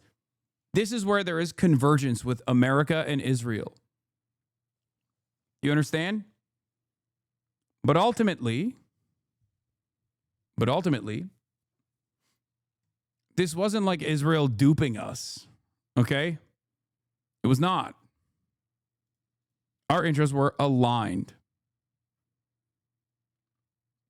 And of course our interests are aligned because Israel is a colonial vestige, both in its inception as a British settler colony and its continuation as an American settler colony that is a destabilizing force in the region for American interests, a controlling force in the region for American interests. That's it. And people who don't recognize that are being a little silly. Can you think of examples of that? Two-state solution is the best example. Every American president since at least Jimmy Carter has pushed forcefully for creating a Palestinian state. I don't believe that. Like, this is where I disagree with Mersheimer, who I think is very smart who I've listened to over and over again, but I just disagree with him on this because I don't think it's actually forceful. Like, if America wanted there to be two different states there, they would get it. That's it. It would be more complicated than telling Israel to cut it out with one phone call, certainly, because Israel would want to fuck up the bag over and over again, fuck up that two-state solution over and over again. But if America wished it, they have tremendous influence over Israeli politics. They have tremendous influence over Israel's military. Without American weapons, Israel would have at least a decade plus to try and redevelop their own domestic military manufacturing, which they're already doing in the aftermath of October 7. And also on top of that, they would have to look elsewhere for a steady flow of munitions. And no one has the same level of prominence at the global scale, control over financial markets around the globe through banking systems, and also as a party to the Security Council, tremendous political influence it wields in defense of Israel.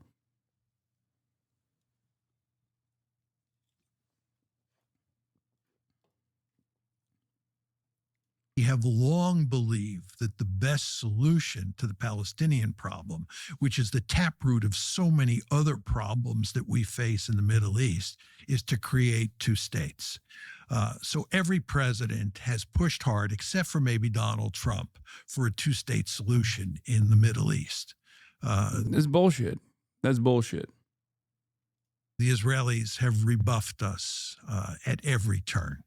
And the end result is we now have a greater Israel, and there's no possibility of a two-state solution. How does it hurt the United States not having a Palestinian state? Why is it in our interest? My primary issue with Mearsheimer is that he denies U.S. global hegemony. This is why he fails to recognize that if the U.S. wanted a two-state solution, they'd get it. Yeah. I think, like, denying U.S. global hegemony is crazy. Especially because it's just deeply untrue, right? This is our system. We've designed it. We won the Cold War. It is what it is. Okay. But outside of that, like, the only place where this is applicable would be maybe with Russia, right? America still has a lot of power there as well, but Russia is a foreign adversary. So certainly that is a more complex situation. Russia has designed its economy now to withstand sanctions. Same with Iran. Iran is a little bit easier than Russia because it doesn't have nukes, so it therefore doesn't have sovereignty, and therefore America could just do what it did with the Fordow facility, and just strike Iranian targets directly, knowing full well that Iran will demonstrate restraint over and over and over again because ultimately they don't want their massive country to be resembling Iraq or Afghanistan, right?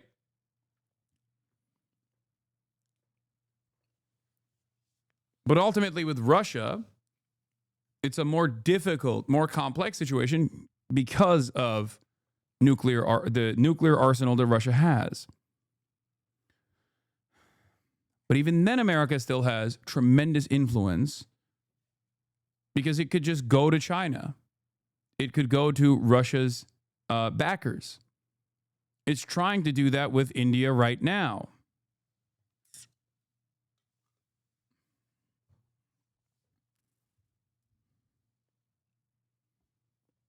I wonder if I could link up with Mearsheimer when I'm in Chicago this weekend.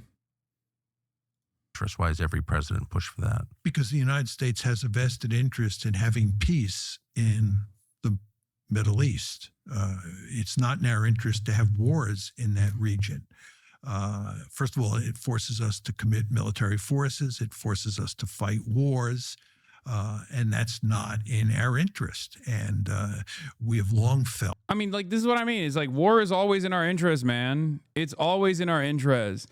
Even when we're fucking deploying, even if we are destroying our stockpile of our anti-aircraft missile systems, okay? That's still in the interest of the military-industrial complex, because now you go back to the state and you say, we need billions and billions of dollars to rebuild America's anti-aircraft defense stockpile, right?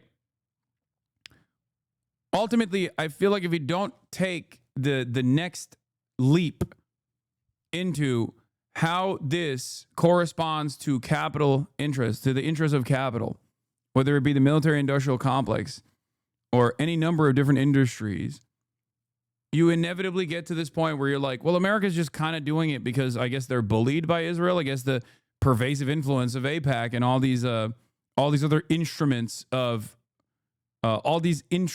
influence that Israel utilizes on American soil. And then the question goes, okay, why is America letting that happen? You know, why is America not letting that happen for Saudi Arabia? Why is America not letting that happen for China? Why is America not letting that happen for fucking France? Right? Yes, of course, Mersheimer is not a Marxist. That's why I'm saying, like, I think this is a significant weakness in an otherwise very influential and very intelligent person's assessment of the dynamic between the United States of America and Israel. I know his background.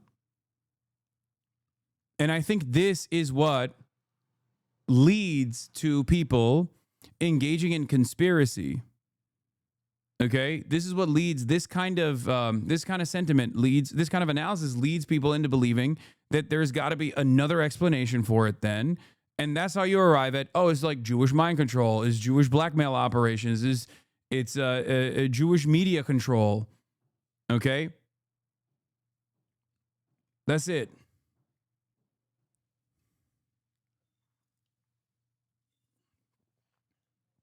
Do you consider yourself a journalist? No. From a strategic point of view, that what you want to do is make sure you have peace in that region. You want to remember right before October 7th, Jake Sullivan, who was then the national security advisor, was crowing about the fact that... why isn't Lockheed Martin and Palantir donating to senators to pressure them to end the wars abroad if it's against America's interests, you know? Why is nobody pressuring America to do this? Why is it that American politicians are completely at odds with the American public on this? And that is in spite of the multi-trillion-dollar fucking media apparatus that is constantly beaming into the collective consciousness of every boomer in this country that we have to be in a permanent state of war because otherwise our enemies will get us and they're scary. Not seen. By your logic, every single war is good for America's interest because war equals money spent on weapons? Yes. No, that's exactly what... yes. Yes. You that's exactly what I'm saying. Wars are not meant to be won. They're just meant to continue. Yes.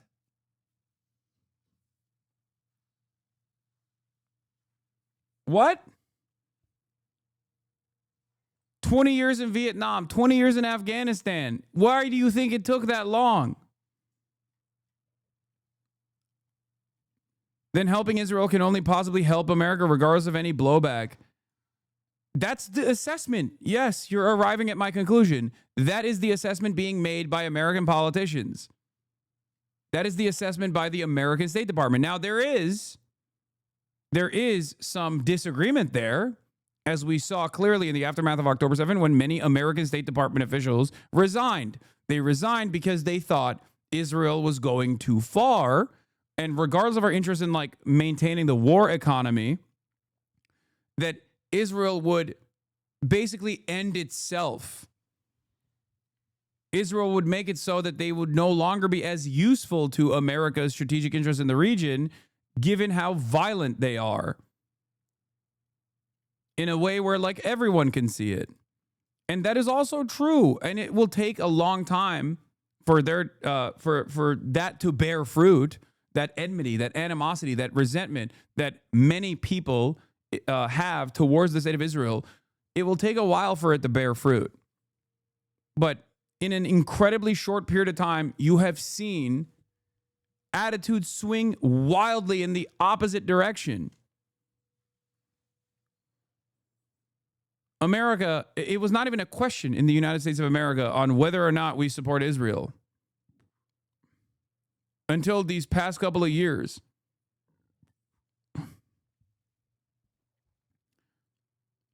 But the U.S.'s actions can directly strengthen support for insurgent groups like Hezbollah and Ansar Allah. You can always say it's in America's interest by claiming, oh, this is good because more money spent on defense, but it's actually better for America that Hezbollah and Houthis have more support. I'm a little bit confused by what you're saying. The point is, action by Israel, which is supported by the U.S., weakened a U.S. ally and strengthened an enemy, Hezbollah. My point is that this directly hurts America's interests. What? Hezbollah is America's enemy? Brother, Hezbollah wouldn't exist if America and Israel was not meddling in the events, in interfering in the politics of Lebanon. Or maybe it would exist as like as a sectarian faction that defends like Shias inside of Lebanon, at best.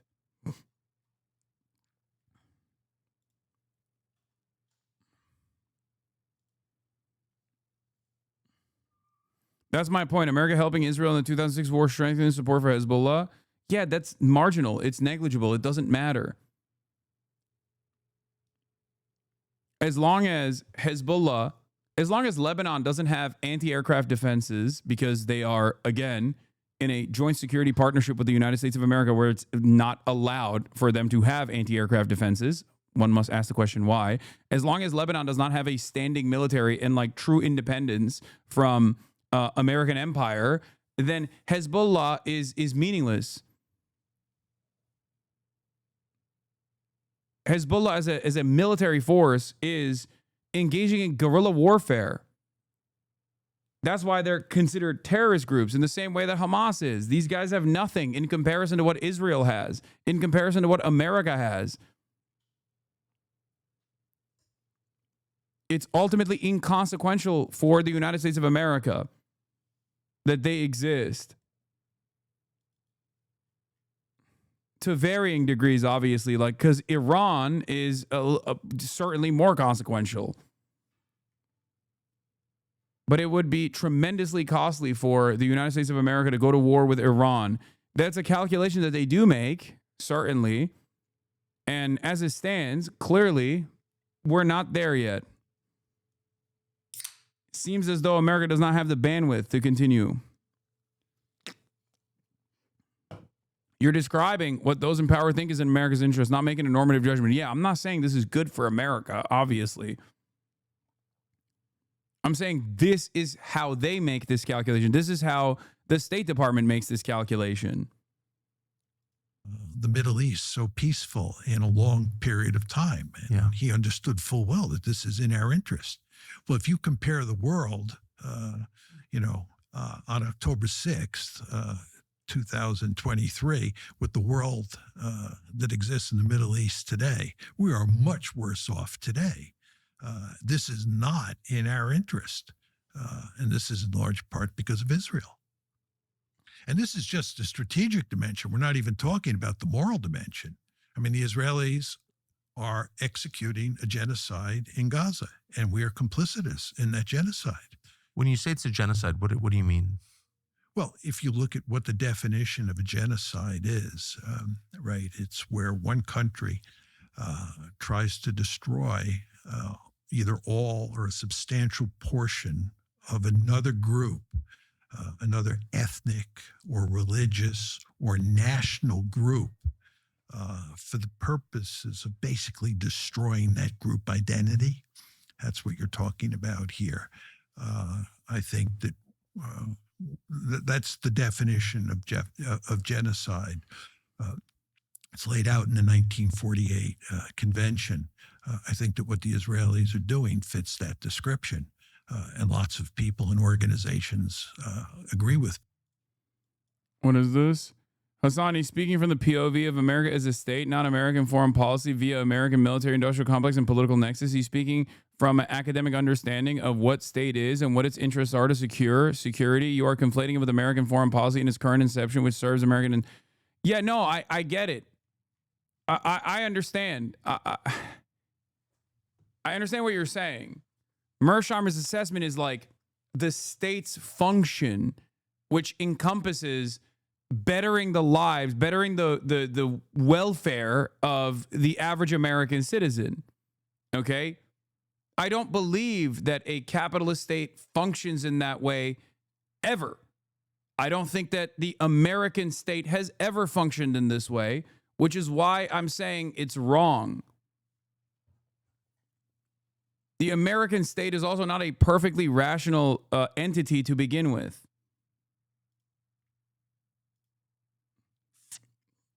I get that the assessment is, and I already factored that into my analysis. I already factored that into my criticism of Mersheimer's position. Okay? What I'm saying is that that is not the reality.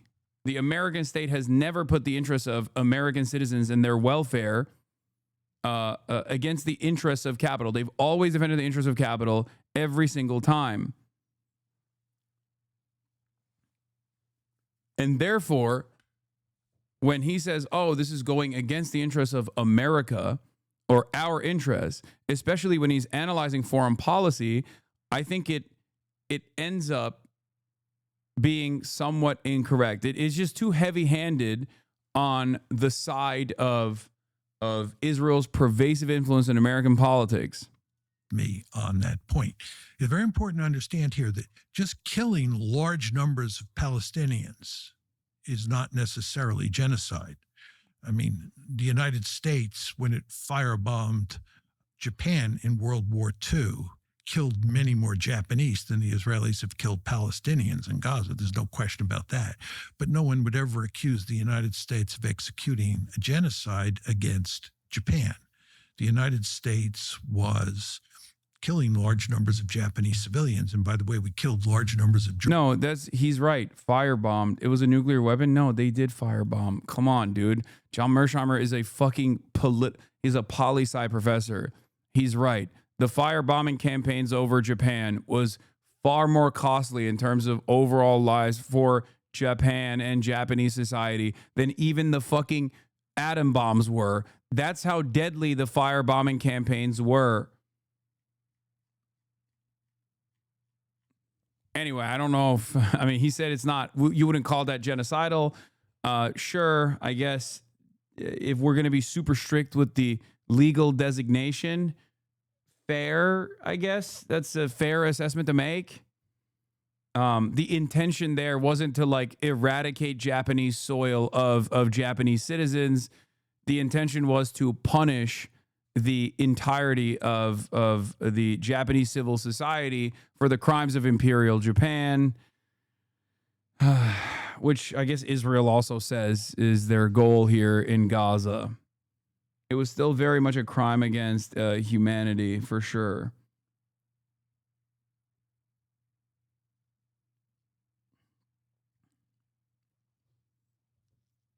But again, it's complicated considering that, yes, Japan was literally doing an unironic genocide to the Chinese and Koreans at that time. So, but as far as like America's perverse military goals goes in an otherwise like bombing campaign, I would say that the Korean War is closer to a genocide than the bombing of the fire bombings or even the atom bomb of the atom bombing of Japan.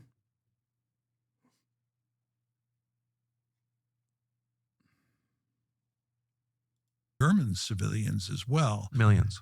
Yeah. For purposes of ending the war. We wanted to end the war. And if you look at how we treated the Japanese and how we treated the Germans once the war ended, it was very clear that we were not bent on genocide. This is not to excuse what we did against Japan and Germany. And I do believe we murdered, I would use the word murdered, large numbers or millions of Japanese and Germans together. But in the case of what's going on in Gaza, right, what's happening here is that the Israelis are systematically trying to destroy the Palestinians as a national group, right? They're targeting them as Palestinians, and they're trying to destroy Palestinian national identity in addition to murdering huge numbers of Palestinians. And I mean, it's not just a rage reflex. This is a strategy. Of course, 2.5 years later, almost 3 years later, what is the strategy? What's the goal of this? My view on this is that the Israelis have long been interested in expelling the Palestinian population from Greater Israel. If you look at Greater Israel, this includes the Israel that was created in 1948 and the occupied territories. This is the West Bank. Post-67. Post-67, West Bank and Gaza. So West Bank, Gaza, and what we call Green Line Israel. That's Greater Israel. Inside Greater Israel, there are about 7.3 million Jews and about 7.3 million Palestinians. And from the get-go, going back to the early days of Zionism and the views of people like David Ben-Gurion, they believed that you needed a Jewish state that was about 80% Jewish and 20% Palestinian. In an ideal world, you would get rid of all the Palestinians. But the least bad alternative is 80-20. But you actually have a situation in Greater Israel where you have 50-50. So October 7th happens, and what the Israelis see is an excellent opportunity for ethnic cleansing. And they make this clear. In other words, it's an excellent opportunity to go to war in Gaza and drive the Palestinians out of Gaza and solve that demographic problem that they face. That's such a dark thing, and therefore that's a very strong allegation. On what basis are you making it? Oh, there's just a huge amount of data that supports this. Okay, now I'm back in. Now I'm back in because Unc is right, 100%. Like everything from here on out, he's cooking with gas. He's 100% correct. In the Israeli press, they have been perfectly willing to make this argument loudly and clearly. The issue of genocide, which I'll get to in a second, is a different issue. I'm separating ethnic cleansing from genocide. So what happens after October 7th is that the Israelis see an opportunity to drive the Palestinians out of Gaza. And you want to remember that you had massive ethnic cleansing in 1948 when the state is created. Virtually all of those people in Gaza are descendants of the ethnic cleansing of 1948. We're kicked out of another place. And sent to Gaza. Yeah. And by the way, there was another massive ethnic cleansing after the 67 war in the West Bank. So this is the third attempt at a massive ethnic cleansing in Gaza. So this is hardly surprising at all. And in fact, if you go back and read the literature on the creation of Israel, this is all thoroughly documented. Ethnic cleansing was a subject that the Zionists talked about from the get-go, and they talked about extensively, because there was no way they could create a greater Israel without doing massive ethnic cleansing. You want to remember that when the Zionists come to Israel, starting in the late 1800s, early 1900s, there are remarkably few Jews in Palestine. And those Jews are not Zionists. The Zionists are the Jews who come from Europe. Right. And they understand that they're moving into a territory that's filled with Palestinian villages and Palestinian people. And the question you have to ask yourself is, how can you create a Jewish state on a piece of territory that's filled with Palestinians without doing ethnic cleansing, massive ethnic cleansing? And the answer is you can't. So they're talking about and thinking about ethnic cleansing from the get-go. So the idea that they wouldn't think of what the situation looks like after October 7th is an opportunity to do ethnic cleansing, you know, it belies. So it wasn't really a land without people for a people without land. Absolutely not. Absolutely not. And David Ben-Gurion, Vladimir Jabotinsky, all these key Zionist leaders understood that full well. And they understood that they were going to have to do horrible things to the Palestinians. They understood that. And they were explicit in saying that they did not blame the Palestinians 1 second for resisting what the Jews from Europe were going to do to them. They fully understood that they were stealing their land. And they fully understood that it made perfect sense for the Palestinians to resist, which of course they did. But anyway, just to fast forward. Even in contemporary Israeli society, plenty of current and former Israeli officials, whether it be leaders of Shin Bet, leaders of the Mossad, leaders of Israeli politics, leaders of the Knesset, have actively said, if I was born on the other side of that Gaza boundary, I would do everything in my power to try and stop Israel. Okay?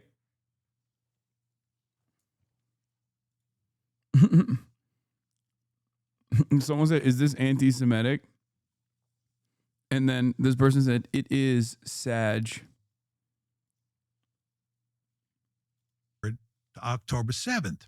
What happens after October 7th is that the Israelis see an excellent opportunity to ethnically cleanse the Palestinians. I mean, yeah, everything Israel does is anti-Semitic because Israel as a state has declared itself the singular state for the Jews, and everything it does by its own claims is advancing the interests of Jews.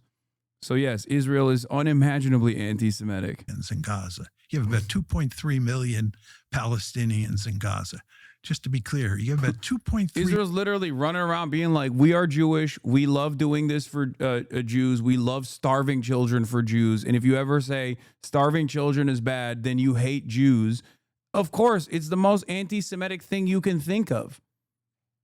Like, it's unimaginable. Israel literally just looking at fucking a list of blood libel and being like, here's what we should actually try to do and incorporate into our military strategy with regular fucking frequency is the most insane thing I've ever seen. That's why I say it's like the equivalence of Muslims in the Western world being like, we love ISIS, it's the best. And if you fucking hate ISIS, then you hate Islam. Can you imagine if like all Muslims just were straight up were like, no, you don't understand, like fucking ISIS is awesome. Like they were just like running around. Muslims didn't do that, and the American media was saying, no, all of ISIS is actually all of Islam. That's how Islam is all about. That's why we should lock up every Muslim we possibly can. Million Palestinians in Gaza, about 3.2 million in West Bank, and about 1.8 in Green Line, Israel. Yeah. A poll by the Israel Democracy Institute finds that 67% of Israelis are not at all troubled or not so troubled by reports of famine and suffering among the Palestinian population in Gaza. Note the dramatic demographic split. Yeah. For Israeli Jews, this is the Israeli state's own designation. I always have to repeat that because people get mad and people get sad and people get scared because they don't understand that Israel makes this separation. This just means Jew and non-Jew. There are a fuck ton of Arab Jews living in Israel. They're just designated by the state as Jews. Why? Because it's a fucking ethno-state. It is a Jewish supremacist ethno-state. That is why, just so you understand. Okay? I will always have that conversation if you want to. Anyway, yeah, Armenians are categorized as Arabs by the state because Armenians are Christian. So, anyway.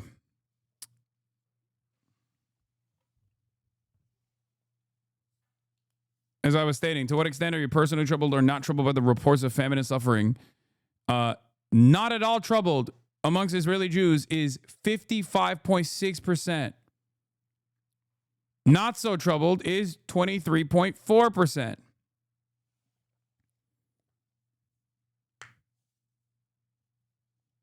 That is fucking insane.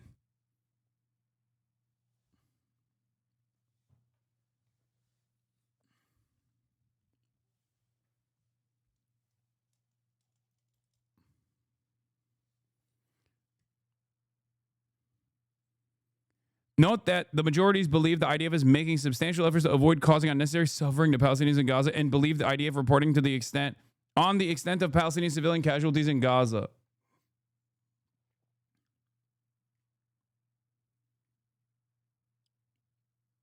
Do you think these are massage/accurate or due to propaganda? No, they're not massage, bro. What are you talking about? Literally look to any like man on the street interview in Israel and you will very quickly realize that this is not actually this polling has been consistent non-stop since the beginning.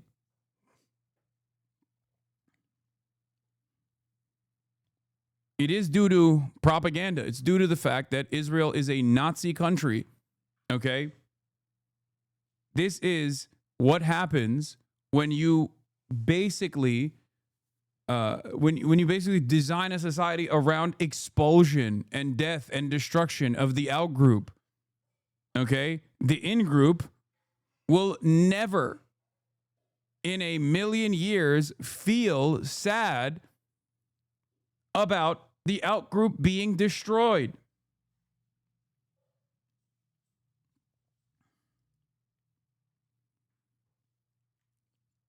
A vast majority of Israeli Jews, 79%, say they are not so troubled or not troubled at all by the reports of famine and suffering among the Palestinian population in Gaza. Good for them. They learned the lesson of October 7. Yes, totally. The lesson Israelis should draw from October 7 is to ignore Palestinian suffering. Genius.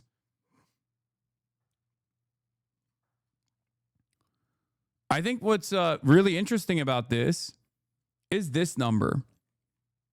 Among those who responded to the poll, only 0.8% of Jews in Israel said they don't know to what extent are they personally troubled or not troubled at all by the reports of famine and suffering among the Palestinian population in Gaza. Which means they all know what the fuck is going on. Okay? They know what's going on. And 79% of them like it.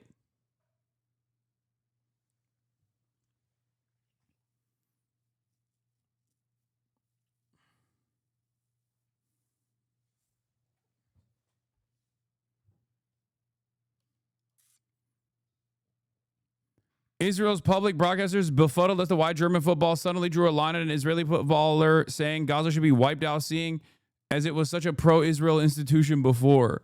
That's so funny. That is fucking hilarious. How did German football, which was associated with supporting Israel, shift from gestures for Hirsch Goldberg Poland to giving up on Sean Weissman? Dude, when you got Germany being like, come on, dude, don't say Gaza should be wiped out.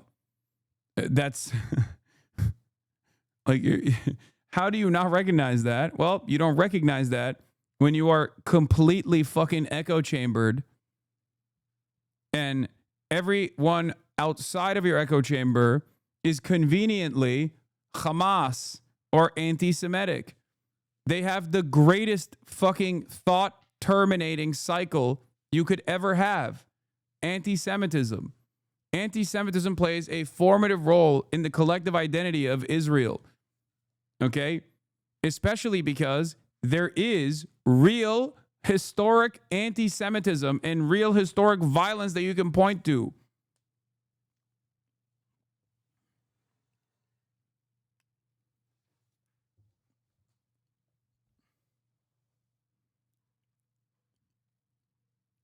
It is so unimaginably successful. It has wiped the collective consciousness of so many Israelis at this point. It's just their brains are fried with hatred, maximalist, genocidal hatred towards all Arabs. Okay? So this is an opportunity to get rid of those Palestinians. And the way to do it is to turn the IDF, the Israeli military, loose and let them tear the place apart. And the idea is that that will just drive the Palestinians out. But the problem that the Israelis face is the Palestinians don't leave. Both the Egyptians and the Jordanians, which are the two countries that the Israelis would like to drive the Palestinians into, make it, unequivocally clear that that's not going to happen. That's Jordan is just a giant refugee camp already. It already is. From all these other wars that have been inspired for the same reason. So, I mean, I think Jordan is, what percentage Jordanian is Jordan? I mean, tiny percentage Jordanian. Well, it's definitely less than 50%. Way less. Way less. Yeah. Yeah. Yeah. And Egypt has 100 million people already. So. But here's what happens, Tucker. And I think it makes sense if you listen to the logic. They start with the goal of ethnic cleansing. I don't believe they want to murder all of the Palestinians in Gaza. They just simply want to drive them out. But the problem is they don't leave. And then the question is, what do you do? And what they do is they continue to up the attacks, increase the attacks, kill more and more people in the hope that they will drive them out. And I'm sorry, I should have asked you this. Why do they want Gaza in the first place? It seems a lot of trouble killing all these people, committing, atrocities on camera. I mean, the press are barred, but we're still getting a lot of video out of the area. That's a big hit. Why would you be willing to go through all of that to get Gaza? Why do they want it? Well, the Zionists from the beginning have wanted a greater Israel. And David Ben-Gurion wrote a piece. I know his past is sketchy, but is it possible that Tucker's now an ally, at least in some progressive messaging? Like, this anti-establishment stuff is generally good, what he's doing. Salute the rank, not the man sort of deal? No, absolutely not. Tucker Carlson is not an ally, and I will explain to you why over and over again. He did this during 2016 when Donald Trump was the president, where he started pushing this left populist, economic populist messaging over and over again, when he has no interest in such things, okay? He is first and foremost an ultranationalist. He is first and foremost a fascist, and a very dangerous fascist propagandist, by the way. He just recognizes that this issue is done, okay? This issue is one that he can get people on board on. Like, he can use this issue to get guys like you, or ladies like you, or people like yourself to go, wait a minute, maybe he is earnest. Israel is one of the easiest ways that you can communicate earnesty. Okay? One of the easiest ways that you can communicate earnesty to a broad audience of Americans. Because it's one that the overwhelming majority of Americans recognize is fucked up. And yet none of the people in the media ecosystem or in American politics is actively telling it like it is.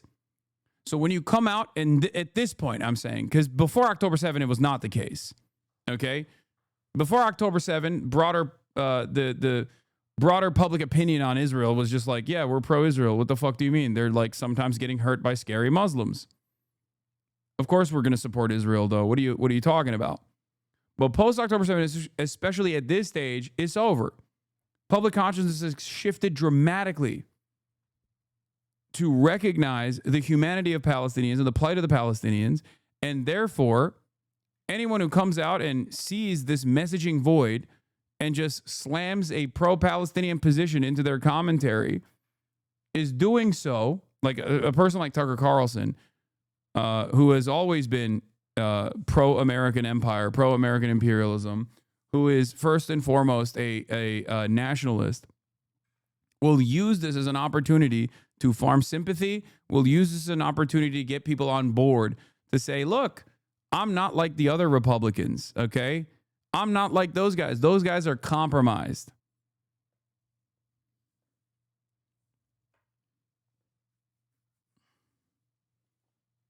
And for the record, yeah, this is why Nick Fuentes is getting a platform again, because of his Israel position, because they look to people like Nick Fuentes and go, well, you've been on the fuck Israel tip all along. Explain to us why. The scariest part about all of this is that Americans are more likely to believe someone like Nick Fuentes or Tucker Carlson than they are to believe someone like myself, partially because Nick Fuentes and Tucker Carlson come from the side of patriotism, Okay? That's number one. Number two, their commentary on this actually ends up defending America's morality. Okay, America as a entity, America as a institution, America as like Americans, okay? It defends America's infallibility here, that Americans want this to end, but our politicians, who also see how fucked up the situation is, simply can't stop because they're getting Jewish money. Jews are the outsiders here. American Jews are the outside entity here, because that's what fascists believe, or at least that's what fascists communicate. Okay? That's how anti-Semitism works.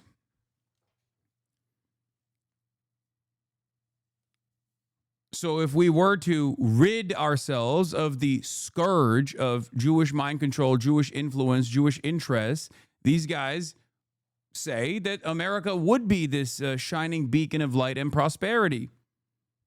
Do you understand?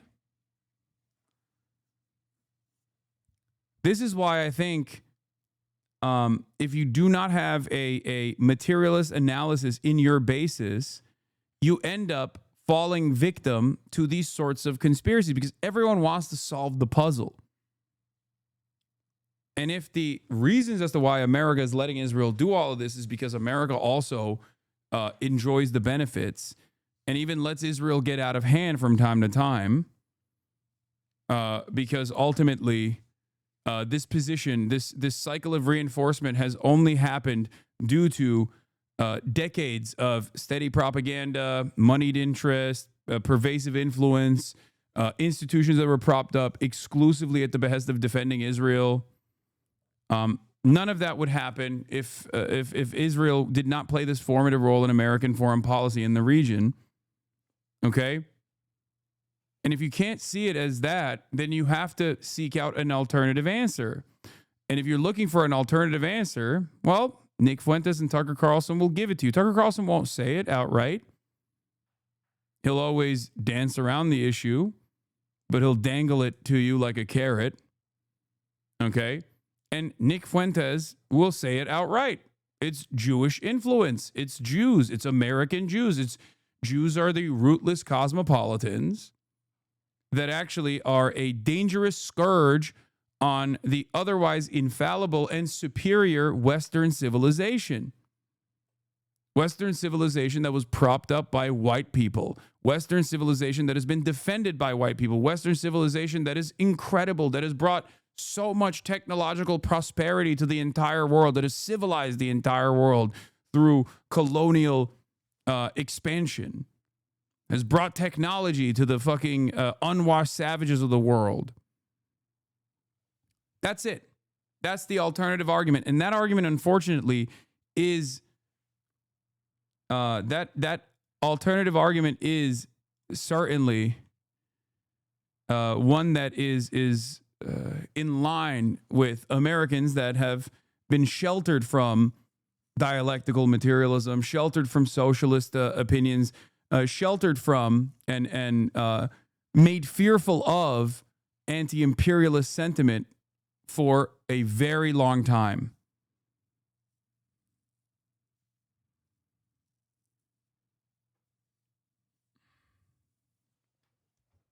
That's what I'm fearful of. In 1918, and David Ben-Gurion, of course, is the founding father of Israel. Yes. Wrote a piece in 1918. I don't think it's ever been published in English. It's just in Yiddish, where he describes what his goals are for a greater Israel, right? And it obviously includes Green Line Israel, Gaza, the West Bank. It includes parts of the East Bank. It includes parts of southern Syria. It includes parts of southern Lebanon. And it includes the Sinai Peninsula. Just think about that. That was Ben-Gurion's vision. And this was a vision that was shared by almost all the early Zionist leaders. And there are still many people in Israel who are in favor of a greater Israel. They don't want a tiny Israel. The Israel that was created in 1948 is a tiny state. Yes. Even with Gaza and the West Bank, it's quite small. It's a postage stamp-like state, right? They want more territory, and they believe they have a historical right to that territory. Israel has never said, these are our final borders. What are Israel's final borders? They've never been articulated. And the reason is the Israelis don't want to say out loud. The early Zionists did not say out loud what their intentions were. David Ben-Gurion didn't get up on a soapbox and say, we are going to create a greater Israel, and it's going to include southern Lebanon. It's such a weak argument that Israel wants Gaza because they want a bigger Israel. Wait, what? I don't think it's a weak argument. I mean, it's an overly simplistic argument, but it's not incorrect. Yeah, they want to rid the scourge of Palestinians. They're fascists. And as long as Palestine as a national project, as an emancipatory project exists, which can only be propped up as long as Palestinians exist in and around Israel, then that will always be an ever-present threat. Yes, it is Jewish manifest destiny. Exactly. Southern Syria, the occupied territories, Green Line Israel, the Sinai, and so forth and so on. It's just a little, irony isn't powerful enough a word. I can't think of one. It's odd that the very same people who are saying we need to consider tactical nukes in order to preserve the territorial integrity of the sovereign. Why bring Jews into it? You're going to get banned again. You keep trolling, okay? You keep trolling. I'm going to give you a second off, Aphex Twizzy. Nation Ukraine, because national borders are sacrosanct. You know, that's our sacred norms are violated when those borders are violated, are saying it's totally okay for this one country to take over other countries. But this gets back to my point to you. Right? I agree completely. We support Israel unconditionally, right? In other words, whatever Israel does, especially vis-a-vis the Palestinians, the United States backs them to the hilt. And the fact that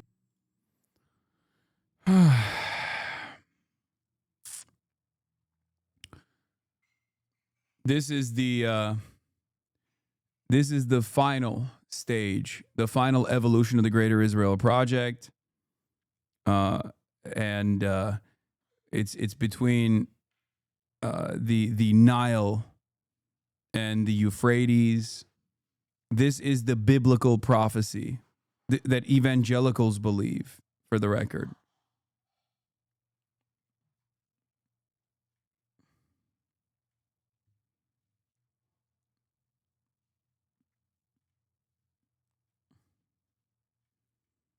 When evangelicals talk about this, when evangelicals talk about Israel belonging to the Jews, this is the map that they're referencing, by the way, evangelical Christian Zionists. Now, of course, this is, not possible through current means, but this is the biblical prophecy.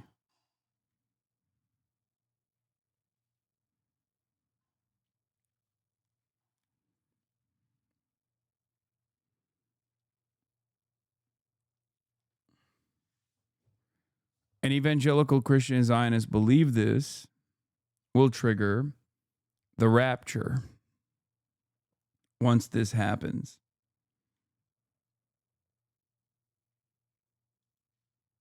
What is...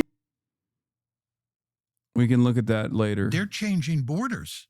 I mean, I look at what they're doing in Lebanon and Syria, and you would think that the United States would have a vested interest in trying to put pressure on the Israelis to stop causing murder and mayhem in Lebanon and in Syria.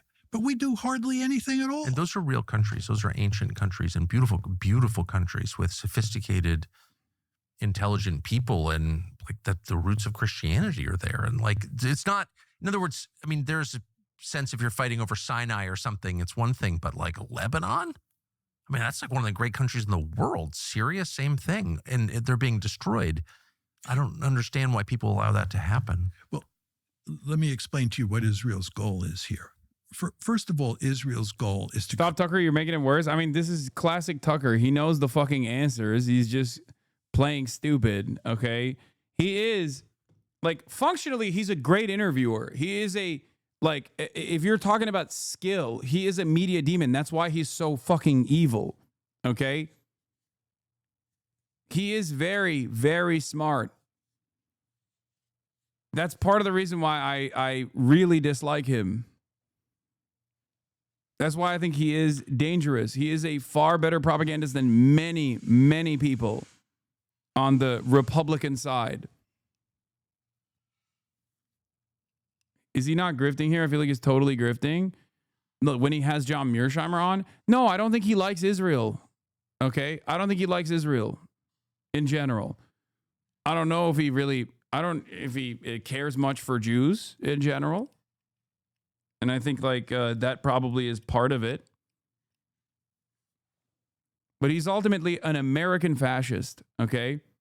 He is a real ass American fascist.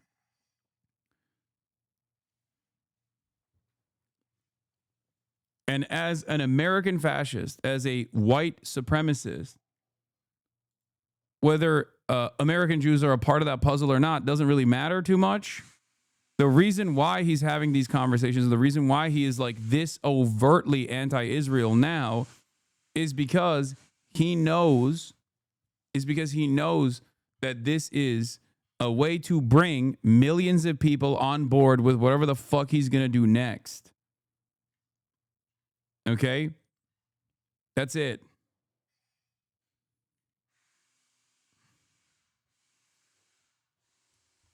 I mean, there's a reason why he has rarely ever fucking spoken out against Israel until recently. People will say, oh, it's because he was at Fox News. Okay, there were plenty of people in prominent positions of media that lost their fucking jobs after October 7. There are plenty of people who, there are plenty of people who have been incredibly outspoken on Israel. Tucker's not one of them. I do not think Tucker Carlson is a left-leaning populist at all. I think Tucker Carlson is in the business of using broad populist sentiment to bring people on board for a dangerous nationalist reactionary ideology that he cares about first and foremost. A white supremacist ideology.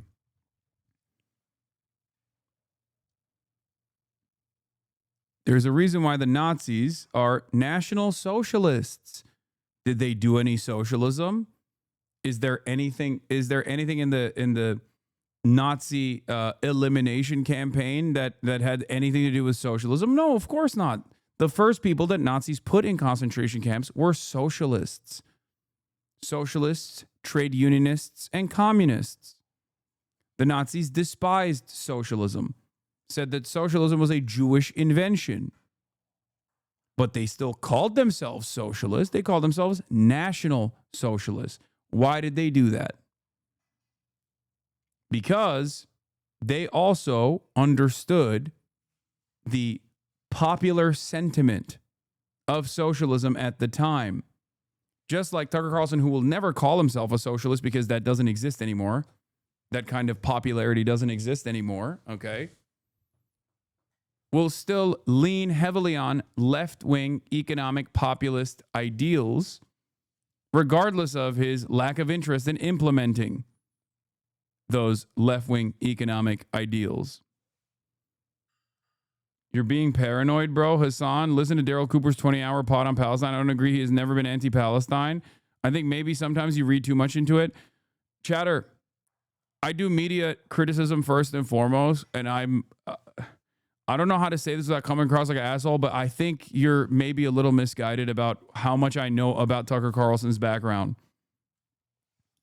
Also, the other guy that you're suggesting is Daryl Cooper. I haven't seen his 20-hour podcast, Fear and Loathing in Jerusalem, right? I think that's what it's called. But Daryl Cooper has also, again, said a bunch of really fucking strange things about Adolf Hitler directly. Something that Tucker Carlson himself won't do, of course, because he recognizes the permission structure around this kind of thing far better than anyone else ever would. Okay? But Tucker Carlson himself, that's been debunked. What do you mean debunked? I saw him say it on Joe Rogan. Not only that, but also, we're not even talking about Daryl Cooper anyway. We're talking about Tucker Carlson. This is the thing that I know the best, okay? Hasan, I'm seeing chatters in here calling Tucker this random guy younger people don't know, I think. Yeah. I've been following Tucker Carlson's career closely since especially 2016, professionally, okay? Go back and look at some of my older work on Tucker Carlson if you want. Just, type HasanAbi Tucker Carlson and then filter it to like pre-2018.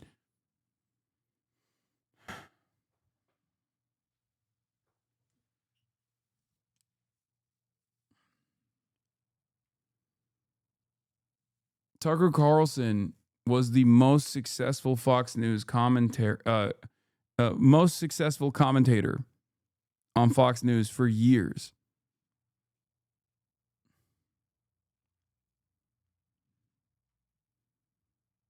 Tucker Carlson comes from the Swanson food dynasty. If socialism is so unpopular, how could Mamdani win? I mean, socialism in America broadly is considered a scary thing because Americans have been misguided about what socialism is. They don't know what it is. And the ones that have heard about it or kind of know what it is are terrified of it. Okay. They've been, they believe that it's like a horrible, scary thing. Create Lebensraum. That's what I was describing to you when I said what Ben Gurion's vision was regarding borders. So could you define the word? Lebensraum means living room. You want a big country. You want lots of space for your people. Yes. Strategic depth. Strategic depth, yeah. And so that's one goal. The second goal that the Israelis have is they want to make sure that their neighbors are weak.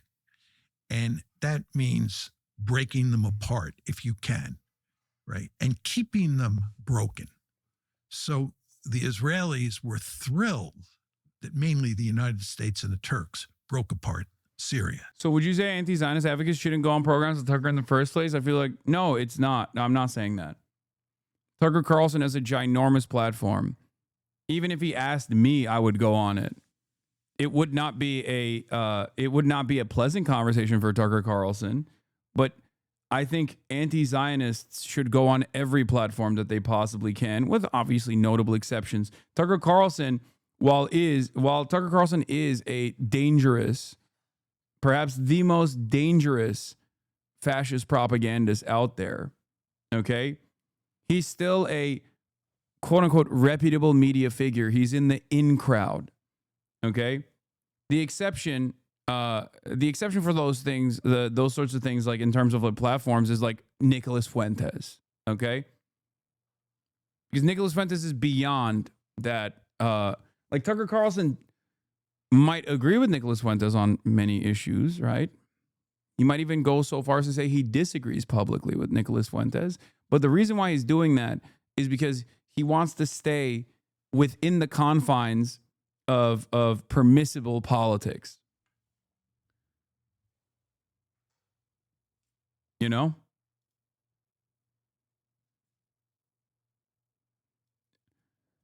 Thinks he's friends with Tucker Carlson. Rupert Murdoch was afraid of Tucker's popularity. Living space. Seen you debate, dude. Ain't your strong suit. Okay. Then maybe Tucker should have me on and destroy me in the marketplace of ideas.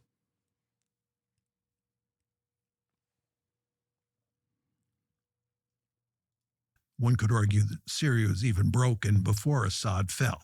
But the Israelis want Syria to be a fractured state.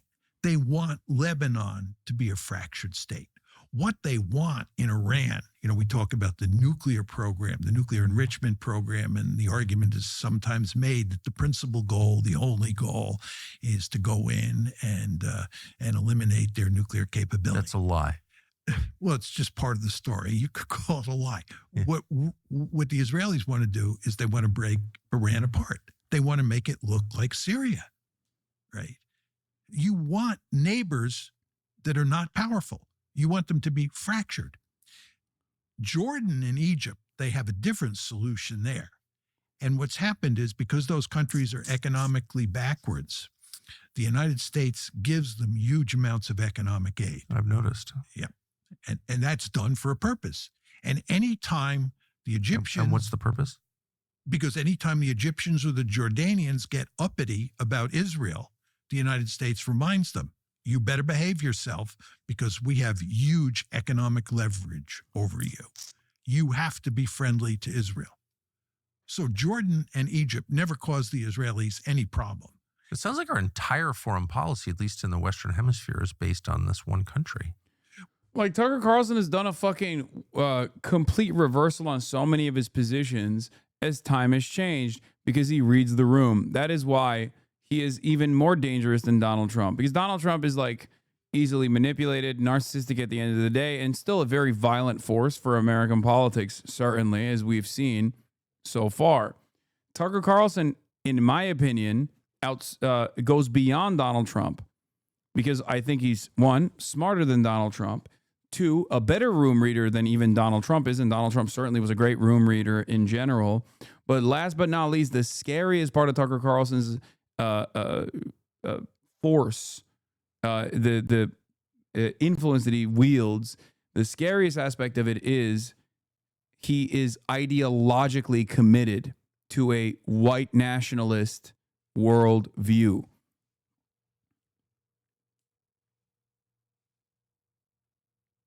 And when you have a charismatic force that is a dangerous propagandist like this, who is a great room reader, and on top of that, has an ideological commitment to white nationalism, that creates a very scary future, even scarier future than what Donald Trump presents for America.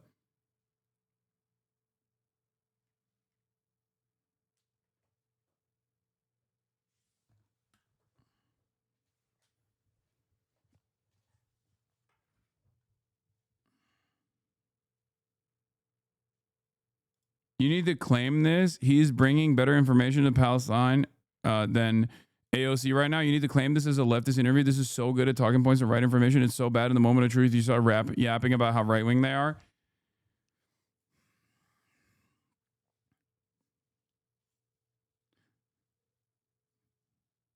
It's like the KPD being like, why are you saying that Hitler is not actually socialist? He's bringing in so many large crowds. I'm so confused. Why are you just not saying? I mean, he literally calls himself a socialist. Why the fuck do you say Adolf Hitler is not a socialist? He's bringing in large crowds. Come on, man. This is really, really fucking sad. This is really, really fucking stupid. Don't do this. Yeah, Trump is a leftist because he has tariffs that he implemented. He's a trade protectionist, so he must be a fucking socialist himself. I think it's important to showcase the dangers of Tucker Carlson while simultaneously talking about the truthful information that they're literally that they're the back and forth that they have here that is otherwise truthful about Israel. No, you're not taking my argument. These are leftist ideas. I know, but I already explained the parts of Tucker Carlson and Mersheimer's conversation that is truthful and good. And I even said it's good that Mersheimer went on Tucker Carlson's platform to speak convincingly about how Israel operates. It's not a bad thing for anti-Zionists to gain prominence. It's not a bad thing for people to explain how Israel operates to as large an audience as possible. Okay? Part of that is because of, as I've said over and over again, the void of information in mainstream circles. You do not have a lot of opportunities to speak for this long on fucking CNN. You will never be able to speak like this on CNN in general, or maybe in the future if things go really fucking south. Really south for Israel, which could happen. Well, I would say in the Middle East. Well, yeah. In the Middle East, there is no question. People now call it West Asia, I believe. I call it the Middle East. In the Middle East, our policy is profoundly influenced by Israel. We give, as I said to you before, we have a special relationship with Israel that has no parallel in recorded history. Also true. It's very important to understand it. There is no single case in recorded history that comes even close to looking like the relationship that we have with Israel. Because again, as I said, states sometimes have... This is where I agree with Mersheimer, though, and it's because it's not just, oh, Israel's a vassal state, Israel's a client state. Because of its client state status, Israel has been able to prop up an incredibly sophisticated network of influence in the Western world in general. But that only happens because Israel played a profoundly important strategic role in America's interest in the region and even against USSR influence during periods of pan-Arabic nationalist struggle. Okay? That's it. But the reason why it stretches far beyond any other client state, for example, is because Israel has taken advantage of the allowance that the American State Department has given it to come back to the United States, to come back to all of these other Western nations and prop up instruments of influence, advocacy groups, and the like. And also, of course, all of that is captured under the umbrella of AIPAC. That's what people usually point to. But that's what I mean when I say AIPAC influence or Israeli influence. There is no other country that has ever been allowed to do the shit that Israel does, both to American military positions at times, or even espionage, like open espionage against American interests at times, at other times. And a part of that reason, and the part of the reason why like so many fucking politicians say, oh my God, even if the fucking state fell apart, we would still find money to give to Israel, is because of that. It's not because they are tied to the hip to Israel with like America's strategic interests. It's also because of the pervasive influence of Israel in American politics in general for decades. But it's also falling apart. One of the more ridiculous things about the special relationship between Israel and the U.S. is that Israel has a long history of lying to the U.S., and the U.S. always knows Israel is lying and decides to promote the lie or otherwise help Israel anyway. The 67 war was maybe the first case of this. Yeah. Tom Nichols, in the tradition of international law, preemptive attack is a spoiling attack meant to strike an enemy who was imminently going to strike you. This is what Israel did in 1967, getting the jump on Arab armies that were about to attack. That's usually permissible. Okay, Tom Nichols, Radio Free Tom, writer of The Atlantic, an outlet that is literally owned by an Israeli concentration camp guard.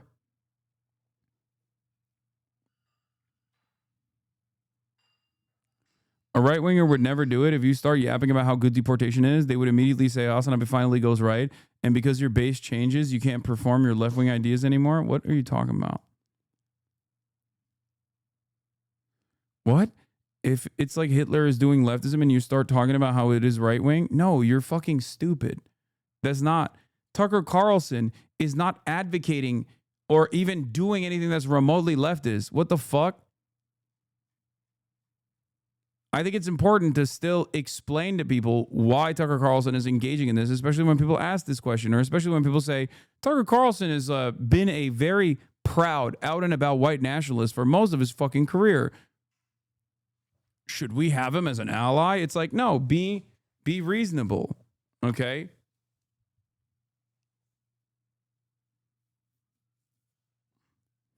Actually, Israel blatantly lied to both the U.S. and the UN in 1967 that Egypt had attacked it first, precisely because the case for an imminent Egyptian attack was weak and contradicted even by Mossad. It only admitted it had attacked Egypt first later.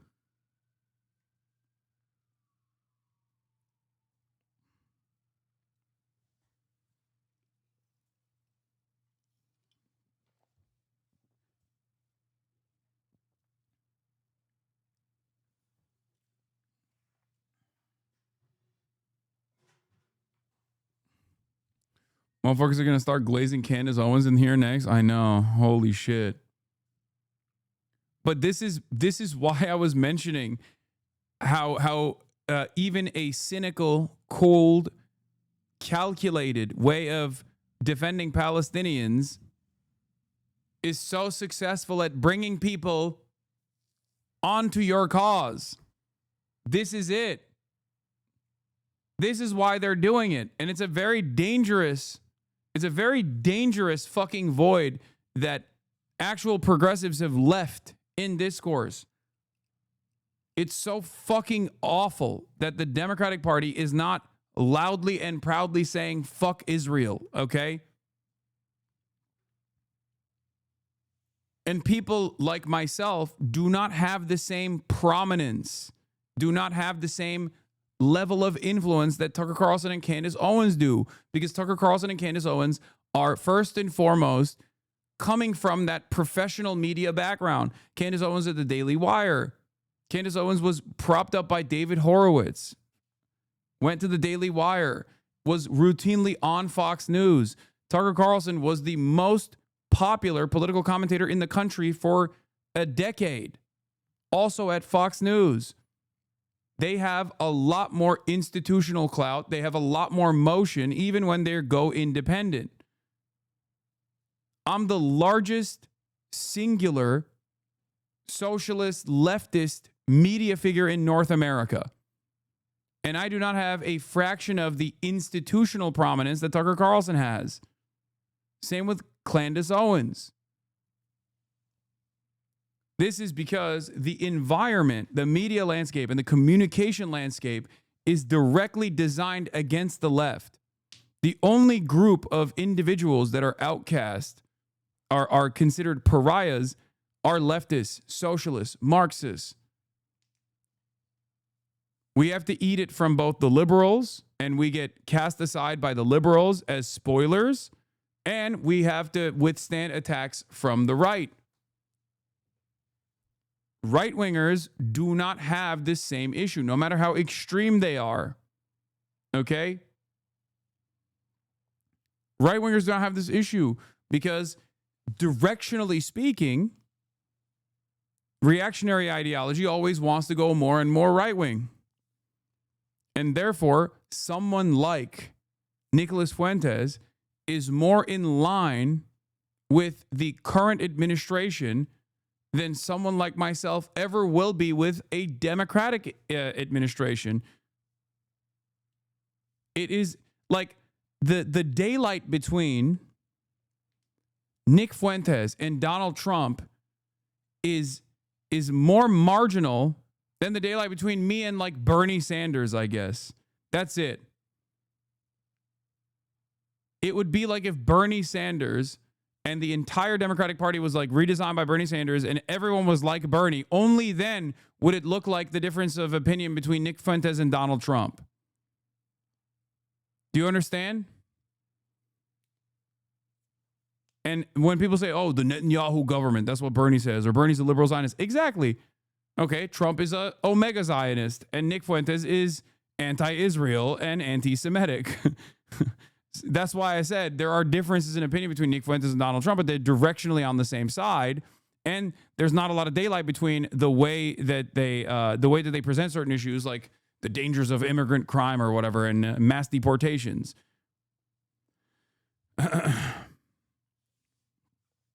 So there is no equivalence between people who are leftists and doing independent commentary and people who are far right and doing independent commentary. Have similar interests, and this includes the United States and Israel, but they also have conflicting interests. And when a great power like the United States has conflicting interests with another country, it almost always, except in the case of Israel, acts in terms of its own interests. America first. But when it comes to Israel, it's Israel first. And if you go to the Middle East and look at our policy there, there's just abundant evidence to support that. So then the question, I mean, there's so many questions, but the question is why? Like, what is that? And I think it's really causing serious problems in the current ruling coalition because the contradiction is too obvious. It's not America first. And people can see that because it's so evident. But what are the causes of it? Like, why would, for the first time, as you said, in recorded history, a nation spend, whatever it is, $1 trillion a year in effect to serve the interests of another country? Like, why? Well, I believe there's one simple answer: the Israel lobby. I think the lobby is an incredibly powerful interest group, and I'm choosing my words carefully. It has awesome power, and it basically is in a position where it can profoundly influence U.S. foreign policy in the Middle East.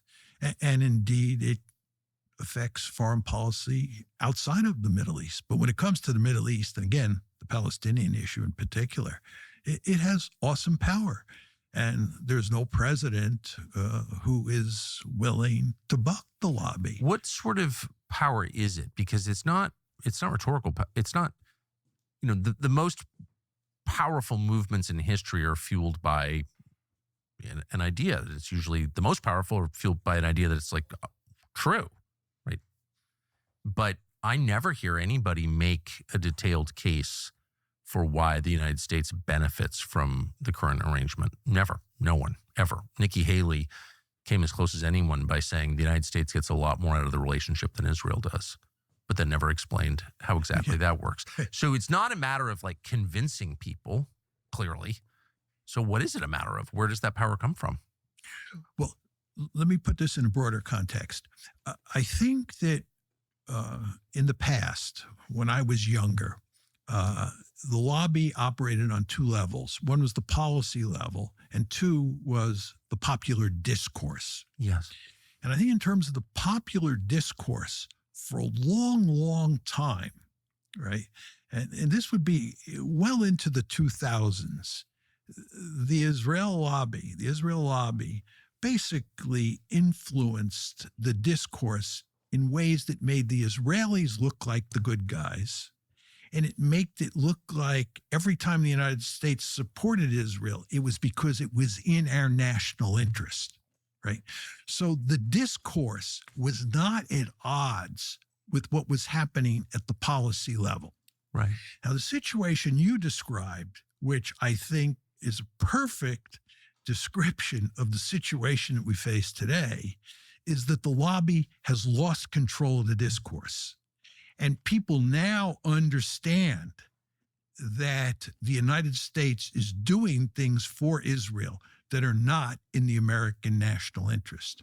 Furthermore, they see the lobby out in the open engaging in smash mouth politics. People are now fully aware that there is a lobby out there, that it's trying to control the discourse. And in fact, it basically does control. Maybe that's a bit too strong a word, but it's close. It basically does control the policymakers. So now you have this real disconnect. Well, it controls the policymakers. I mean, that's demonstrable. I think it's measurable. Yeah. So, yes, but so you have what you were describing is the disconnect between the discourse and the policy world that now exists. But what I'm saying to you is you want to remember that the lobby was immensely successful for a long period of time because the discourse and the policy process looked like they were in sync. So once again, that is just how lobbying works in general, though. That is how complex financial interests work in general. Americans broadly want free health care, in spite of a media apparatus consistently telling them that it's actually scary to get free health care. It's bad. It won't work. They still want it. And yet, no politician comes out and says this is what we need to do, with some notable exceptions.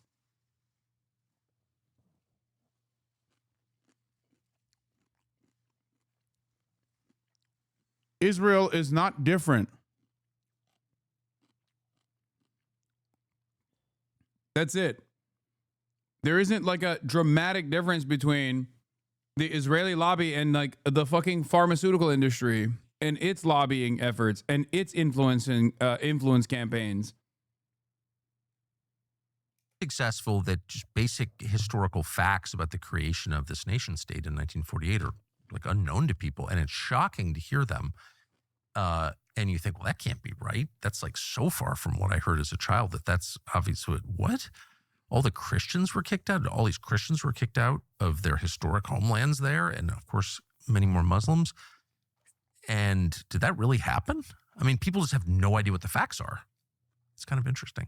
Yes, well, the lobby went to great lengths to make sure that you didn't know the facts. And anyone who said the facts out loud was like a lunatic or a jihadist or a hater of some kind. An anti-Semite. Yeah. Self-hating Jews. You know, it's very interesting. I often think about my own evolution in this regard. When I grew up as a kid, I was heavily influenced by Leon Uris's book, Exodus, and then the subsequent movie with, I think, Paul Newman and Eva Marie Saint. And that, of course, that Exodus story portrayed the Israelis in the most favorable light and the Arabs or Palestinians in the most negative light. So for much of my life, up until the late 80s, early 90s, I thought the Israelis were, without a doubt, the good guys up against the bad guys. And it was really David versus Goliath as well. And the Israelis were David up against an Arab Goliath. That was the picture I had in my head. But then it is, by the way, just in the reverse. Israel is not the David in this situation. It's the Goliath in this situation. Big Pharma is driven by greed. AIPAC is driven by colonization. Yeah, but why? Why does colonization take place? It's still the same evil. It's still greed. Everything else is seasoning.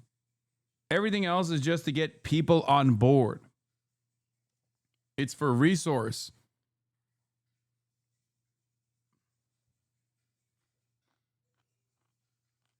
That's at the root of all politics. Late 80s, early 90s, a group of historians in Israel called the New Historians came on the scene. Benny Morris, Avi Schleim, Ilan Pape. Some of them were amazing. Amazing, yeah. I agree. And what they did was they had access to the archives. Yes. And they told the real story. And that was a moment where I think Israel felt confident enough to allow that conversation internally and that honesty. I think that's exactly right. The lobby had been so successful. Yes. Israel had been so successful. Yes. I went there. I was amazed. What a beautiful place. Great people. It was great. Yeah. They thought they had things under control. They did. That's right. And that they could allow these historians to tell the truth. Now, I believe they could have gotten away with it if they had stopped expanding or if they had agreed to a two-state solution. The problem is that after the early 1990s, when this literature came out, the Israelis continued to act in barbaric ways towards the Palestinians. And they had a prime minister who tried to reverse the trend, and then I guess he was shot to death. He was moving in that direction. I think there were a number of Israeli leaders who understood that the course that Israel was on was unsustainable. You often heard them say that. Yeah. And there was a robust debate within the country about this. Well, whether they would have agreed to a Palestinian state ultimately is an open question. But the fact is, Rabin was killed. Ehud Barak, who made moves towards a two-state solution, ultimately. Yeah. Except, if you look at the polls at the time, there was evidence that even if Yitzhak Rabin was not fucking assassinated, Benjamin Netanyahu was going to win the election.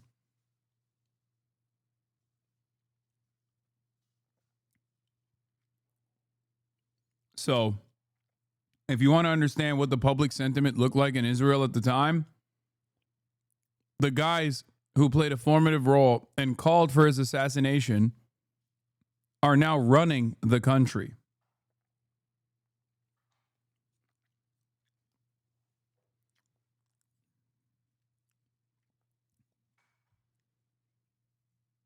Do you understand?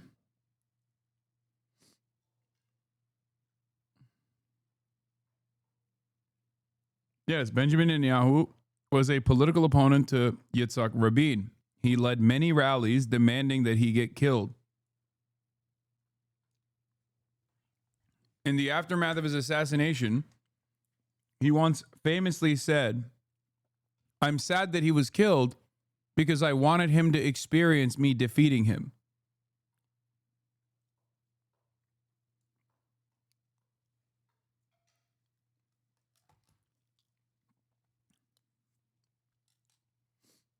Netanyahu was a part of the far-right coalition that demanded Yitzhak Rabin.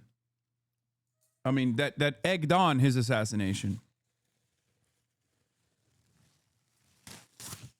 Itamar Ben-Gvir, another formative part of Netanyahu's far-right coalition currently, held up the Rolls-Royce hubcap of Yitzhak Rabin's car on national television only a couple weeks prior to his assassination. He very famously said on national television that today we got his car. That means tomorrow we can get him. The hood ornament, not the hubcap, sorry. The hood ornament. I thought he had a Rolls Royce. Was it a Cadillac? Anyway, I'm getting some of the fucking information wrong, but ultimately, now that person is in charge of interior security. Not sure Tucker Carlson is only motivated by ideology, as neither are you. You are as American and substantially are for the same thing as all this right politicians you criticize. I don't just criticize the right. I criticize the left as well. The left politicians like the liberals with regular frequency.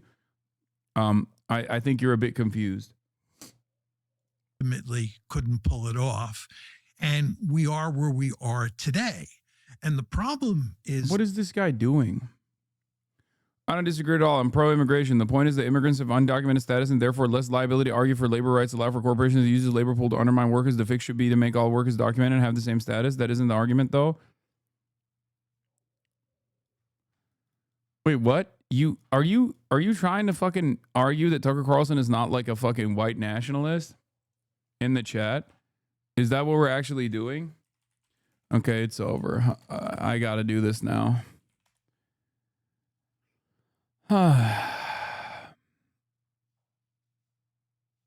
Where is it? Where is it?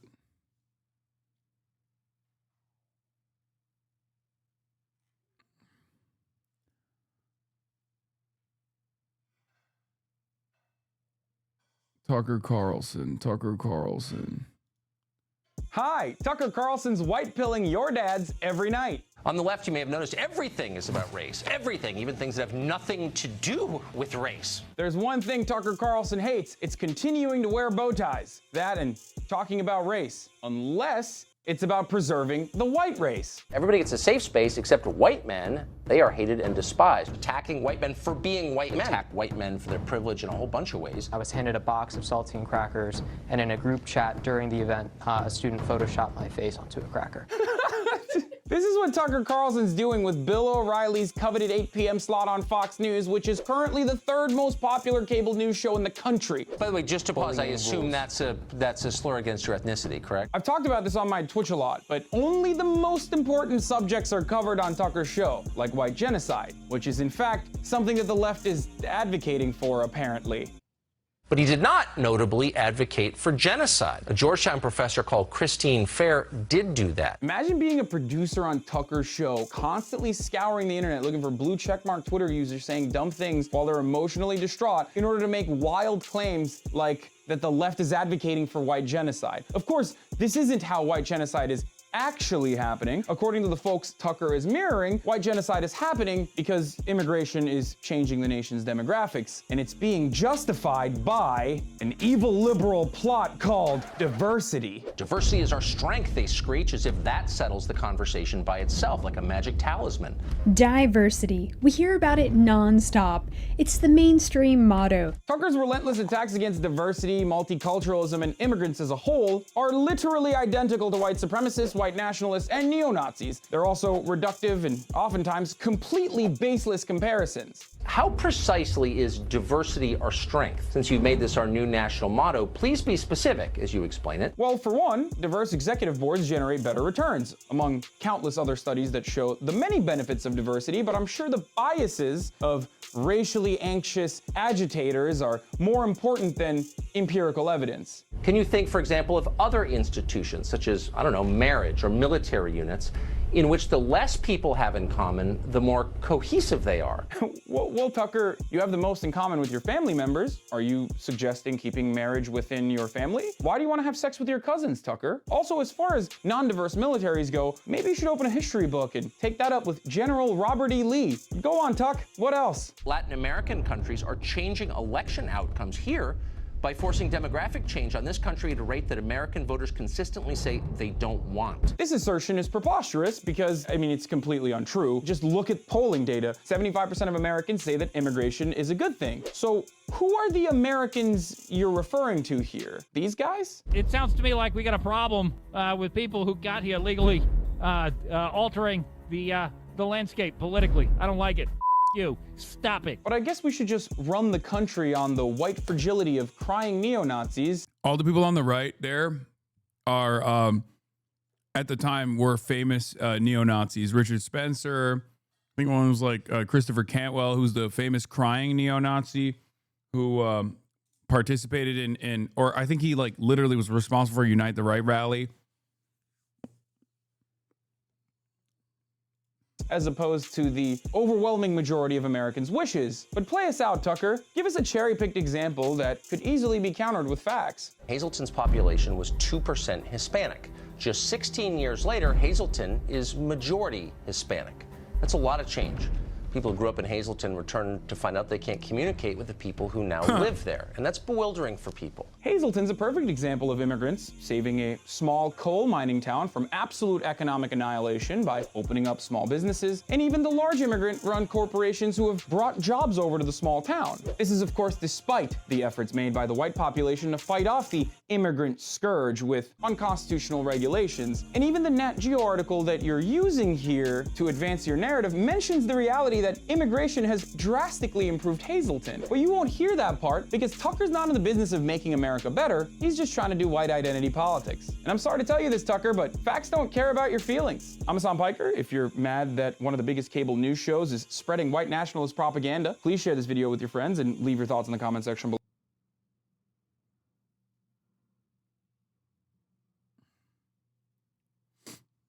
Is that a little bit more helpful? Do you understand? Is it good? How the tables have turned with Tucker. MSM is pure evil. 80% of Americans think mass illegal immigration is a bad thing. History will prove that Tucker was right. Hasan doesn't represent or respect American people. He has his own far left agenda. Tucker is right, and Hasan is a beta soy boy. This is from a year ago. That just had a mental breakdown because his viewers have dropped almost to zero. Bah ha ha ha. What a loser.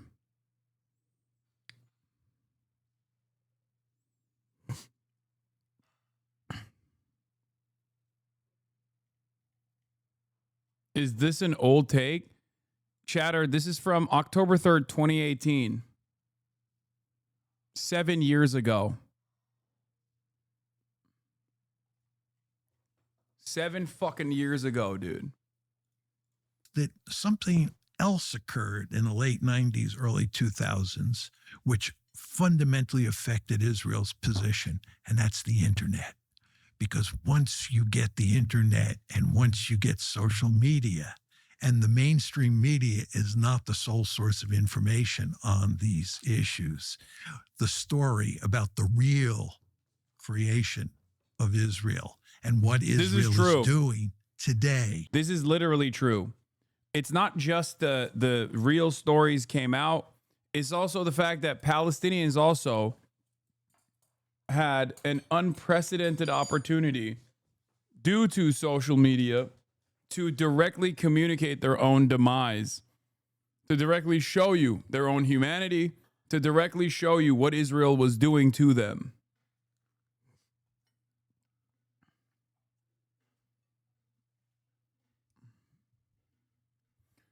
But yeah, it's part of the reason why they want to fucking censor the goddamn internet in its entirety too. Available to the vast majority. And it's shocking to people. So you have to shut down the internet. You can't allow that. Yeah. You can try to shut down the internet, but there are limits to what you can do. But it does seem like so you were describing the two separate tiers, the policy and the discourse about the policy, and that one remains basically the same, but the other has changed just so radically and so fast that it's gone off in some dark directions that I just want to say on the record I totally disapprove of. I don't think you should hate anybody, period, especially groups of people. It's immoral, and I mean it. But that's happened because there's been just like an avalanche of new information, a lot of which is totally real. People haven't seen it before, and their minds are exploding. And so public opinion is moving so radically in the other direction. I feel it all around me. Do you feel this? Of course. Yeah. And your life, I should say, for people who aren't familiar with your background, you wrote a book with Stephen Walt of Harvard. You're at the University of Chicago. So both of you are, have tenure, are famous in your world. You're not crazy. And you write this book in 2007. And both of you are immediately attacked in like pretty shocking ways, also defended by some of your colleagues, but really maligned for it. And now, 18 years later, people are saying that Mearsheimer guy, actually, he was kind of right about everything. So that's a reflection, I think, of the change in public opinion. But that's not sustainable. You can't have in a democracy policy that's 180 degrees from public opinion over time. That just doesn't work. So you have to either change the policy or change public opinion. And no one's even making any attempt at all to change public opinion through good faith argument, through like, hey. Chatters be like, see, Tucker said he doesn't hate Jews. The proof is right there, man. Why would you ever say that he might actually have some anti-Semitic opinions? I mean, to be fair, I also do say I don't know if Tucker hates Jews or not. Okay? Because he was such a fucking formative force for neocon sentiment for so long that if he truly was like an incredibly anti-Semitic person from the get-go, I don't think he would have been able to fucking hide that.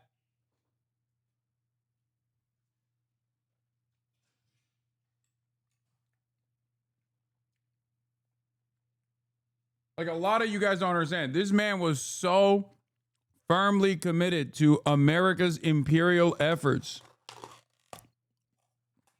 and is a rabid Islamophobe. Okay?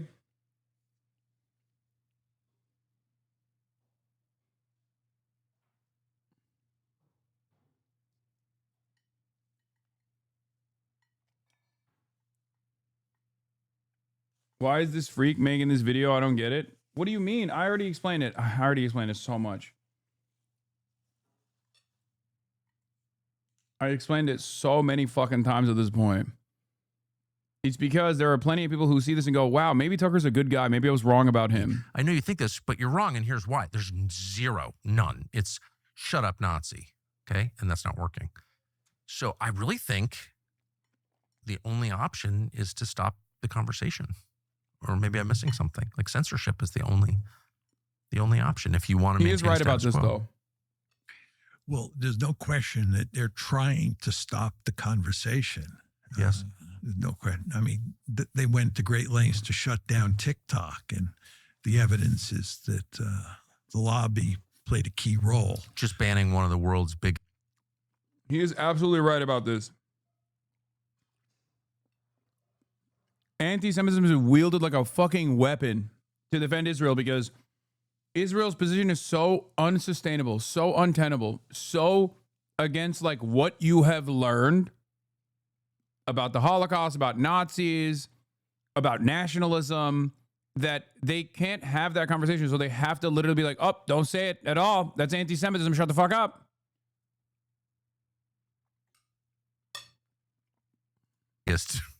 Social media apps because it says things you don't like. Yeah.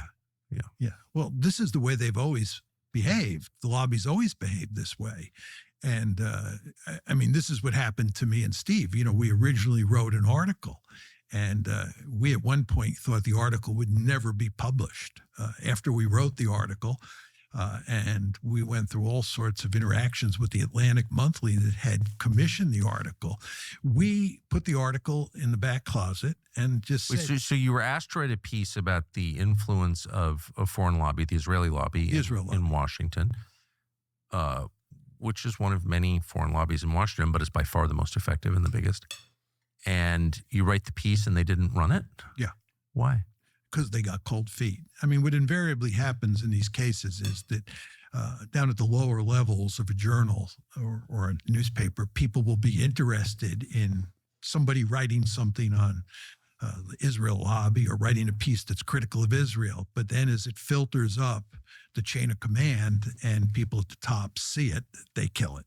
Right. And that happened to you? Oh, that's definitely what happened at the lobby, at the Atlantic Monthly. They killed it. And then Steve and I went to Princeton University Press and a handful of other journals and asked if they would be interested in either the article or turning the article into a book. And in all of those cases, everybody at first exudes enthusiasm. They think it's a great topic. Something needs to be written on it, which of course. Tucker is an opportunist capitalizing on the vacancy of anti-Israel Dems in American discourse. Is that your assessment? Yes. He might also, I've spent years covering Tucker Carlson, and he is, because he's such a good propagandist, a scary propagandist, that he has never touched that third rail of ever like blaming Jews in the way that he'll say like great replacement is happening, you know, like other vulnerable populations of marginalized communities. So I don't know. He's never ever talked about like the Holocaust like that. You know, he's never been like even a Holocaust revisionist or anything like that, which is why I can't convincingly tell you that he is anti-Semitic. I suspect he is, but I can't tell you without a fucking shred of doubt that he is led by anti-Semitism. But I will say a big part of his audience is, of course, anti-Semitic.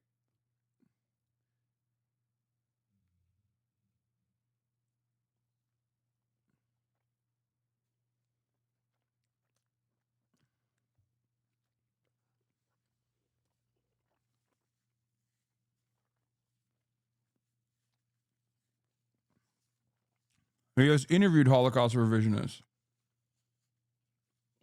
He is aligned with Holocaust revisionists. His propaganda on everything but the Jews in particular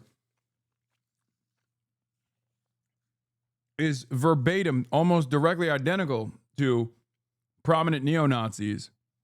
But it's the third rail that he does not actually touch. He doesn't even fucking go near it on purpose. So it doesn't even matter whether he's anti-Semitic or not, because he is a straightforward white nationalist. You know what I mean? That would just be in Tucker Carlson's instance, it would just be like, oh, okay, this too. You know what I mean?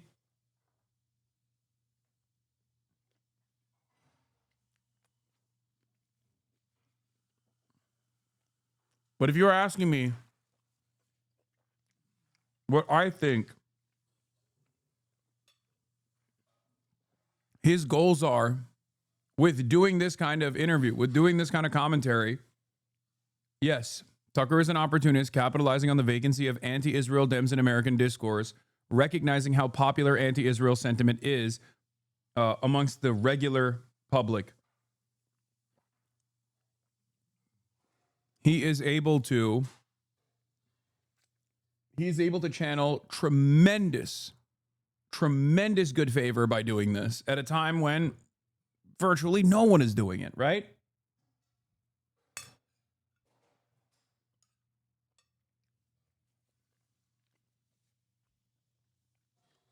This is true. But then they think about it for a month and you get a call back and they've lost interest. So Steve and I actually put the article, as I said, in the back closet and just said. What's wild is you're both at this point very well known in your. Can you explain who Steve is to your co-author? Yeah, Steve is a chaired professor at Harvard University. And at the time that we wrote the lobby article, he was the academic dean at the Kennedy School. Okay, so I'm sure a lot of people already know that, but I just want to make it totally clear. You're not two random guys on the internet who are like anti-Semites or something at all. You're like some of the most famous people in your field. And you're totally moderate. I don't even know what your politics are, but you're not a political activist at all.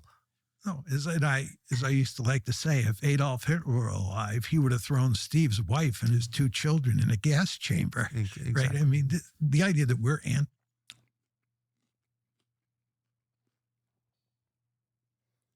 Dog, you are such a boomer. Oh my God, he is such a fucking boomer, dude. Maybe that's oh my God, dude. Just say your co-author and good friend, tenured professor and dean at the fucking School of Politics is a Jewish person. Just say he's Jewish.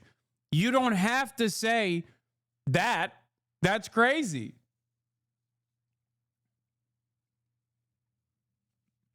I know it's a joke, bro. He's such a fucking boomer. That's why I said this is. Yeah, his partner who wrote the book with him is Jewish. His wife is Jewish. Mersheim's wife is Jewish. I know that. I'm just saying that's such a fucking boomer ass joke to make.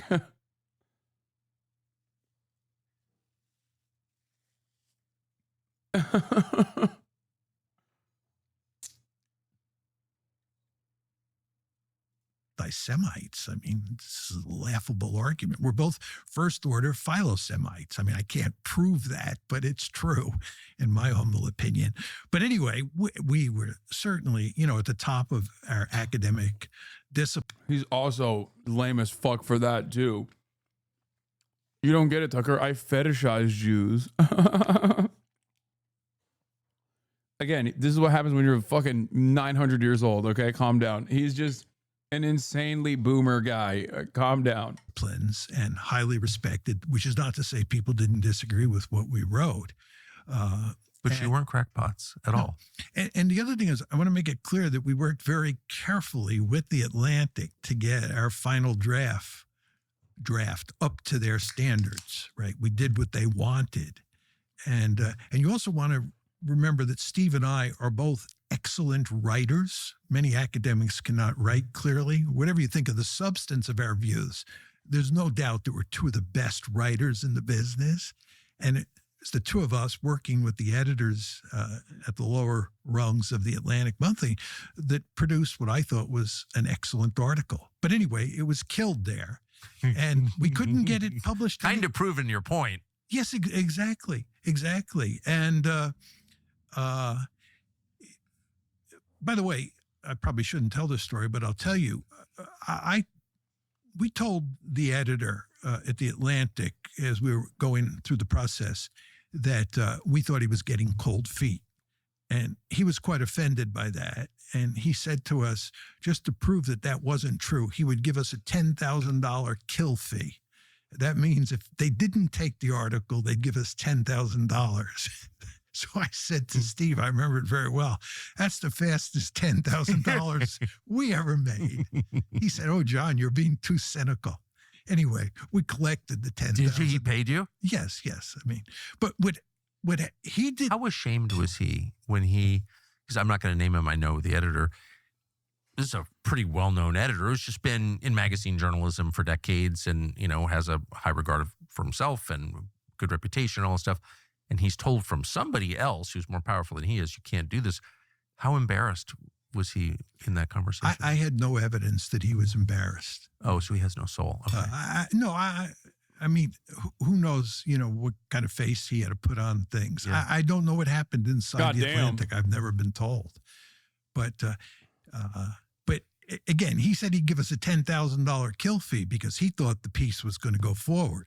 And somebody sat on him and told him that was not going to happen. I don't know what happened. But I don't want to be too harsh on him because this is the norm. Yeah. This was the norm. He didn't own the magazine. And so what we did was we put it in the back closet. And I remember Steve and I had a conversation, and I think Steve said to me, this is why we have tenure, so that you can spend 2 years of your life writing something that never gets published, and you're not punished in terms of promotion to tenure, right?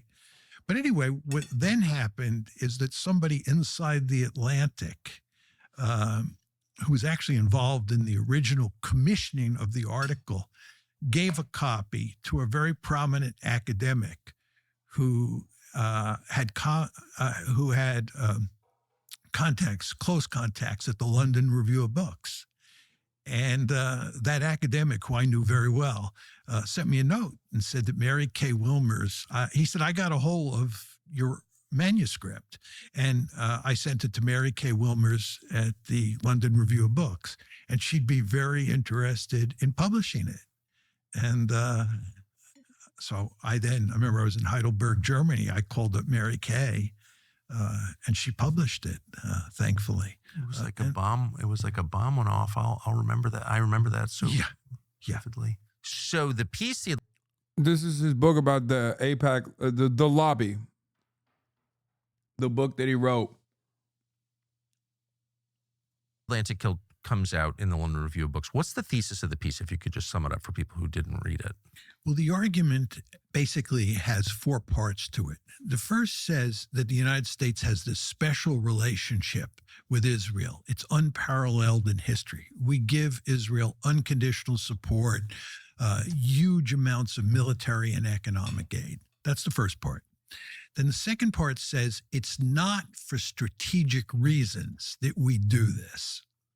Then the third part is can you explain what that means? It's not in the American national interest. In other words, from a geopolitical point of view, right? Because Israel and the United States sometime have different interests, it makes no sense for us to support Israel unconditionally. We should support Israel when its interests reflect our interests, but otherwise not. But that's not the case. So that's another way of saying what we're doing is not in our strategic interest. Okay. Third part is it's not in. Dog, what, like, I'm sorry, but this actually goes against JCPOA, the Iran denuclearization agreement. Like, that was a real difference in methods between the United States of America's interests and Israel's interests. Israel wants to destroy Iran and destabilize Iran and maybe even bring America into this like endless fucking bloodshed so that there is no regional actor that could ever defy the greater Israeli project. America had a different opinion.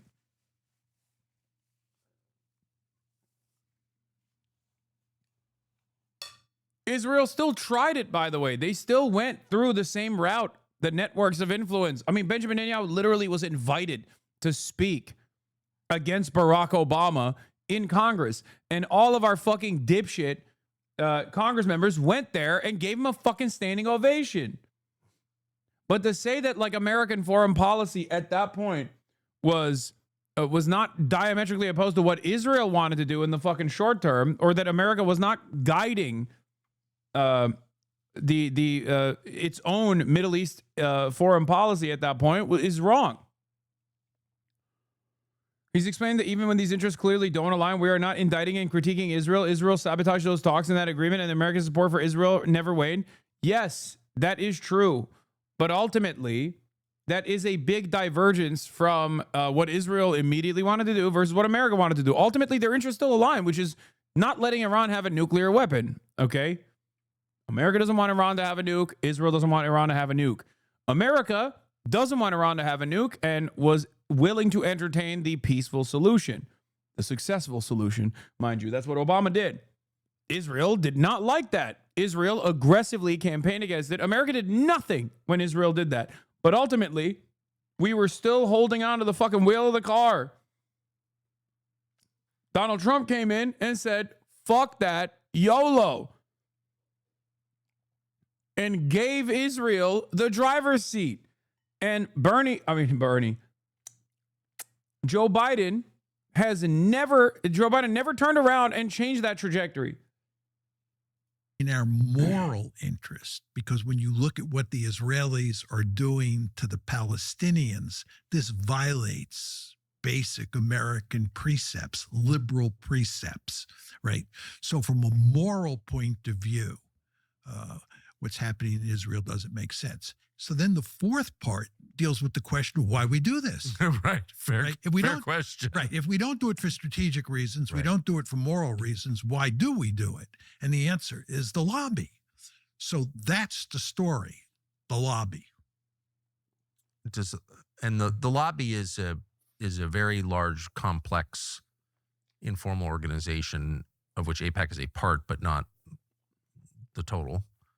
Absolutely. And then you describe how that works. Yeah, it's very important to emphasize it's a loose coalition of individuals and organizations like AIPAC, the Anti-Defamation League, and so forth and so on, that work overtime to support Israel, loosely coordinated. I think your description was right on the money. Very important to understand, it is not a Jewish lobby.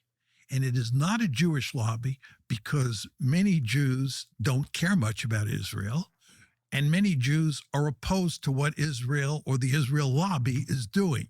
Including many religious Jews, Torah Jews, sincerely Jewish Jews disagree. I know some, so I know. Absolutely. There are a large number of Jews who are anti-Zionists. I'm aware. Right? Yeah. So you're exactly right. So it's not a Jewish lobby for that reason, but also there are the Christian Zionists. Yes. Who are a core element of that lobby. I've noticed. Christians United for Israel, for example.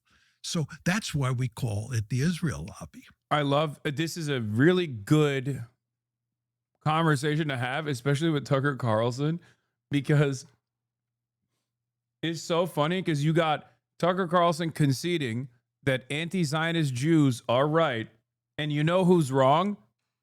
Omega Christian evangelicals.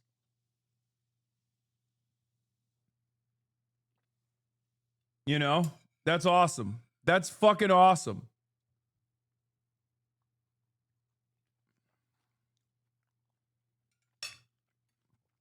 Man, I'm an insincere Jew. I was born in New York. This guy is stealing all your points bar for bar. That guy wrote the points, brother. What are you talking about? What?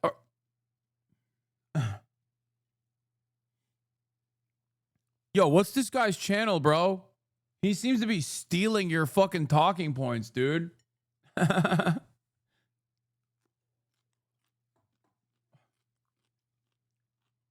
Who's this content creator, bro? I don't understand. Don't let him get away with this, dude.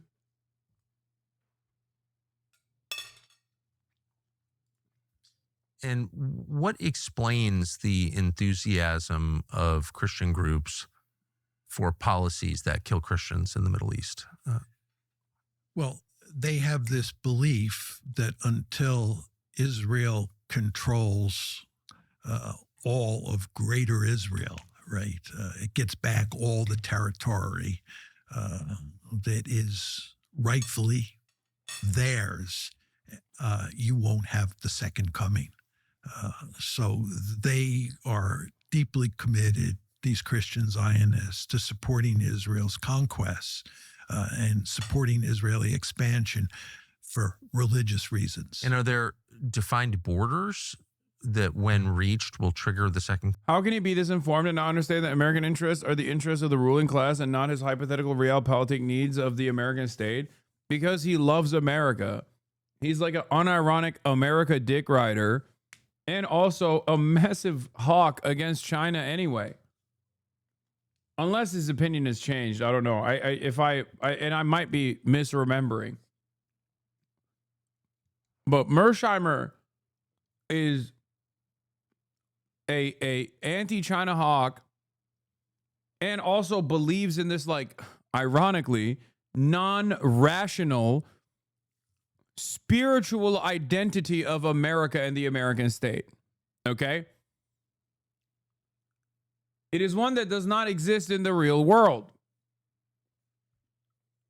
Coming? No. When we say Greater Israel, do we have a clear map in mind of what that will mean, could mean? No. No, whenever you talk about Greater Israel, there's hardly ever a real map in mind. I talk about it in terms of the occupied territories plus Green Line Israel. But obviously the Israelis themselves, most Israelis, I think, have a bigger map in mind. Do we know where that ends? I mean, it doesn't go to Cairo, I assume. No. I think the Sinai, what they take of Egypt, I think will, if they can, will be the Sinai. And I don't think they would take all of Syria or all of Lebanon, but they would take big chunks of the south of those two countries. But the idea behind the Christian Zionists is that to facilitate the second. He has takes on China becoming unstoppably the next superpower and critiquing the U.S. in those views, so they have changed, or you are misremembering.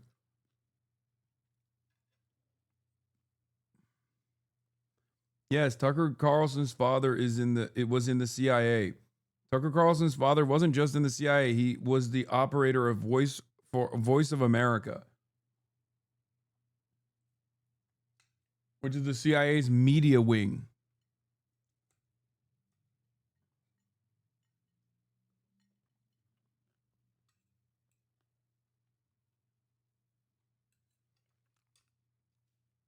Coming. For religious reasons, we should support Israel. But this does, as you say, cut against the fact that the Israelis oftentimes treat Christians as badly as they do Muslims. There was recently a case where they bombed a Catholic church in northern Gaza, and Trump was infuriated when he heard this. And he called up Netenyahu and told him, this is recently, like within the past 2 weeks, told Netanyahu that he had to apologize. And the Pope even spoke out on this. But even there, the criticism is quite muted because, again, hardly anybody in the West really criticizes Israel in a meaningful way. It is just a little bit odd that you could, on Christian grounds, support the bombing of a Christian church. I mean, there are lots of theological differences between sex and Christianity, but if you're getting to the point like where Mike Johnson, the Speaker of the House, is, where you think Jesus is commanding you to support the murder of Christians, you don't need to be like a theologian to think maybe I've gone off course. No. Yeah. You're not going to get any argument from me. Interesting. Jesus can command you to kill Muslims, maybe even Jews, but not other Christians. On that. Yeah. So where does it go from here now that things that, everyone was afraid to talk about any of this to the extent that people understood it because they don't want to be called names and because those names it's horrible to be called that. And sometimes it's true, but for most people, it's not true at all. They're not hateful. That's not why they have these views. So once those slurs lose their power, as I think they quickly are, in the same way the word racist lost its power from overuse, like, where are we? What happens next? It's hard to tell a happy story, but here's how I think about it. The first question you want to ask yourself is, what are the Israelis likely to do moving forward? In other words, if the Israelis all of a sudden got reasonable, a lot of these problems would go away. But there is no sign the Israelis are going to get more reasonable.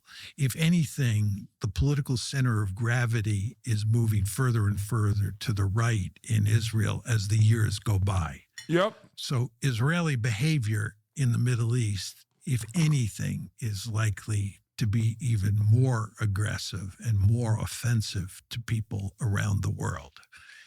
So what does that mean here in the United States? It means that the lobby is going to have to work even harder than it's now working. And again, you want to remember, the lobby's now out in the open and it's engaging in smash mouth politics, but it's going to have to work harder. Now you say to yourself, most vicious people I've ever dealt with, ever. Yeah. Anybody who's dealt with them, and I've dealt with them for longer than you have, understands full well what you're talking about. But see, here's the problem, Tucker. The problem is that support among younger people for Israel is much weaker than it is among older people. Including Jews. Including Jews, yes. Very important to emphasize that. Very important.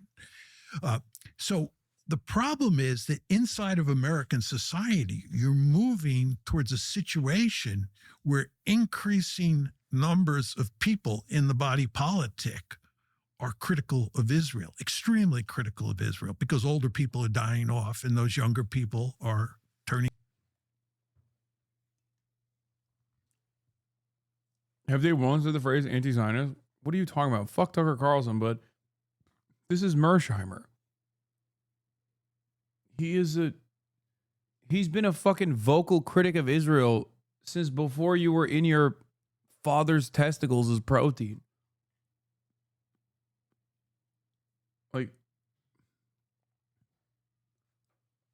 the fuck? And yeah, they do say anti-Zionist. Not that it fucking matters. What are you talking about? Have some respect for the elders here.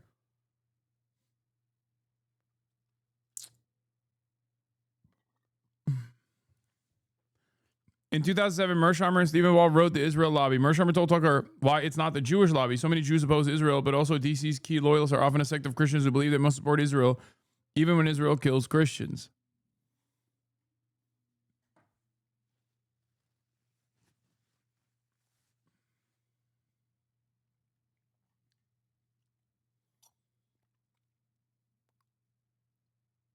Wait, Dick Durbin is not Jewish?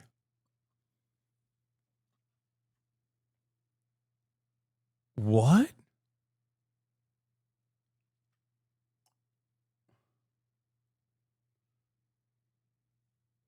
Bro, this is like finding out Jerome Powell is not a black man.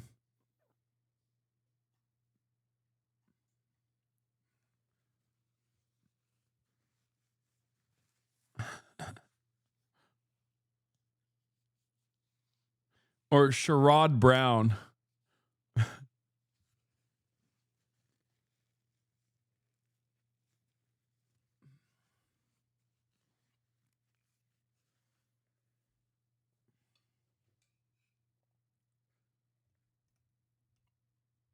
He said his wife was?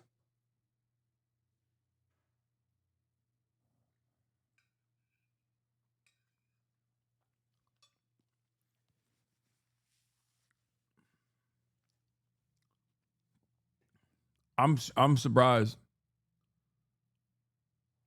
No offense, HasanAbi, but in all my life, I've never met a Jewish person named Dick. I guess you're not wrong. No, I'm not talking about Colin Powell, dude. I'm saying Jerome Powell.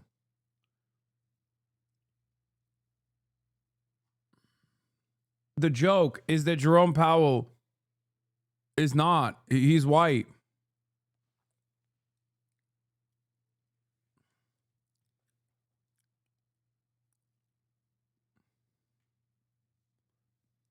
His name is Richard. Dick is short for Richard. I guess Richard is a Christian name only. Is that what it is? I thought, are Jews named not named Richard? Like, what the fuck?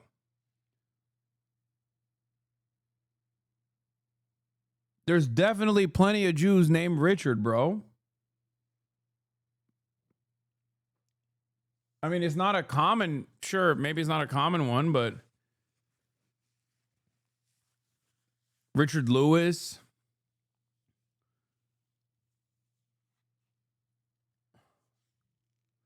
Richard Wolff. I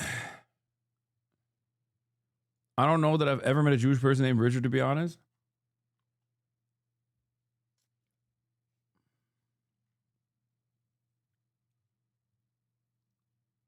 There's definitely a bunch of Richards that are Jewish.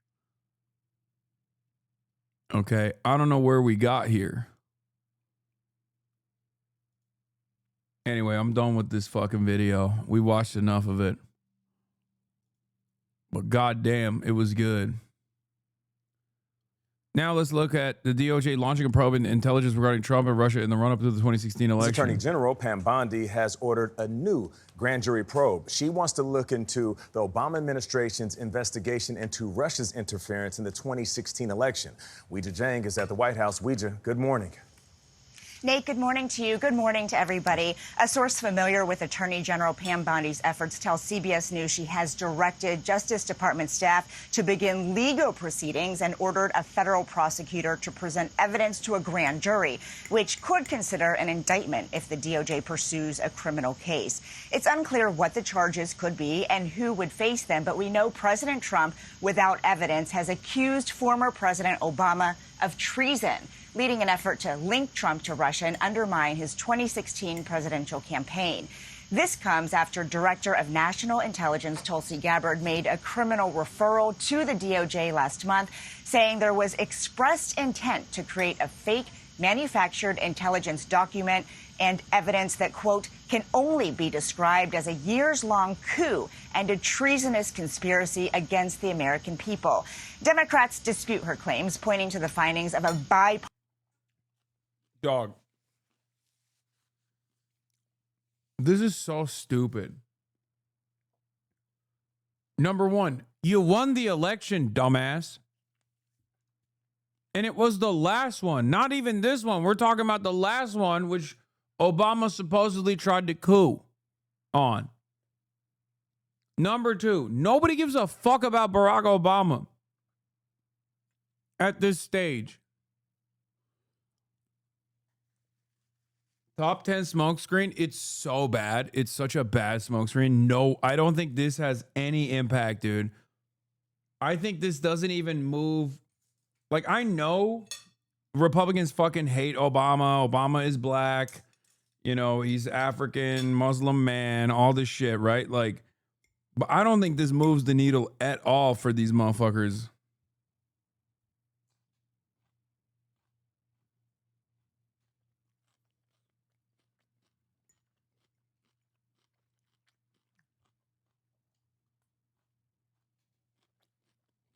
And it's extra funny because it's like, one, at this point, numerous investigations have been conducted on the Russiagate stuff. And like, everyone has basically said, including Tulsi Gabbard, when she like revealed this bombshell, that like there was decent reason as to why people, one, investigated Russian interference, and two, found Russian interference.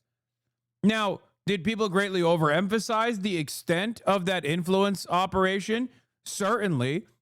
But it's not like they didn't find anything. They did. Russia was trying to intervene in American elections. So what are we talking about? Like, they literally fucking did that. It's so stupid. And last but not least, perhaps the dumbest part is the charge. A conspiracy to do a coup. Dog, you did January 6th. What the fuck do you mean? Obama was, by your own administration's estimations, with numerous bipartisan investigations committed, was like in charge of a perfectly valid investigation that actually found evidence that there was Russian collusion and also Russian interference attempts, is responsible for treason and trying to do a coup, but you did January 6th, and it's supposed to be nothing? Like, what are we doing?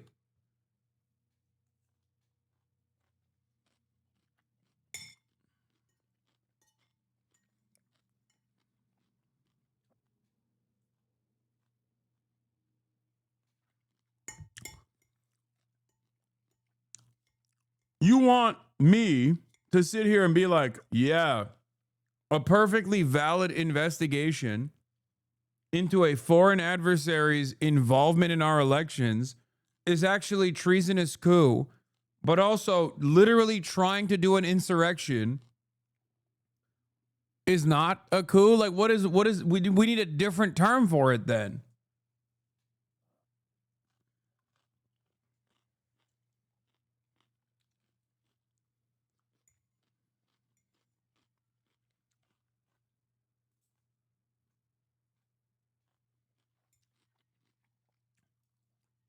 It's funny because, like, Russia did literally try to help Trump, but they also, I guess, had, like, evidence that they didn't reveal about Hillary Clinton or something. That's it. That's the only reason. I guess it's a coup for that reason, because Russian opera on Hillary Clinton was not revealed.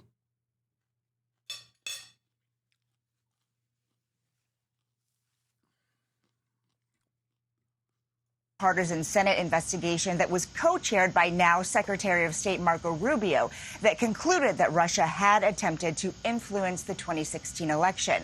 Obama has not commented on Bondi's investigation, but last month, a spokesman for him called Gabbard's allegations bizarre and ridiculous. Gail. All right, Weisha, thank you very much. And now to the guests that we've been talking about all morning. President Donald Trump. Mr. President, welcome. Thanks for calling in. Wish you could be here in person, but we already talked. We already watched this. He said Mexicans have a genetic. Elaine Chao was on yesterday, and I know she was. Oh, wait. Okay, maybe it's Elaine longer. Chao Let's was just on watch it. yesterday, and I know. And now to the guests that we've been talking about all morning. President Donald Trump. Mr. President, welcome. Thanks for calling in. Wish you could be here in person, but we'll do this. Good morning, Joe. We've been talking about the BLS and the employment numbers all morning long. Sometimes I know you get a chance to tune in. I want to bring up a chart. I hope you can see it, or else I'll describe it to you. This is the response rate over the last 10, 12 years for the BLS, the household survey. It's dropped from 90% or so on time down to 60 and sometimes even lower. It's arguably the most important number we get about the economy. Yesterday, we had Wharton Professor Jeremy Siegel on. Just bear with me, Mr. President, and listen to this. I know you're familiar with Wharton, but unsolicited, this is what Jeremy Siegel said yesterday about the numbers. I'm not going to let the BLS off the hook. I mean, you talk about how to fix it. Make these questionnaires mandatory and give them a time limit to fill it out. I think the response rate's down to 60%. I mean, that's unacceptable for the most important statistic that we have. It's almost like we're sending them out, fill it out when you can. We know you like to go to the beach in the summer, so it might be a little bit late. This is just not acceptable today. We need that response rate has to go up. And when you make the biggest mistake in 50 years, why? Why wasn't there an explanation? It's 258,000 less in 2 months. That was the biggest revision since 1968, Mr. President. So we're in the internet age. We still can't get any instant data. We're still using snail mail to get the responses back. It is the government, after all. Antiquated, no doubt, and certainly suboptimal, but rigged? Where do you get the notion that it's rigged, or do you have any evidence there? It is antiquated, but it's also very political. And, I had an election recently where I did very well, won every swing state, won the popular vote, won everything, all right? Won all the counties. It's, I think, 87% of the counties were Republican up. That's never happened before. And yet I had to go through hell. And just days before the election, they put out numbers that it was like the country was on fire. It was doing so well. And then they did a revision about 2 weeks later, and the revision was down by almost 900,000 jobs. You remember that? And I said, what would have happened? What would have happened if I lost? Think of it. I would have said... They gave phony numbers, and then they revised them a week and a half later. Those were benchmark numbers, though, Mr. President. That happens. They do that. They do that twice a year. and it reconciles the monthly figures with like the overall numbers, and it was a big number. And obviously, but the numbers were rigged. The numbers were rigged. Biden wasn't doing well. He was doing poorly. They announced these phenomenal numbers 2 days before the election, and a little bit before that, always these great numbers. And you knew it wasn't doing well. You knew prices were through the roof and inflation was terrible. The whole thing was bad. But think of it. Then they did the biggest revision, I think, in history of almost 900,000 jobs. And it turned out to be more than that because later on they did another revision. And so they gave phony numbers in order to win the election. After I won the election, I said too big to rig. But after I won the election, then they announced a downward number, in other words, to bring them back to reality. And I said, wow, supposing I would have lost, I would have blamed that. And people would have said I was a conspiracy theorist. It's crazy. Elaine Chao was on yesterday, and I know she was. I think she was Labor Secretary for 8 years under Bush II, and she was your Transportation Secretary as well. And she said, the commissioner. Remember, the reason why he's doing this is because he wants to ease the fears of the market. Okay, you don't go on CNBC unless you want to do that. That is the express purpose of going on CNBC. Now, Trump is perhaps the worst person to go and do that because he's virtually incapable of easing people, especially like when the role here requires clarity. The role here requires honesty. And even Trump's appearance on his own is just a reflection of the desperation that the administration feels. And he's a loose cannon.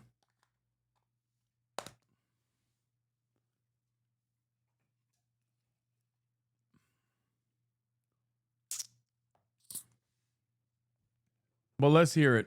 Doesn't really even get involved with the actual minutia of putting all these things together. And there's no way that it could have been, that she could have chosen to rig these numbers to make them look bad. And these are statistical changes based on this antiquated system, and it's just a Wait, you said he gets no pushback in the media? Dude, this is the last place where he would get pushback. Are you kidding me? These guys are not in it to make a name for themselves. They're not journalists. They're literally there to be like, please don't say anything stupid so that like the markets don't fucking plummet. Please, please, please, please, please, please. That's it.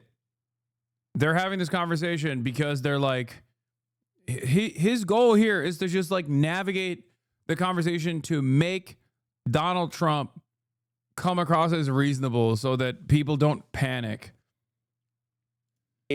A big leap to go to rigged. And then it also, Mr. President, it makes anyone you pick is going to be, critics are going to say, hey, he's picking a guy that's going to give him or a gal that's giving him the numbers that he wants. So it undermines confidence in the system to some extent. You had, according to many people, all the rights in the world to try to replace a commissioner when it's hasn't gotten any better.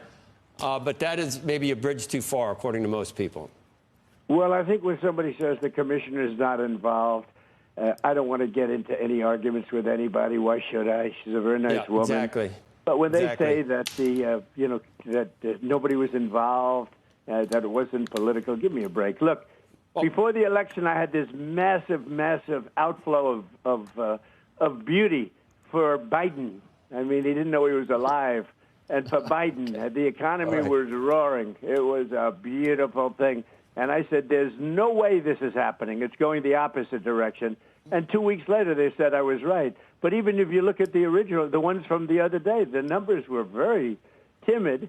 And then they announced something that made them even more timid on top of it. On sort of a reporting day, I don't know why, it just seemed a little bit more important than most times when they announced these numbers. We talked earlier that the unemployment rate is still low. It's 4.2%. It's fine. I'm not and the saying tariffs, earth-shattering. no, but I will say this. The numbers before the election were earth-shattering. I'm not saying these were earth-shattering. But No, then they announced a couple of 100,000 to make it look a little bit worse from, months before. I said, where did those numbers come from? So for as much as you want to, it's a highly political situation. It's totally rigged. Smart people know it. people with common sense know it. And a lot of people to keep their head under the cover. See?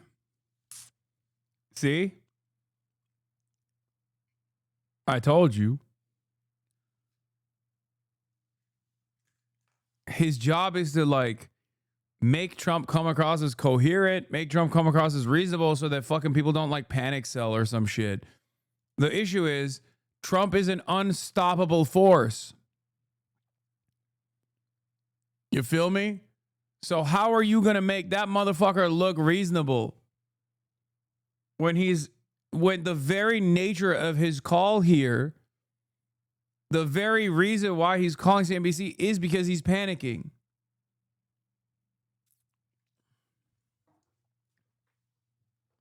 And let's move on to this. Which number do you believe at this point? Because if you noticed, suddenly the chances of what you've wanted for months and argued for Trump is literally like, I'm gonna molest the money. I love money molestation. Money, money, money. I'm gonna molest it. There's nothing you can do about it. And the guy's like, please don't do that. Don't say that. Mr. President, let's move on to how you hate molesting the money. He's like, nope, I love molesting it. I love diddling the money. I love it. It's my favorite thing. They let you do it. They let you grab it by the pussy. When you're president, they let you molest the money. Believe it, folks. I won't stop.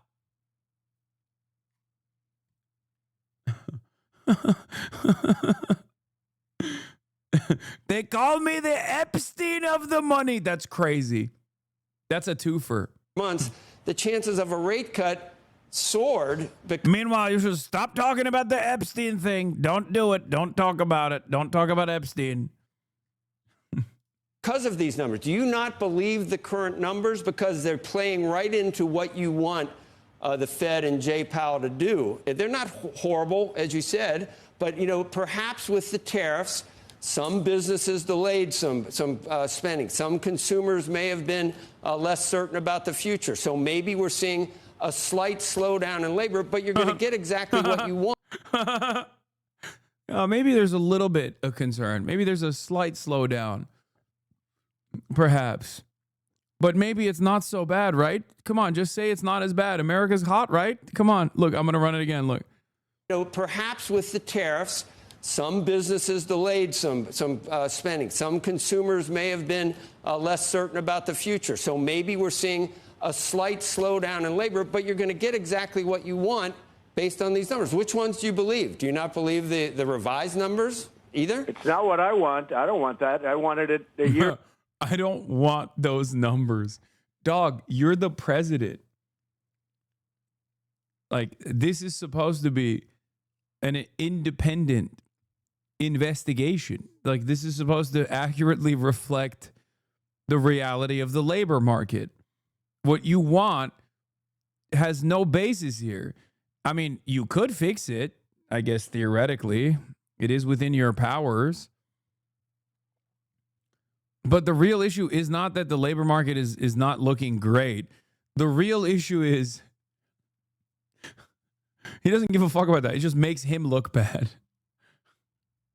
I wanted it a long time ago. Jay Powell is highly political, and I think, I call him too late. Jerome, too late. Powell, he's too late. He's too late always. He always has been, except when he came to lowering interest rates before the election, that he did. He worked that out. Who would you replace him with? I know you watch the show occasionally, and we had an extended interview with one of the prospective replacements, Kevin Warsh. Were you watching that day? Or I was. He's very good. He's very good. He's very good. Sometimes they're all very. He sounds sleepy. He just sounds angry, resentful, sleepy, in a panic state. Good until you put them in there, and then they don't do so good. But a lot of them, I think he's a very good guy. I think I say Kevin and Kevin. Both Kevins are very good, and there are other people that are very good too. But Kevin's like Karens. I don't know if that's good. A lot of times they're very good. Like this character that we have in there now, Jerome Too Late Powell. He was very good. He said, "Sir, I'll keep interest rates so low. I'm a low interest rate person, sir." You could hardly hear him talking over the desk. Is Warsh in the somebody that worked for me? Wait, he's doing voices. He's doing voices. Sir. Yo, this is crazy. He was a big fan of his, not a fan of his, he hardly knew him, but he wanted him so badly. I did somebody a favor, I put him in there. No, he's too late. He's too late. That name will stick to him Can you for always. handicap it at all? Who you're, or you won't know? When will you know? And when will you announce it? I think the two Kevins are doing well, and I have two other people that are doing well. You look, it's in the end, there are numerous people that are qualified. Everyone on your phone right now, in terms of at your beautiful studio, would be very qualified in my. I think he's talking about Jamie Dimon, maybe. I don't know. Who did Trump do a favor by appointing Jerome Powell? I did somebody a favor by putting him there. It turns out he's terrible, terrible, terrible. Opinion, you guys are better than most of the people that do it for a living. But I watched a lot, actually. No, I think that it'll be one of four people. Are the other I'm going two to make names? the decision soon. And don't forget, we have somebody that left early, which was a pleasant surprise. We have a woman that left early. She announced 2 days ago that she's leaving, and I'm going to be announcing that very shortly, too. That will be, most likely it'll be for the 4 months, for the short period of time. But a lot of people say that when you do that, why don't you just pick the person who's going to head up the Fed? That's a possibility, too. Looked like you were going to have a meeting, and people were talking about it with President Xi, and then you went out of your way to kind of say other people are saying, I think you even called it fake news or Banks something. discriminated against me after I was president. What? They debanked me. I do not believe that. It almost, it looked like you were indicating that you were unhappy or that talks had broken down, and we've had a couple of frameworks or some positive moves. And China, you've had a lot of success with other countries. China is a big deal and a big, not quite the elephant in the room, but certainly an important trading partner. Where does that stand? Will there be a meeting between you and President Xi? Anything planned at this point? What's the sticking point now, and how optimistic are you that we get a comprehensive deal? Well, I can have a meeting. We have a very good relationship, but I didn't call for the meeting. He called for the meeting. So the fake news announced Donald Trump wants a meeting with China. No, I didn't want it. No, he asked for a meeting, and I'll end up having a meeting before the end of the year, most likely, if we make a deal. It's so funny because objectively wrong, okay? Especially because, you can tell it's wrong because Donald Trump is the only party that has lowered tariffs in the process after literally increasing it for no fucking reason whatsoever. This is perhaps the most embarrassing aspect of his tariffs regime, where he's like, "That's right, I wanted to destroy China, and then I decided I'm gonna save China." When Donald Trump wants you to know something, just know that it's the opposite. Okay, the truth is the exact opposite. When Donald Trump says "I never called she called me first," know that it's probably the opposite. If we don't make a deal, I'm not going to have a meeting. I mean, what's the purpose of meeting if we're not going to make a deal? But we're getting very close to a deal. We're getting along with China very well. I will tell you, you had a point when I had 145% tariffs on. I put in for fentanyl. I actually said to people, where are we now with China, by the way, because I kept adding more and more. They said, sir, you're up to 145%. I said, you got to be kidding. So I sort of had to bring it down a little bit. But when... Dude, what? Dude. What? What? You just said you were slapping erroneous tariffs on America's largest trading partner? Dude. I'm just being the president. What the fuck? Oh my God. He's like, I don't know. One day I said 50. Next day I said 100. Why not 150? What the fuck? I mean, this is shit that we say about Trump. You're not supposed to admit it, dude. This is like what I would say. I'd be like, wow, it kind of feels like Donald Trump is just like making it up as it goes along, just adding random numbers onto a pile. He's like, yep, it just made it up on the spot. It was great. Believe me. I made it up so much I forgot what I made up. And then people told me, Mr. President, you're at 145%. I said, wow, I'm so crazy. I love money molestation. I love molesting the money. I won't let you keep a bag. I will do everything in my power.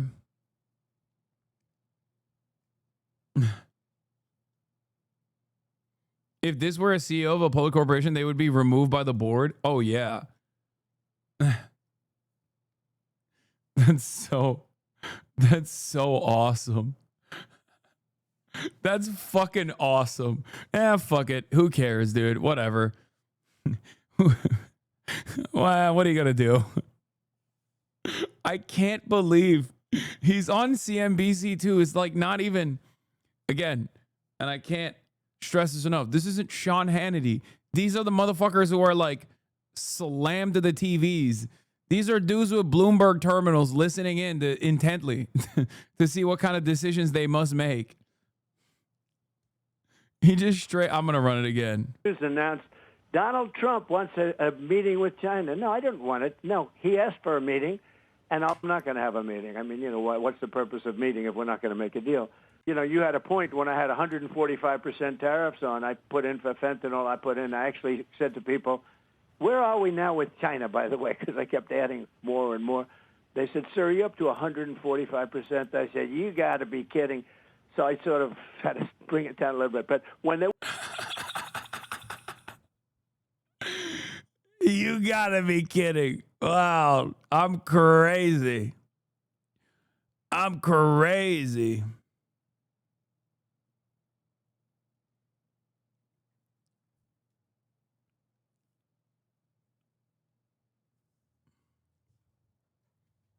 Lost track of the tariffs. Little old me did that.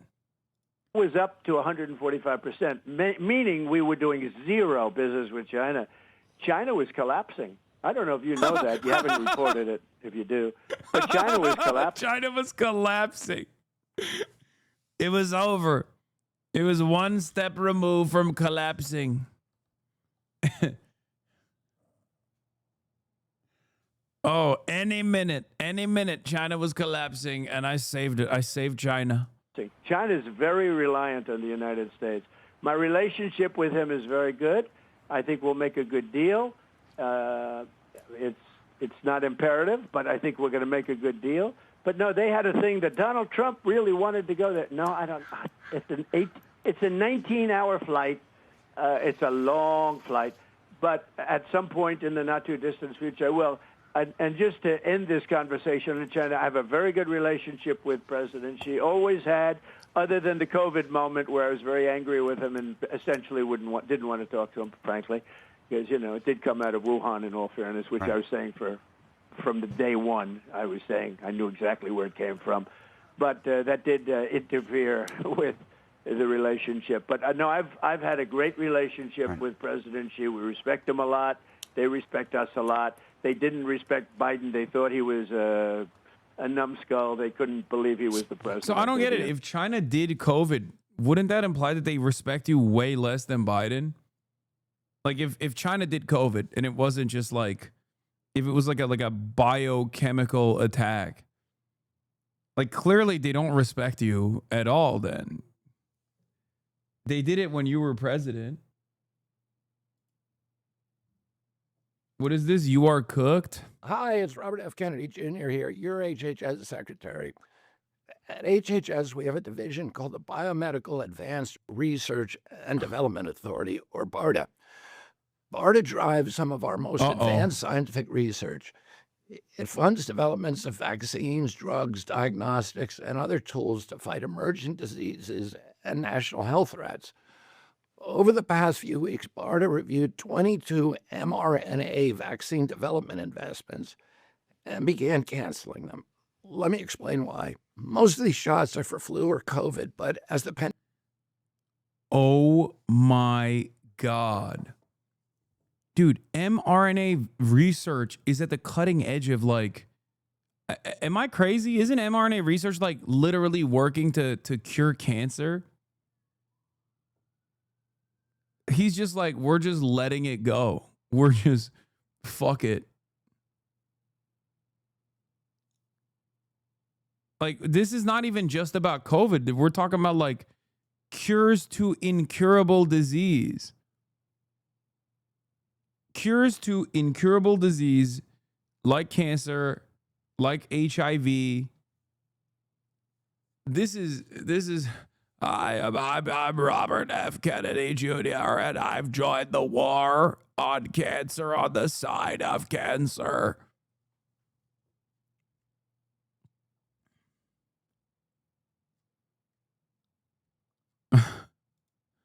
That's right.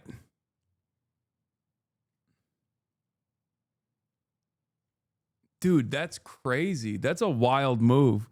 I mean, respect. I guess these guys are just straight up invested in destroying the planet, like destroying America's hegemonic status for sure.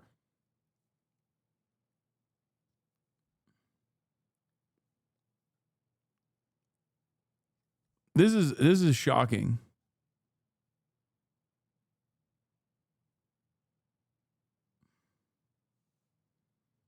Yeah, RFK is molesting the RFK, another Jeffrey Epstein affiliate. A Jeffrey Epstein associate is molesting the field of medicine.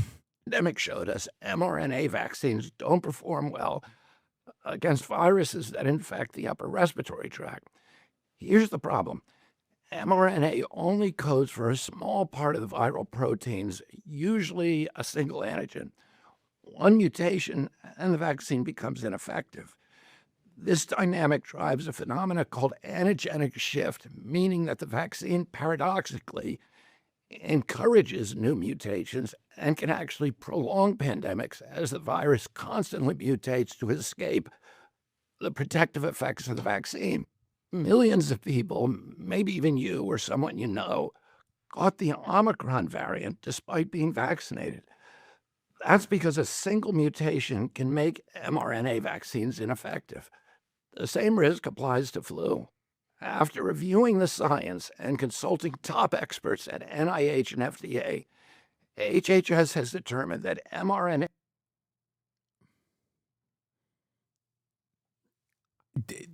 Top scientists at the NIH were like, hey, this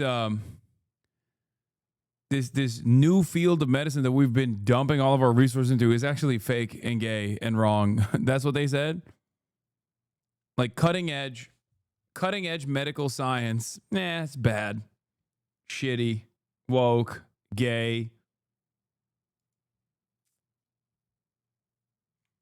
President Trump once boasted mRNA-based coronavirus vaccines were a modern-day miracle, and that was appointees like RFK Jr. are throwing doubt on the technology with largely unfounded claims. That's when they were lying to him too. Many fell for their lies. Largely unfounded means questions remain, and questioning science is how you do science. Unlike Trump, Kennedy is not falling for their bullshit.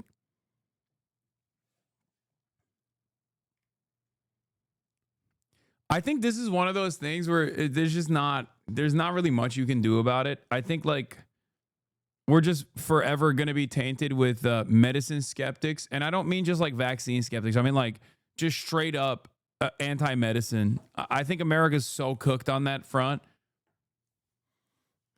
I really, a big part of this skepticism does stem from profit being playing a formative role in the field of medicine. Like it should not exist. Profit should not exist in the field of medicine at all. But because it does, I think in countries where it's especially a major issue, it's virtually impossible to go. It's virtually impossible to fight against this kind of like skepticism. So We're just cooked. Yeah. We're slapping a 50% tariff on coffee producer that supplies 1/3 of America's coffee consumption. We produce maybe 0.3% of our yearly coffee consumption domestically. Now, these beans Trump is pricing Americans out of being able to afford are going to China. China welcomes 183 Brazil coffee sellers in the wake of U.S. tariffs. Can somebody explain the logic here in terms of market protectionism and spurring manufacturing to slap blanket 50% tariffs on Brazil, including on a crop we don't and likely can't harvest at scale here? Yeah, as I've said before, coffee is pretty much region locked. So there's not really anything you can do about it unless you would just like wait for climate change to do its thing. I don't know. It's a very strange thing to do.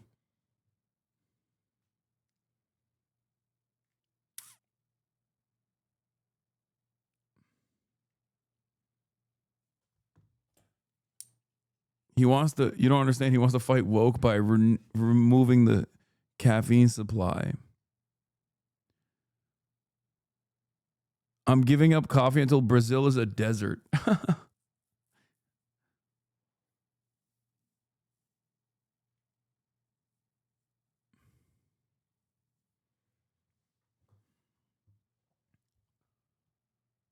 I know people who spend years growing a coffee plant under hydroponics and they get enough coffee. They get enough for one pot of coffee, maybe.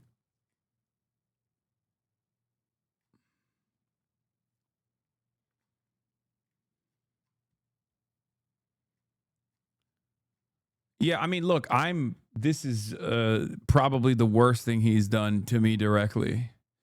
As you guys know, I guzzled that shit. But I guess like Donald Trump wants every American to just only drink energy drinks or something, you know? Maybe that's the goal here. I don't know. But this hurts me. Next, Zin, watch out, bud. No, RFK is a Zinner. He is the Zinfidel. Luckily,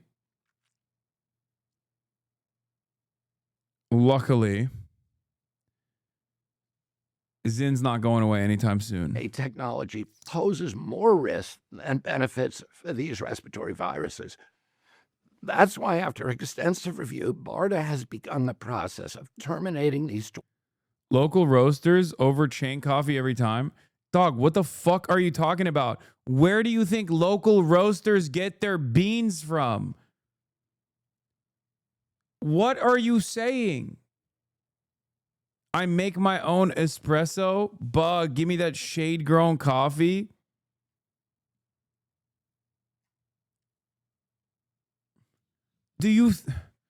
What do you think it means when I say coffee bean production is region locked? Okay? America happens to be, with some exceptions, outside of that region.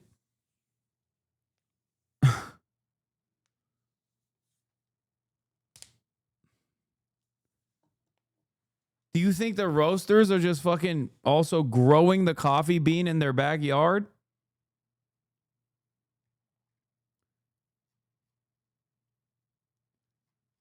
Region lock, just use a VPN.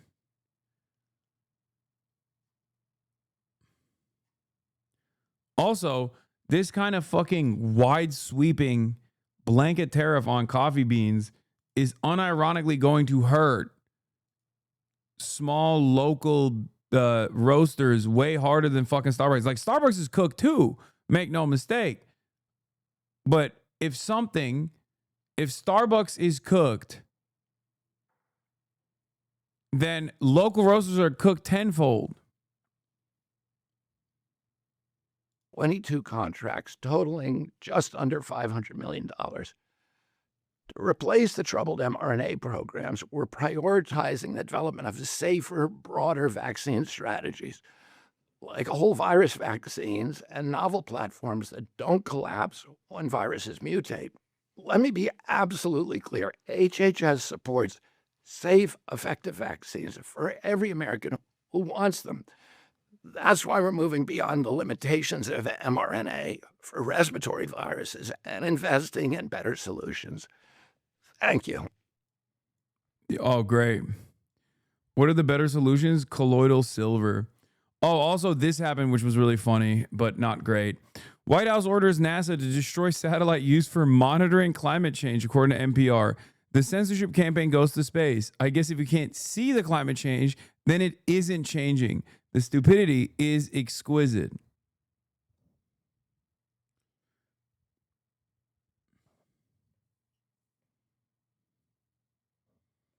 And like the operation for these fucking satellites is not even that expensive in the grand scheme of things.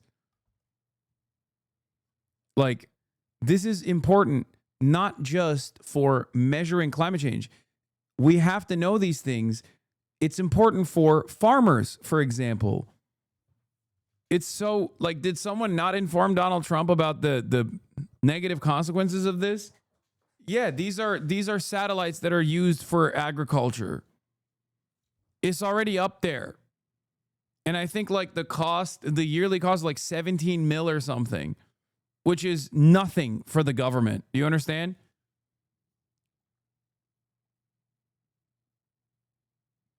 It is kind of cool. Someone said like Mao with the sparrows. I was going to say, it is kind of cool to see in 2025, like shit that you would hear happening in like socialist developing states. You know, people making like ginormous mistakes, like gigantic mistakes at a time when they were like desperate and they wanted to solve the issue of famine. But then they ended up just like fucking up agricultural production for decades. You know, it's cool to see that in 2025 in the United States of America when we've moved beyond it. And those socialist states or former socialist states have actually moved beyond the issue of famine. Like they fixed it, they solved it. But Donald Trump is just doing it for the fun. For absolutely no discernible reason. Very cool. This is cool. This is history unfolding, I guess. American Lysenkoism 2025. No, it's great.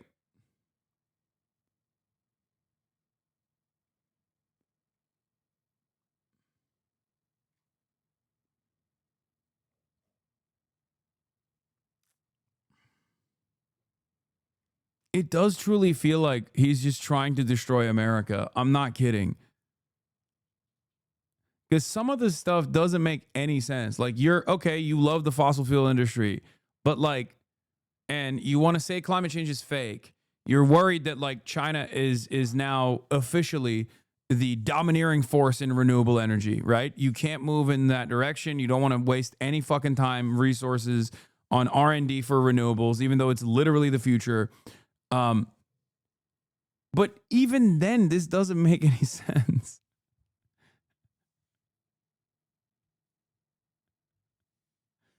This doesn't make sense at all. This is such a weird development.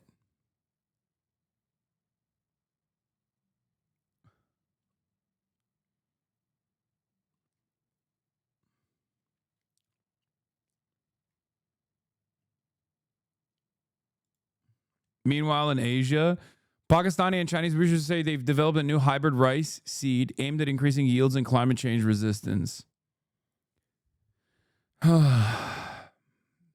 Woke, gay, going to turn your children autistic. Yeah, meanwhile, the leader of the free world is on CNBC being like, I don't know how many tariffs I put on China. They're weak. They're weak. They love me. United States, and neither can anyone else let that happen. Mr. President, on a different topic, the Wall Street Journal is reporting that you're prepping an order that they say would punish banks that discriminate against conservatives, including potentially Bank of America. I'm going to be actually talking to Brian Moynihan here later today. Can you tell us about that executive order? What's in that? And what do you think the banks have done? Well, they did discriminate. I had J.P. Morgan Chase. I had hundreds of millions of dollars in cash. I could see if they want to, if they want to do something bad because you don't have any money and you defaulted and they took people out. But I'll give you me as an example. I had hundreds of millions. I had many, many accounts loaded up with cash. I was loaded up with cash, and they told me, I'm sorry, sir. we can't have you. You have 20 days to get out. I said, you got to be kidding. I've been with you for 35, 40 years. They said, and I mean, I had all this. I didn't know what to do with it. And I went to, and you could ask him. Maybe he's not going to admit it. So I said, I was informed by my people that we have to get out of Chase Manhattan. That's Jamie and J.P. Morgan Chase. So I said, I can't believe it. Well, I was never in this situation before. I've never had anything like it. And it's not like, gee, you defaulted on a loan. You have. You have. You have 7 times. 7 bankruptcies. So you've definitely been in a situation far worse than this. Understand that. That's different. But there's no defaults. I mean, there's nothing but cash. It's a really, I have a really great company. And then what happens is I call up Bank of America routinely because when I was president, this was after I got out, by the way, I call up Bank. Oh, also, attorney for Sean Diddy Combs. It's my understanding that we've reached out and had conversations about a pardon. Have they had conversations with the Trump administration? Yes. It's like boom, boom, boom, boom, boom. Diddy pardon, Ghislaine pardon. We're nuking the satellites that help farmers figure out agricultural output. Every moment of every day is another unique opportunity for Trump to fuck something up, okay? Money molestation, also actual molestation. Of America routinely. And I speak to him and I speak to a couple of people and they have zero interest. Brian was kissing my ass when I was president. And when I called him after I was president to deposit $1 billion plus and a lot of other things, more importantly to open accounts, which banks always like. They like accounts because they get interest-free, the overnights and things. There are a lot of reasons for it, but they like accounts. I had hundreds of accounts, and he said, we can't do it. No, we can't do it. So I went to another one. I ended up going to small banks all over the place. I mean, I was putting 10 million here, 10 million there, did 5 million, 10 million, 12 million. I have them all over the place, the craziest thing. And it's lucky I even had them. They were doing me a favor. And that's because the banks discriminated against me very badly. And I was very good to the banks. I had the greatest economy in the history of our country when I was president. And by the way, our economy now will blow that away. I didn't realize he went on Squawk Box and went on, dude. Like there's like 4 more videos like this. But our economy now, because we're a rich country again, because of our trade deals, we've become a rich country again. But no, they totally discriminate against, I think me maybe even more, but they discriminate against many conservatives. I told that story. Like I want to click away and do something else, but it's fire. Like he is bitching and moaning about the funniest shit. I can't look away. And sitting around tables with other people that were conservative or Trump supporters. I think the word might be Trump supporters more than conservative. And I believe what they did is they went to the regulators. Banks are not afraid of anything but a regulator. They're regulators and their wives. They're more afraid of their wives than the regulators. But the group they're really afraid of is bank regulators.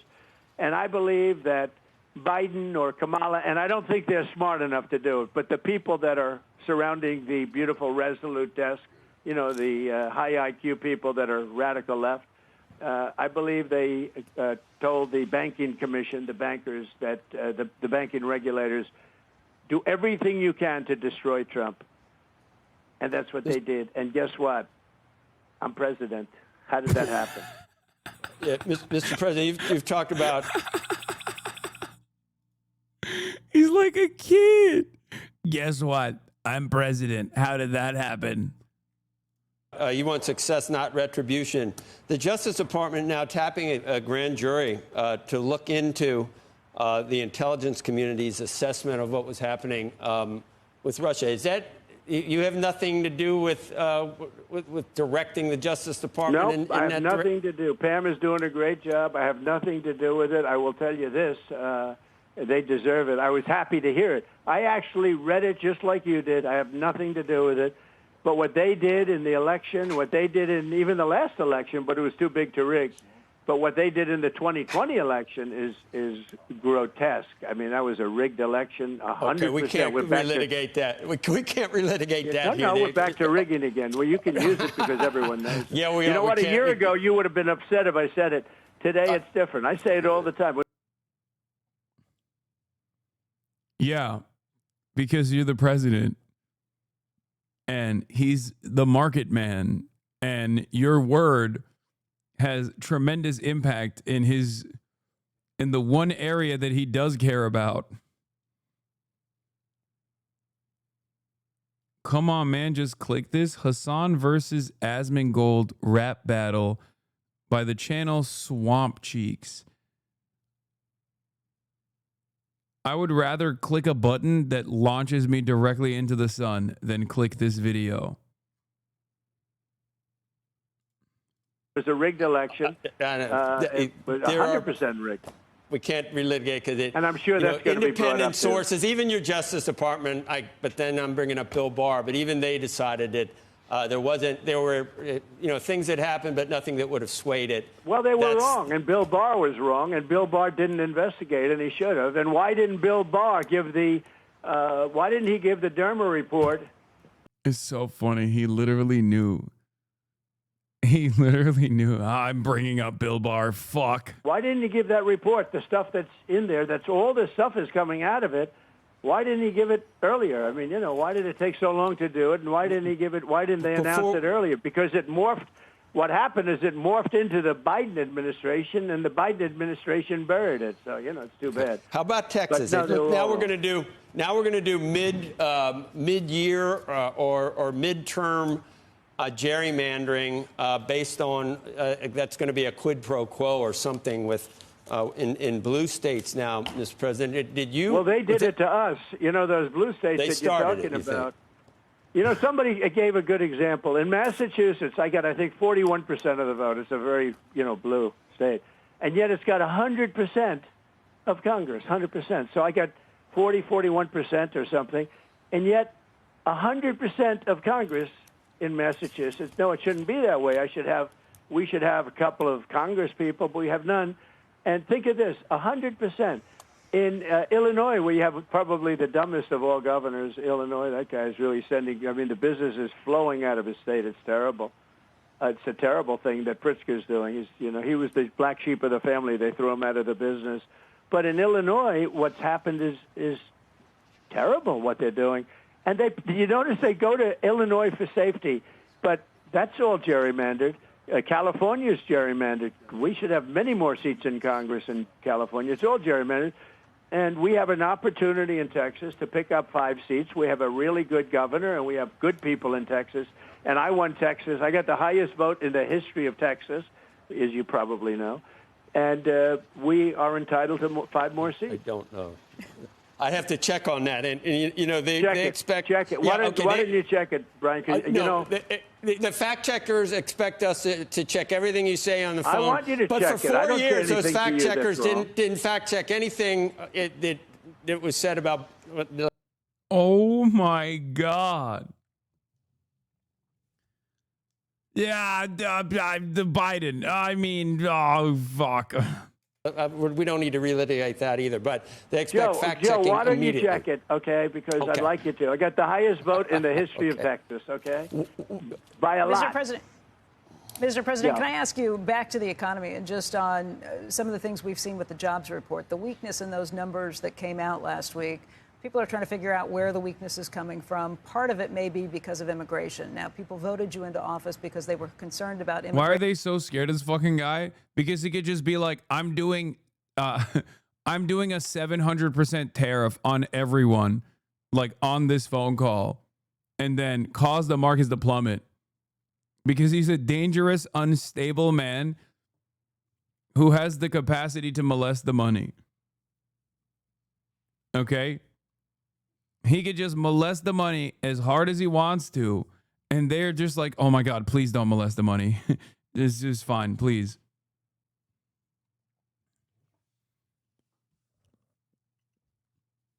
He's so powerful. These guys only care about one thing, markets being green, okay? That's it, nothing else. the entire world could be fucking collapsing. And as long as there is like confidence in the American stock market, confidence in like all the companies, and people keep, I don't know, magically deciding that things are going great for some reason, in spite of all evidence that points to the contrary, these guys will be like, Mr. President, I will suck your cock on screen. Okay. I will suck it hard. No one will suck it as hard as I've ever sucked it. Thank you. Biden sucks. He's old. He's decrepit. Do you want me to say that? Do you want me to say that? Do you want me to say something about Biden? I'll say it. Policy in this country. But if you look at the jobs Please don't molest the money further. report last week, it did show a 1.7 million drop off of foreign-born workers from March to July. And That's a great number, by the way. That's a great number because it means we're putting Americans to work. Well, the problem is immigrants have accounted for more than half of the U.S. workforce growth over the last 3 years. And so you wonder if that gets into an issue. And I know you've spoken with farmers who have had concerns about being able to find the temporary workers there. That's right. And I think their pleas have kind of hit you in a way where you looked at that a little differently. Yeah, as in you don't care about the humanity of these people, but the humans that you do care about are capital owners, aka farm owners, who came up to you and were like, dude, what the fuck are you doing? People don't want to come to work. People are too scared to come to work. And you're fucking up the agribusiness. And Trump was like, all right, well, let some of the Mexican slaves continue working, which he is literally going to say. Well, I think this. We're getting the criminals out of our country because they had an open border policy because they were fools, and they allowed people from prisons and gang members and drug dealers into our country. We're getting the criminals out of our country by the thousands, and they're taken. We have murderers. We have people that are mentally insane. They come out of insane asylums and psych wards, and they come out of places that you don't want to know about. You would not like to see it. But they dumped everybody in our country, from the Congo in Africa to all over South America. They dumped millions of people into our country that are dangerous people, and I'm getting them out. I'm working with the farmers, however, and the farmers have been great. I also got the highest vote for farmers, I think, that anybody's ever gotten.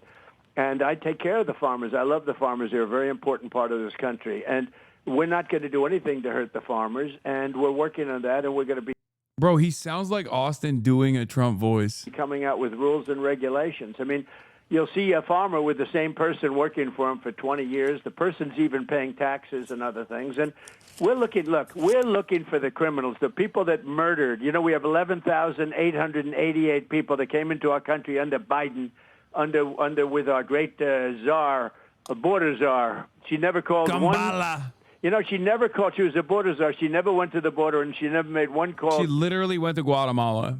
Like, I'm not defending Kamala Harris. I think she did a horrible job as vice president. She was tasked with a horrible job to begin with from a president that didn't want her to do a good job anyway. But she did fucking straight up fly to Guatemala to say, do not come. Do not come. To the Border Patrol. You know, other than that, she did a great job.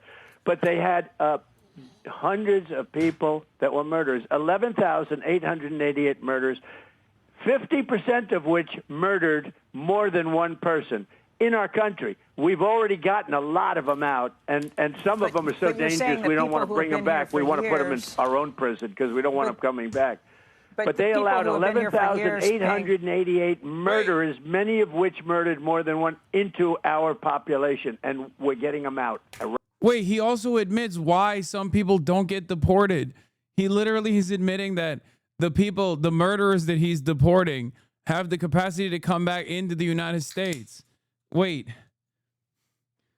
I mean, all the numbers he just said are made up, but that's literally the point. That's why some people don't get deported even after doing like a heinous crime, because there's no guarantee that they're going to, they're not going to be freed in the country that they sent back to.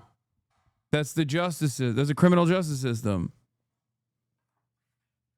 Rapidly. But Mr. President, I just want to hear you clearly. You're saying the people who have been here for years and who have been even paying taxes, you're going to look at them President Trump, people love tariffs very differently, and maybe they belong here in the workforce? I want to work with them, and in some cases, we're sending them back to their country with a pass back in legally, and we're doing things that are very difficult to do and very complex, but it works really well. We're sending them back, and then they're schooling, they're learning, they're coming in legally. We have a lot of that going on, but we're taking care of our farmers. We can't let our farmers not have anybody. This is new. These. Why do you have to send them back then? Why don't you just process them here? What? He's like, no, I love deportations. I love them so much. I got to do a little bit. I got to do some deportations. Believe it. It's got to happen. It's going to happen. Believe it. That's why I'm doing it. I'm doing a little bit of deportation and then a little bit of reportation. We're porting them back in. After we port them out, deport and then report. These people, you can't replace them very easily. People that live in the inner city are not doing that work. They're just not doing that work. And they've tried, we've tried, everybody tried. They don't do it. These people do it naturally. I said, what happens if they get it to a farmer the other day? What happens if they get a bad back? He said, they don't get a bad back, sir, because if they get a bad back, they die. I said, like, this is so psychotic. We covered this earlier, but I wanted to run it again. But it is such an insane thing to say. It's like the Mexican natural farmer, big build. And when they get a bad back, we kill them, we shoot them, we bring them to the glue factory. That's interesting, isn't it? These are very, in many ways, they're very, very special people. Okay, go ahead. No, okay, so. Okay, go ahead. All right.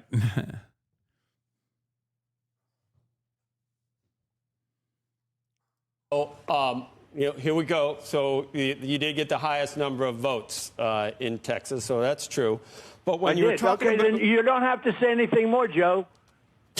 I got to say this. No, don't say anything more. No, don't qualify it by saying. No, I'm I got the highest number of votes. You did. In the history I'm moving of on. Texas. I'm moving on to your claim that revision helped Biden hurt you for the 800,000. It was in August. There was still plenty of time for voters to see that those weren't real jobs. After the election in November, I believe it was in November. No, this was before the election. It was. He's talking about the revisions that took place before the election, which you literally used as a way to attack Biden before the election. He's shouting because he's getting fact-checked. August. And this guy doesn't want to do it. He literally was like, let's not even touch that because I'm going to be forced to fact-check you. He said it. He did not want to do this fact-check. He's like, oh, let's not talk about that then, because if we do, then I have to go in and I have to correct you. And he doesn't want to do it. He does not want to do this fact check. Okay? And Trump is literally like, don't do it. Don't say it. Don't say it, Joe. If you say it, I'll fucking deport you. What are you, Lithuanian? I'm sending you to Estonia. That's where we're at. What is this? Quiet as a mouse.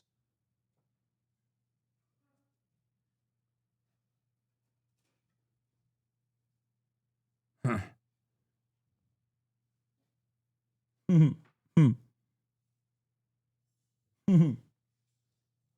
What are you looking at? What are you looking at? Huh? Who are you looking at? Go on.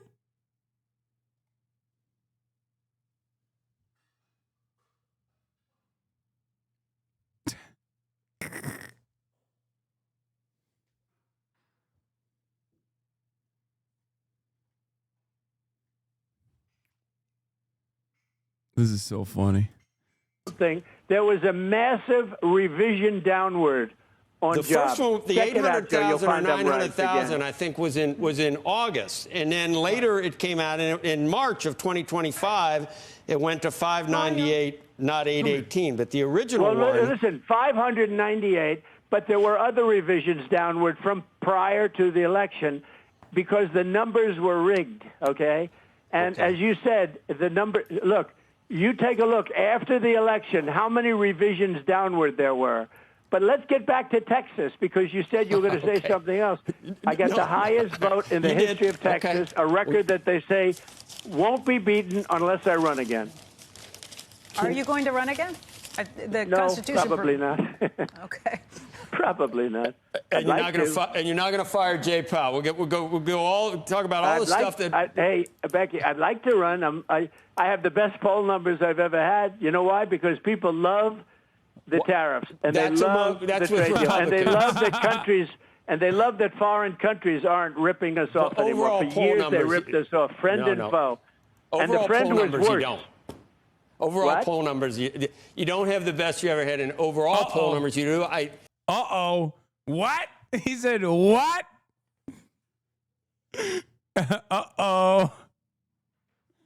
Gaia, what are you doing? What are you doing? No, you can't get up. You can't get up. You can't. Don't do that. Don't try to jump on me. What? I'm going to run it again. Overall poll numbers, you don't know. And the friend poll was numbers, worse. you don't. Overall poll numbers, you don't have the best you ever had in overall poll numbers. You do. I'd cite you one of those. I have the best. I have the best poll among numbers I've ever Republicans. had. Among I have Republicans. poll numbers where I'm 71%. What? Dude.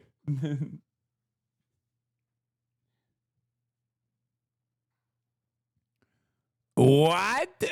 I have the best poll numbers. Look, those are among Republicans. You've got. No. Among Republicans, I'm at 94 and 95%. No, I'm talking about generally. I have the. There is not a single poll that says he has 71% approval. What the fuck is he talking about? Did someone show him like a poll where he has 71% approval among Republicans or something, which is like very low? What? What the fuck is this guy saying? Does he mean like a Twitter poll or something? Like Gunther Eagleman. How many of us love the president? Showing this poll. And he's like, he got 74% of the people. Let me put it this way. There was a gentleman on Harry Emden yesterday on CNN, and he went crazy over how holy Toledo, how well Trump was doing. Now, you don't put that on because I think CBS is a shade. Actually, CNN's a shade better than NBC. I think NBC is probably the worst of them all. But if you check CNN tomorrow, watch Harry Emden, and you'll see Harry Emden. Harry Emden. Gaia, enough. No, I can't play with you yet, baby. Stop. I can't play with you. This is crazy. She's trying to play. Gaia, place. Go. Place. Come on.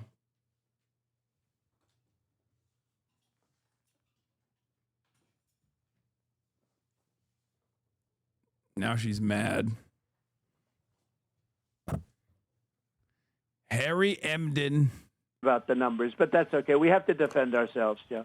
I know, but there are other. They can cite. Your haters cite polls that have you down in the 30s, Mr. President. And, yeah, but they're fake polls, Joe. I had a lot of fake polls. You also have me in the 70s. No, that's not real. What? Who? What is he talking about? Does anyone know what poll he's talking about? Which poll did Harry Emden point to?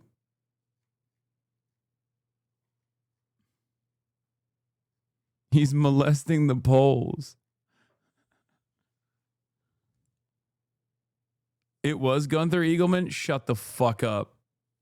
No, you're just joking. I just made that up. There's no way that he was pointing to a fucking Gunther Eagleman like Twitter poll or something.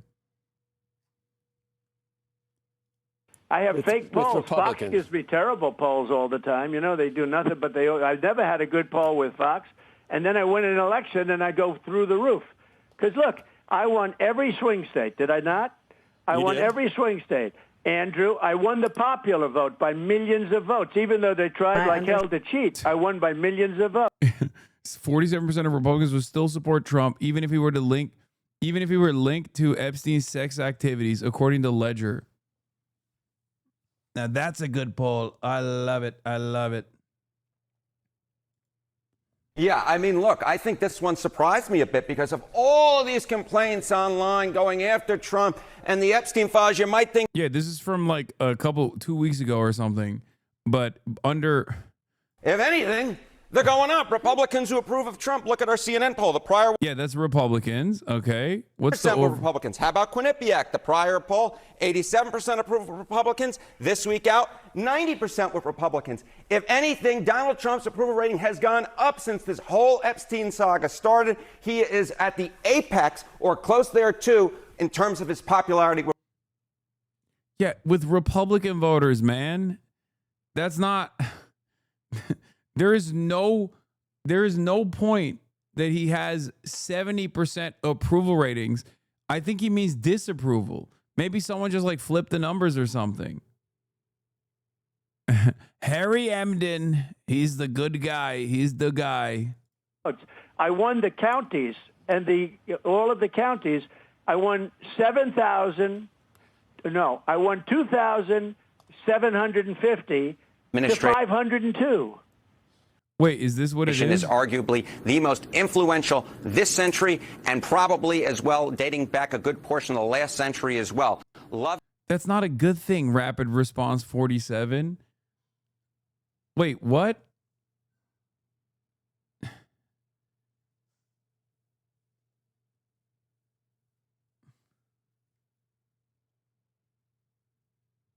That's not. It's true.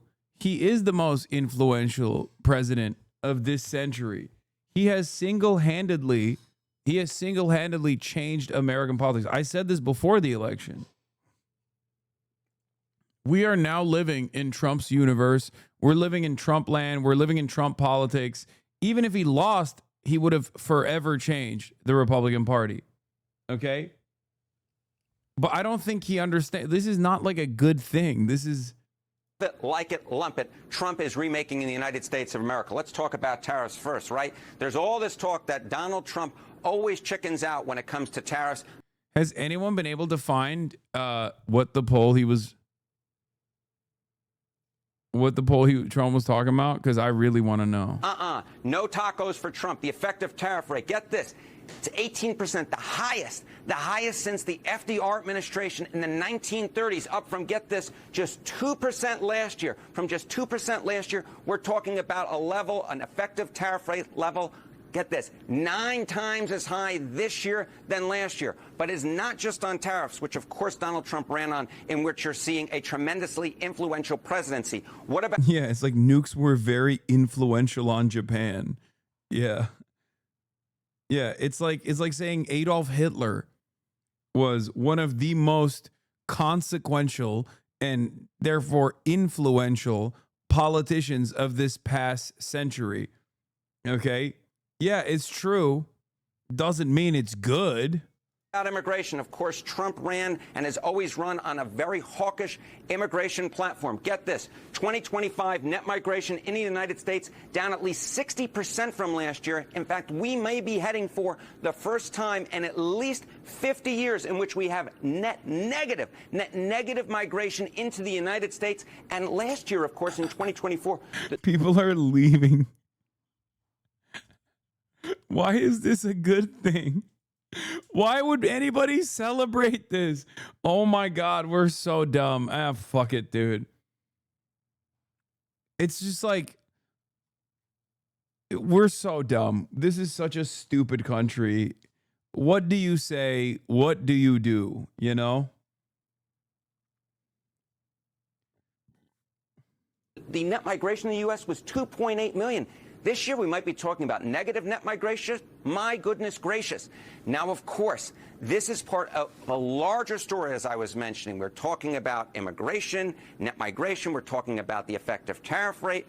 But get this. How is Donald Trump doing it? Well, he is signing a ton of executive orders. Get this, 180, the most in a year since Thank God he has the capacity to put that green line next to the 180 number, because otherwise I would not be able to pay attention to what number he's talking about. You know what I mean? Franklin Delano Roosevelt. Oh my goodness, you have to go back to the first half of the 20th century, the last century, and to make a comparison, Joe Biden signed, get this, just 77 during his entire first year, and we're only a little bit in August so far, and Donald Trump making history with 180 executive orders signed so far this year. So that's why I said that in my mind, Donald Trump is the most influential president of this century, and probably dating back a good portion of the last century. That is nothing that he mentioned here could be read as like objectively good. Like, is because he is remaking the country in terms of tariffs. He is remaking the country in terms of net migration, and he is remaking the country in terms of how much policy changes he's putting through in executive orders. As I said, it truly is history making. Love it, like it, or lump it. They can't even say hate it.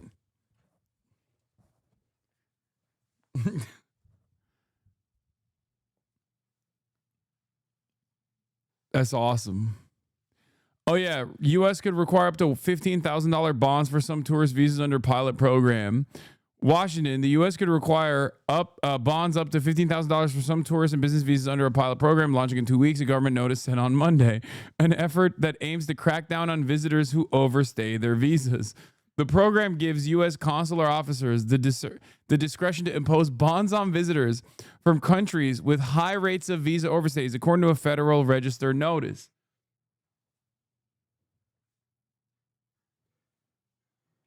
Well, that's going to be good. We don't want you. If you're poor, don't come to America. You need at least $15,000. Yeah, you get your money back when you leave, but who the fuck has 15 grand? Who the fuck has $15,000 to put down when they're coming into the United States of America? Like, you got the Olympics coming up. You know what I mean? You got like the World Cup coming up. That's fucking psychotic. If a country, like, I have 15 grand that I could put down, right? But if a country were like, oh, you can't come in unless you pay this country, unless you pay me $15,000 in a bond, I'd be like, okay, well, I guess I'm not coming. Like, I have the money and I'm still not going. You know what I mean? It's so fucking stupid.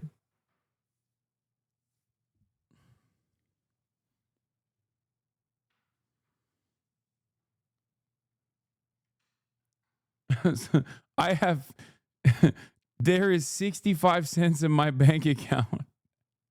I have $54. I wouldn't even go to Japan if I had to pay 15 grand in a bond to get into Japan. Okay? Unless I was permanently leaving, let's be real. Then if I was going to be an illegal migrant in Japan, an illegal refugee, a refugee from America.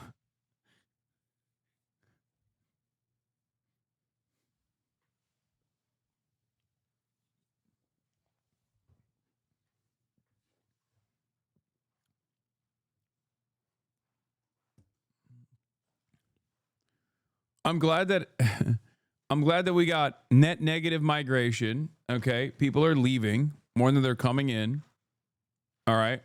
That's one. We got tourism has taken a fucking nosedive. It's kind of funny because, like, you see places like Spain or like European capitals where there's like people who are mad that like people keep coming. Like, all these places that are propped up by tourism dollars are now offended or just like mad that tourists are coming to these areas. And Donald Trump heard that and was like, we should do that here. We should make sure no tourist comes into the country ever again. I saw it. They're spitting on our tourists like it's the West Bank. Only there is it allowed to spit on our big, beautiful Christian tourists. Only in the West Bank. When they do it, it's all right. When they do it in Barcelona, they're calling it. They're saying Barcelona. I call it Barcelona. They call it Barcelona. They're spitting on our tourists.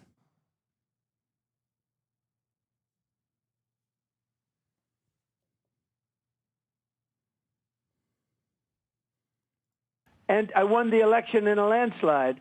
And obviously, that's only, we're only 6 months in. But my poll numbers are better now, much better than during the election. And now part of that, oh my God. Part of that is. Oh my God. Senator Adam Schiff under federal criminal investigation for alleged mortgage fraud violations. Oh my God. I hope they arrest him. Oh my God. I hope he goes to prison. Oh my God. I hope he goes to prison. Oh, I hate him so much. Oh, fuck yeah. Oh, hell yeah. Yeah, this is political. Sure, I don't care. Lock him up. Lock him up. He got, dude, he literally got, I know this is fucking absolutely malicious. I know this is malicious. I know Trump is doing this out of pure malice. This motherfucker got like $6 million from AIPAC. Okay? Lock him up. Yes, he's my senator. Shifty Schiff. Trump truth about Adam Shit.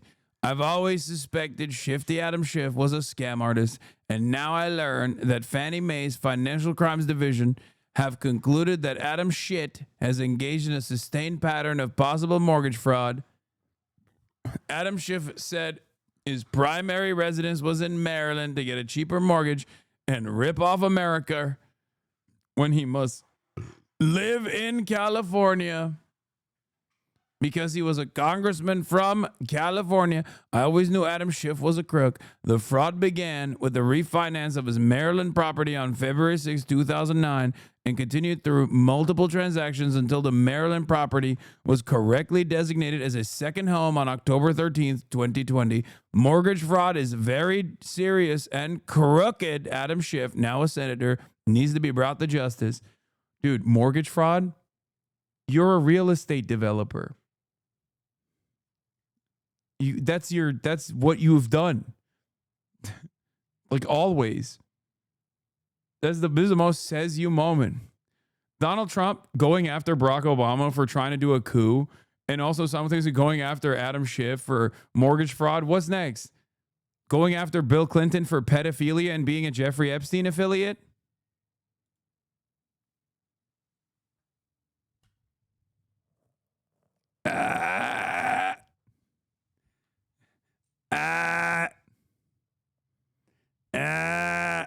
I see what you're doing there, sir. He's fixing the SEO. He's fixing the SEO, dude.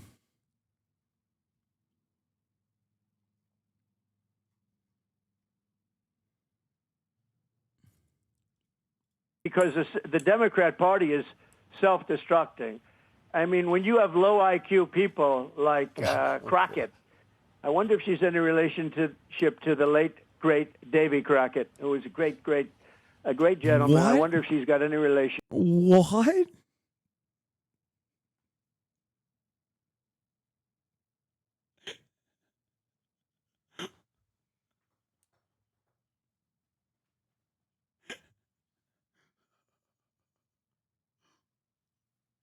Bro,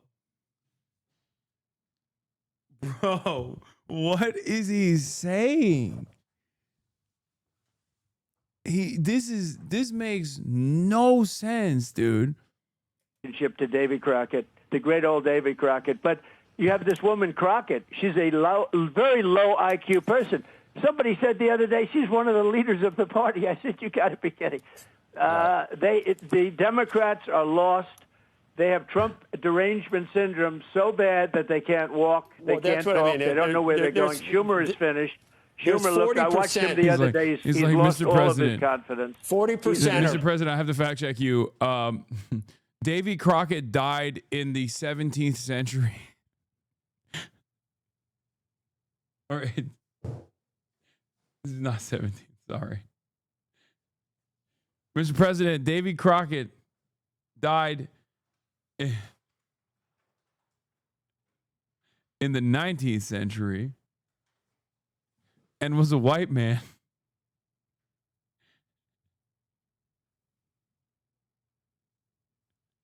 I have to fact check you, Mr. President. I'm so sorry.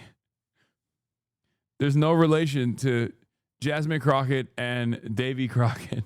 of the country has. No, he meant Jasmine Crockett. I wonder if she's related to the late, great Davy Crockett. That's what he said.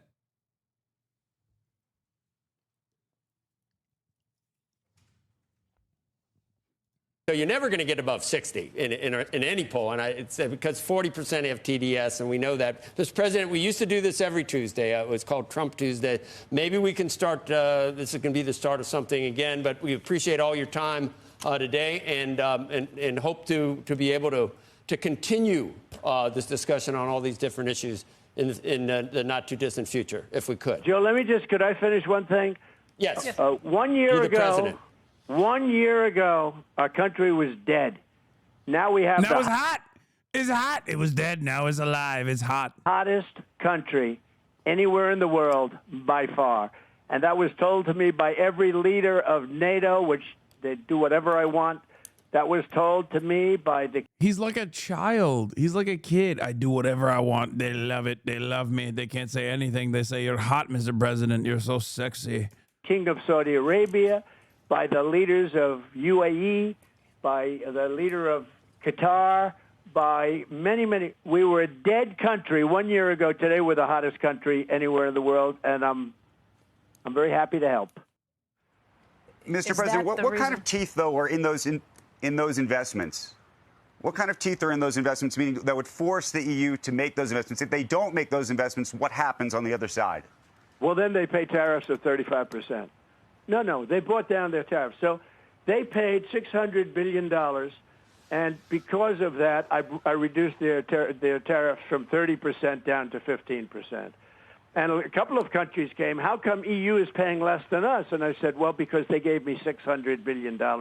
And that's a gift. That's not like, a loan, by the way. That's not a loan that, 3 years comes up, we have to pay it back. There's nothing to pay back.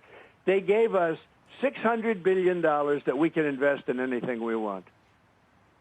The deal that you and nobody knows it, Becky. Nobody knows it because they don't know. No, we have been trying to figure out the details on that, Mr. President. So well, there are no the details. Clarity on the that. details are $600 billion to invest in anything I want. Anything. Okay. I can do anything I want with it. And the purpose was they've been, ripping us for so many years that it's time that they pay up, and they have to pay up. We couldn't afford to have the deficits. Look, I did something with Switzerland the other day. I spoke to their prime minister. The woman was nice, but she didn't want to listen.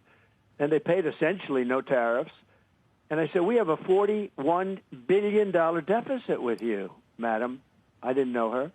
I said, we have a $41 billion deficit, and you want to pay 1% tariffs. You wanted 1%. I said, you're not going to pay 1%. We lose.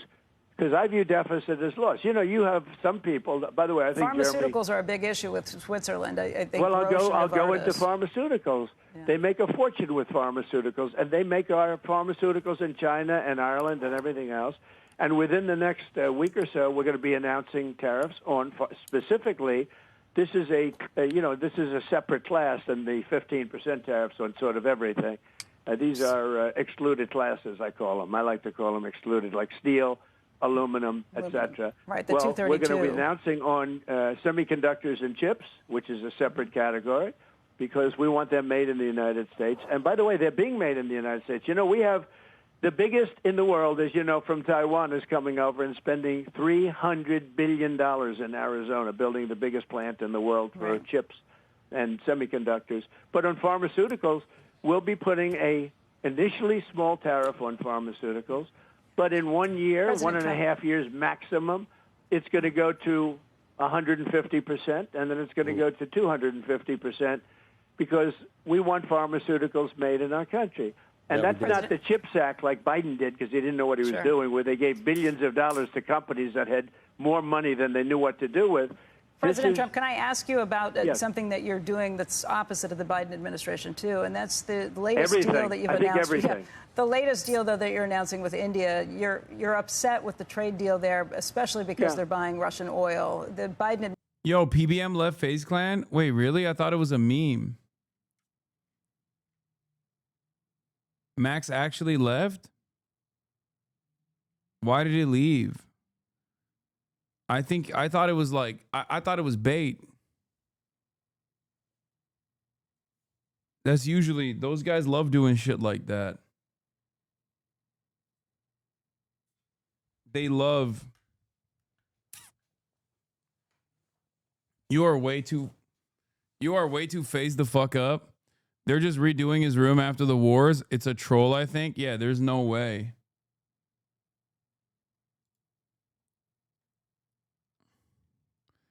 Ex-Doge staffer nicknamed Big Balls left bloodied after savage DC carjacking attempt by 10 juveniles.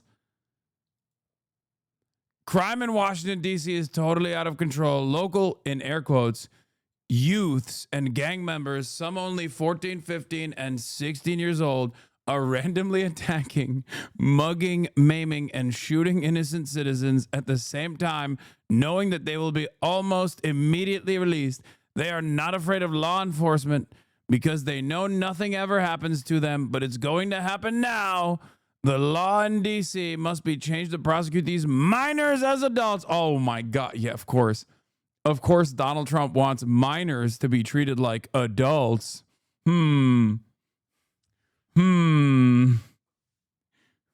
Interesting. I mean, and lock them up for a long time, starting at age 14. The most recent victim was beaten mercilessly by local thugs. Washington, D.C. must be safe, clean, and beautiful for all Americans, and more importantly, for the world to see. If D.C. doesn't get its act together and quickly, we will have no choice but to take federal control of the city and run this city how it should be run and put criminals on notice that they're not going to get away with it anymore. Perhaps it should have been done a long time ago. Then this incredible young man and so many others would not have had to go through the horrors of violent crime. If this continues, I am going to exert my powers and federalize the city.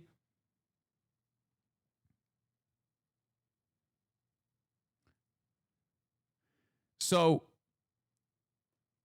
they got Big Balls. They got him.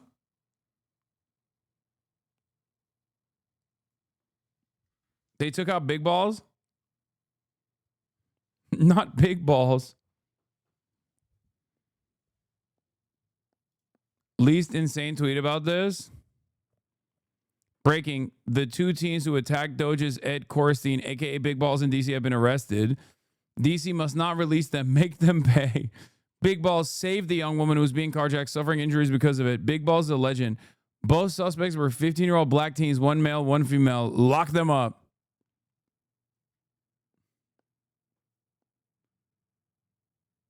I'm having a very hard time believing that this is the story.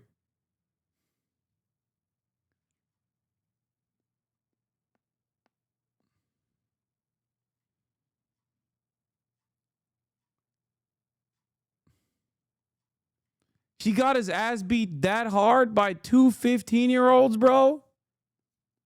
Bro. Look. Like, I ball at a lot of local parks, okay? And let me tell you, sometimes I ball with 15-year-olds. And there is no way that two 15-year-olds can do this much fucking damage to someone like myself. Okay?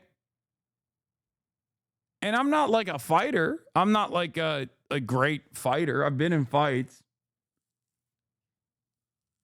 But this is like, what the fuck? They beat the doors off of this man. Two 15-year-olds, Big Balls, got beat up by a 15-year-old girl. That's not a story someone would put out to make themselves look good. Yeah, but that's Big Balls. He's him.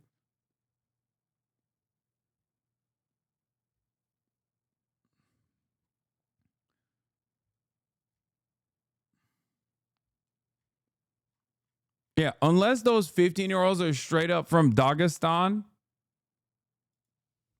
Unless those 15-year-olds are from Dagestan and they went for like 2-3 years in Dagestan is going to be a hard time.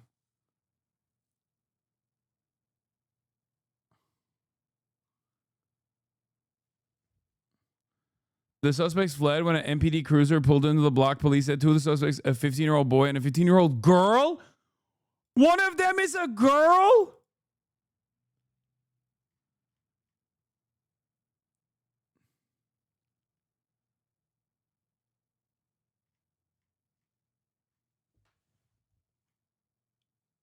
Wait, I didn't even read that. Like, I didn't even understand. One male, one female. Oh my God, it didn't even translate in my brain. Oh my God. No, I just X'd that out. Like, I read it out loud, but you know, sometimes when you read something out loud, but it's like, you don't even, it just seems so ridiculous that you don't even think about it. This is one of those moments. Like, I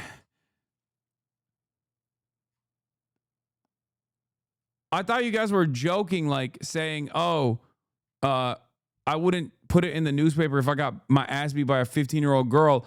I thought you were joking, like as in, like the carjacking didn't actually take place by a young woman, and it was actually a young woman that beat his ass. So they were just lying or something.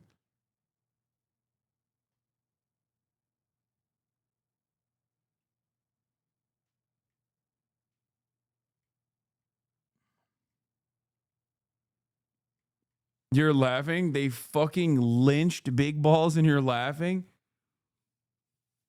Everything about this story is suspect, but it's also very funny. Like, it's just, I want to feel bad for this person. Like, no one deserves to get fucking their ass beat like this.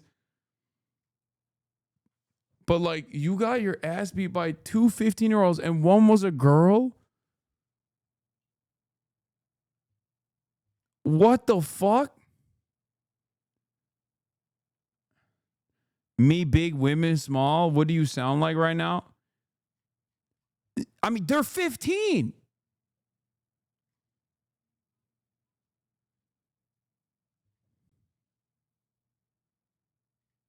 Are they like professionally trained MMA fighters? Like, what are you talking about? That's not a woman. That's a child. That's a girl. That's a little girl, a 15-year-old girl and a 15-year-old boy. He got his ass whooped by children.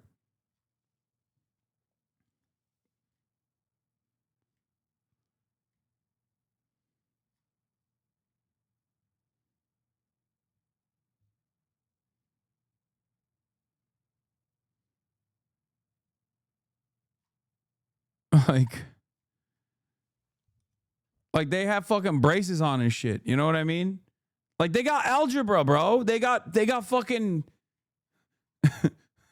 they got books to read and shit. They got ChatGPT to do their homework. They get ChatGPT to do their homework. Like what are you talking about?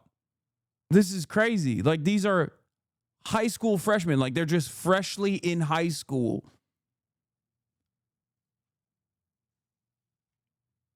What the fuck?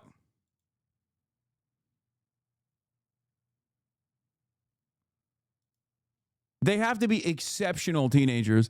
More details per MPD report. 3D officers were actively patrolling the area, observed a group of approximately 10 juveniles surrounding the complainant's vehicle and assaulting complainant one, listed as Big Balls.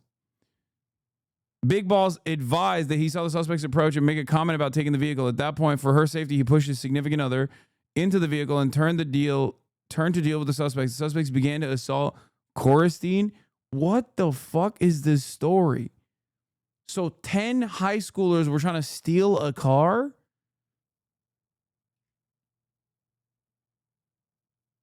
Chatter's over here thinking he was beat up by Baki Hanma. Like a bunch of teenagers went beast mode. First they tried to steal a car, and then they tried to they successfully beat the fuck out of Big Balls.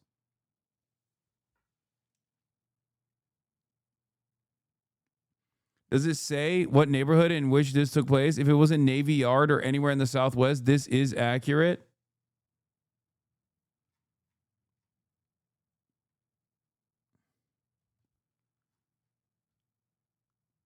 Like I don't know, maybe because like I have like I'm 34 years old, okay? I've been around teenagers, like a bunch of teenagers who get rowdy as fuck, okay? I play basketball. I play basketball in local parks. And they get rowdy as fuck, but under no circumstances can you not like command a situation with a bunch of teenagers, you know what I mean? Like it doesn't make any sense. What do you mean pause big bro? It's a normal fucking part of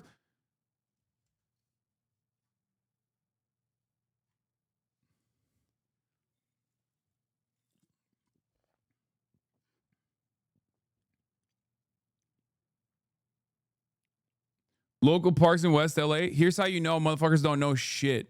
Okay. First of all, everybody from all around Los Angeles goes to the fucking local parks in WeHo. It's not just people that are in West Hollywood proper that are playing at the public parks in West Hollywood.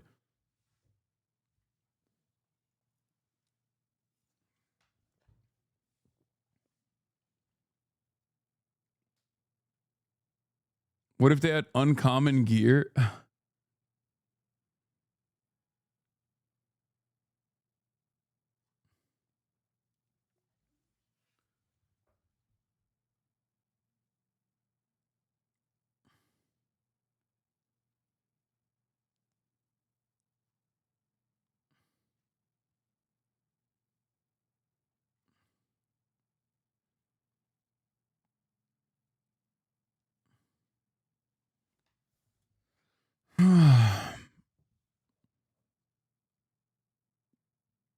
No confirmation for MPDs that Elon Musk posed. Oh, this happened like a couple days ago. Elon's statement about the man in the photo rushing to help this woman doesn't match up with what the MPD put in their press release. They say that the suspect approached the victims who were standing next to their vehicle. The suspects demanded the victim's vehicle and then assaulted one of the victims. DC Fire EMS confirms no EMS transport. This happened at 3 a.m. in the morning on Sunday on August 3rd. Not yesterday, as POTUS stated.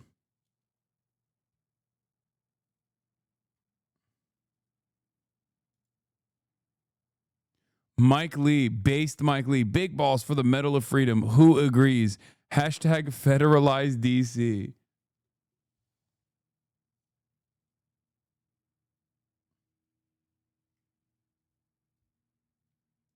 Look at the precinct report. A 15-year-old. On Sunday, August 3rd, at approximately 3 a.m., the suspects approached the victims who were standing next to their vehicle in the 1400 block of Swan Street Northwest. The suspects demanded the victim's vehicle and then assaulted one of the victims. During the assault, an MPD cruiser pulled into the block, causing the suspects to flee. Two of the suspects were apprehended by the on-scene officers. One of the victims was treated on-scene by DC Fire and EMS for injuries sustained in the assault. A 15-year-old juvenile male and a 15-year-old juvenile female of Hyattsville, MD, were arrested and charged with unarmed carjacking. The case is under investigation by MPD's carjacking task force, which comprises MPD detectives and agents of the FBI Washington field office. Multiple suspects remain outstanding.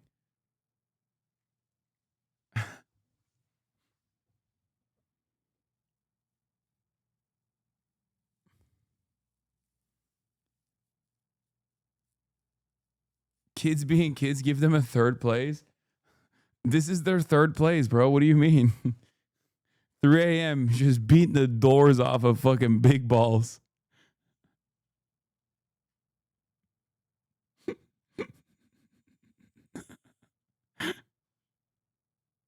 Yeah, they presented this like he was the hero of the story. It turns out he was a victim. If the testimony is correct and real, and that's what happened.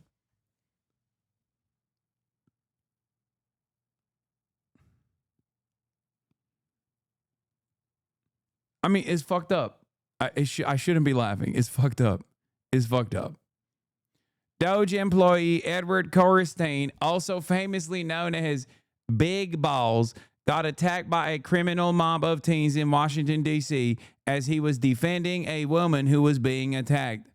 Not only does Edward Korestein patriotically work to gut our government of waste, fraud, and abuse, he is also a hero for sacrificing his own safety to defend a helpless woman.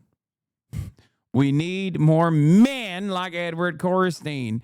Washington, D.C., our nation's capital, is tragically one of the most dangerous cities in America. I support President Trump in taking over the city to establish law and order. If this was a leftist, they would be making fun of them. Oh, 100%. I mean, for sure. For sure. We don't have to be as bad as the right. I still feel kind of bad. It's just that, like, the perpetrators being 15 years old and one of them being a 15-year-old girl, the other one being a 15-year-old boy, it just like kind of changes the dynamic a little bit for me. I just I'm not, it's still fucked up. It's still fucked up. You shouldn't be as bad as the Republicans, okay? We must defend big balls. What? Seems pretty real to me, Sag. Yes, I'm leaving FaZe. Like I just say, I can't fully go into depth while I'm leaving FaZe, but I am leaving, and I'm ready to, you know, embark on my journey. And Black Boy Max officially announces departure from FaZe live on stream and says he'll be focusing on himself and says he'll forever have love for the FaZe boys as their family. Ain't no way, dude. Worked the hardest I ever have in my career to do whatever I got to do to make. I don't believe it. 5-star the biggest shit possible, make myself the biggest shit possible. Just keep working like we have for the past 4 years. Anyone that's been watching me for a while, yeah, I know I was never, like I always said, there's old clips where y'all niggas thought I got. Because I'm like, oh, I never joined a group, etc. Ended up joining a group, and I'm going to be honest, it's one of the best decisions I ever made in my life, joining FaZe, like, for sure. He wants to be solo. I get it. It feels real. Yeah, me and Max, we got to go solo, bro.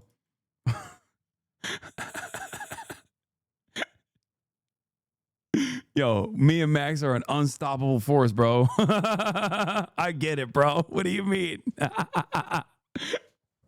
Chatter be like, we're going solo, bro. We're locked in on this shit, gang. Okay.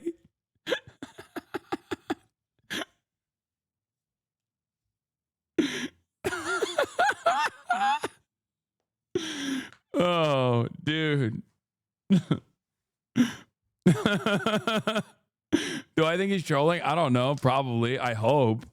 Yeah, me and Max gotta be nerf for real, bro. You think he's trolling, Hasan? He left FaZe? I think he's trolling. I hope he's trolling. I don't want to believe it. I don't want to believe it. To all my FaZe bros, like this shit changed my life. I'm gonna keep it a buck. It did.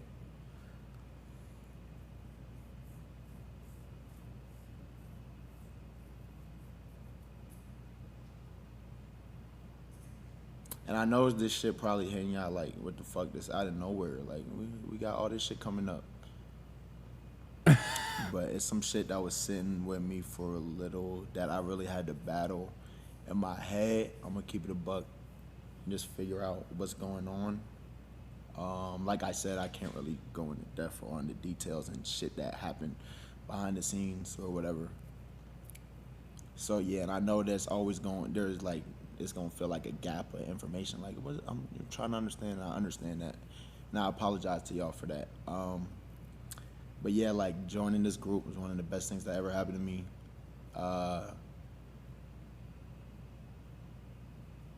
I enjoy my time here. I built relationships and bonds with people that hopefully last a lifetime. You feel me? To all the boys, I became family with niggas. Like, I consider niggas family for real. I'm gonna keep it a buck. And we always gonna be family in my eyes. But just we're wearing different jerseys. It's real. Live in reality. I don't believe this even for a second. I'm gonna be honest. Okay. I don't want to believe it. I'm staying prayed up and I'm staying phased up. Ain't no way, dude. Ain't no fucking way, dude. Why? I don't know. I don't know what's going on.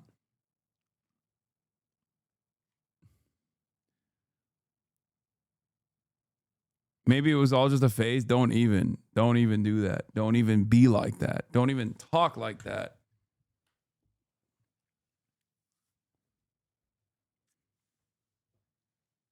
The chat was saying L script. It's a L script. It's real. Don't even play like that, dude. What? He just announced a collab with Philip Plein. Wait, what? Why am I clicking on this fucking dumb shit from this freaking consistent troll? You got banned once, okay?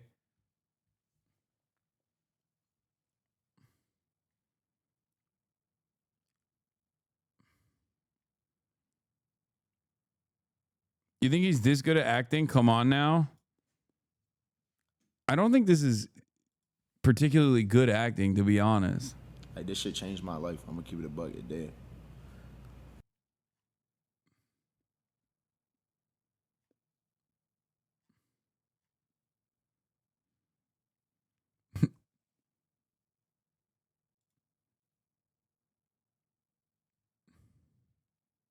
Porn star Max. Fuck you. Lying. Can't hear shit. Damn. So face subathon. Damn. Cabin. Speak on it. Rock Nation.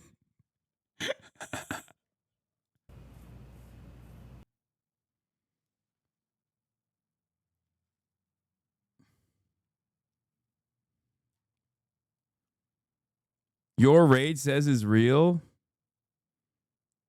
Bro.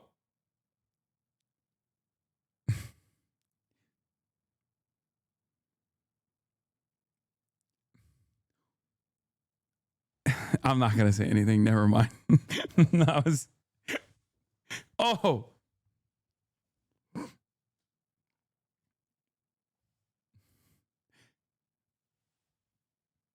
Rage is a paid actor. Yes, he is. He is a paid actor. Bro, he's not. When's the last time he did a face collab, dude?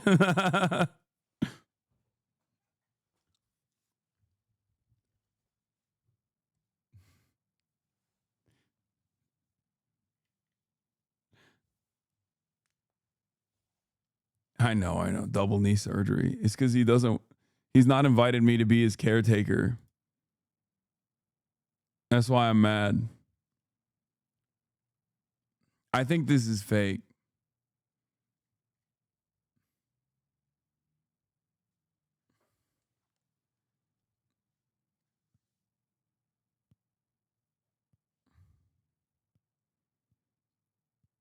Your ass is not doing that. You hate fun.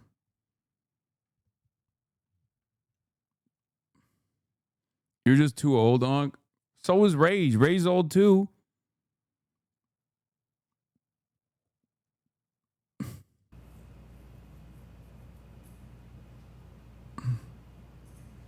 And I know this shit probably hitting y'all like, what the fuck, this out of nowhere. Like, we got all this shit. Dude, this is not good acting. I'm sorry. Okay. No disrespect. I just don't believe this is happening. I don't want to believe that this is happening. And that's it. You're pushing 40, gang? I am. Whatever. So is Hasan.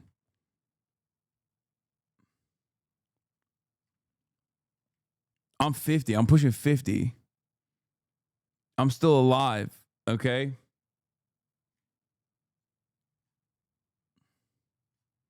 It's okay for a man to show emotion. Oh my God, his Twitter face tag is gone. I know.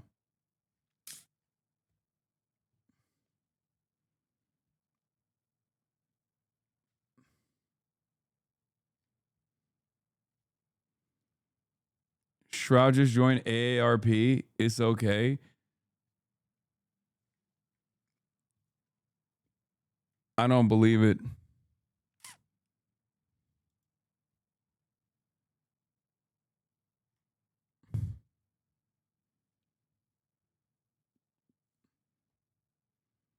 I don't want to believe it. I don't want to believe it. I'm in the denial phase. First big balls, now this. Don't cry because it's over. Smile because it happened.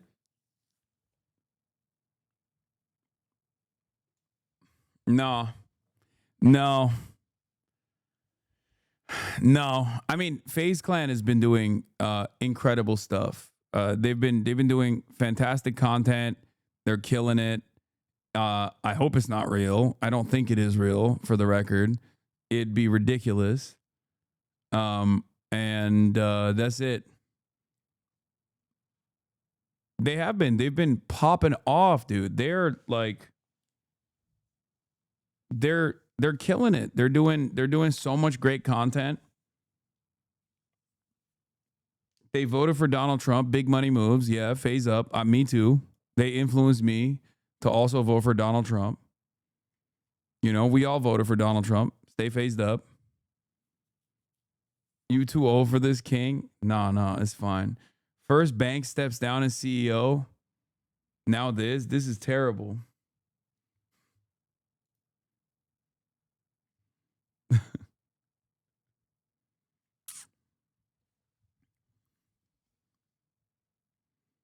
Dude, you're 35. You can't be saying phased up. Dude, this is a fucking lifestyle for me.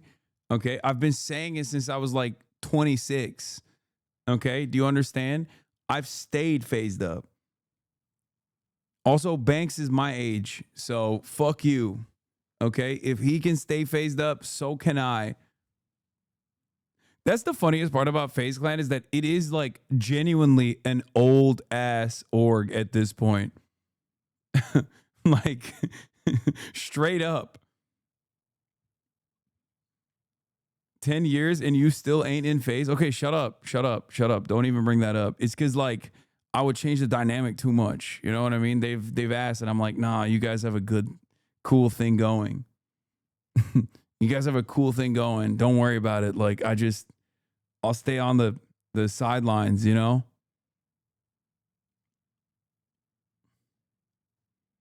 Wasn't FaZe around before you started streaming? Yes, FaZe has been around.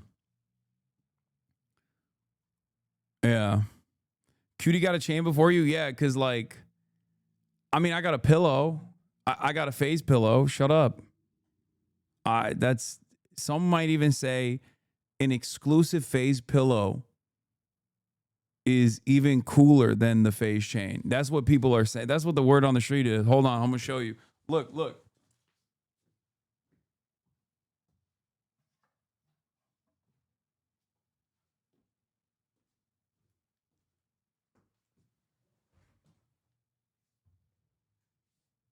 This is archive from the bank's archives directly.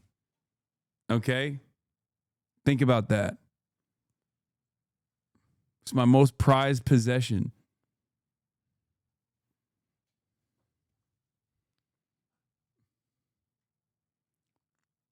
It's more intimate. They spelled your name wrong? You're so stupid. Yeah, they did. But it's okay. That's what they call me. They call me Nissan at FaZe. That's my FaZe name. Honorary member. Yeah.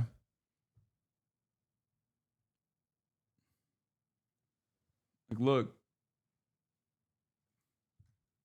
If I wear the pillow like this, it almost feels like I'm in FaZe. I'm wearing the jersey. You know what I mean?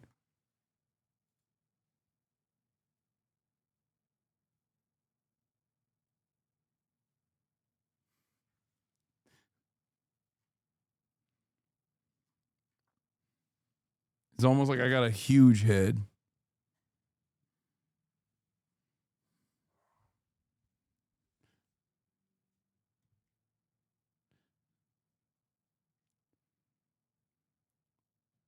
Normal size head. Okay.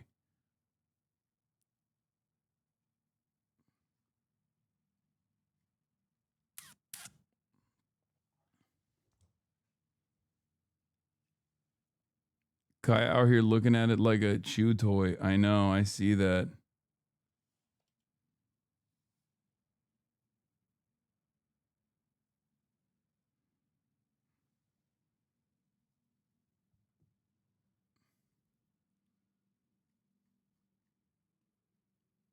All right. We saw your gameplay you aren't in, big dog. Bro, you guys are wrong. I was in. All right, that'll be all for today. That's all I got. But tomorrow is another day. I love you all.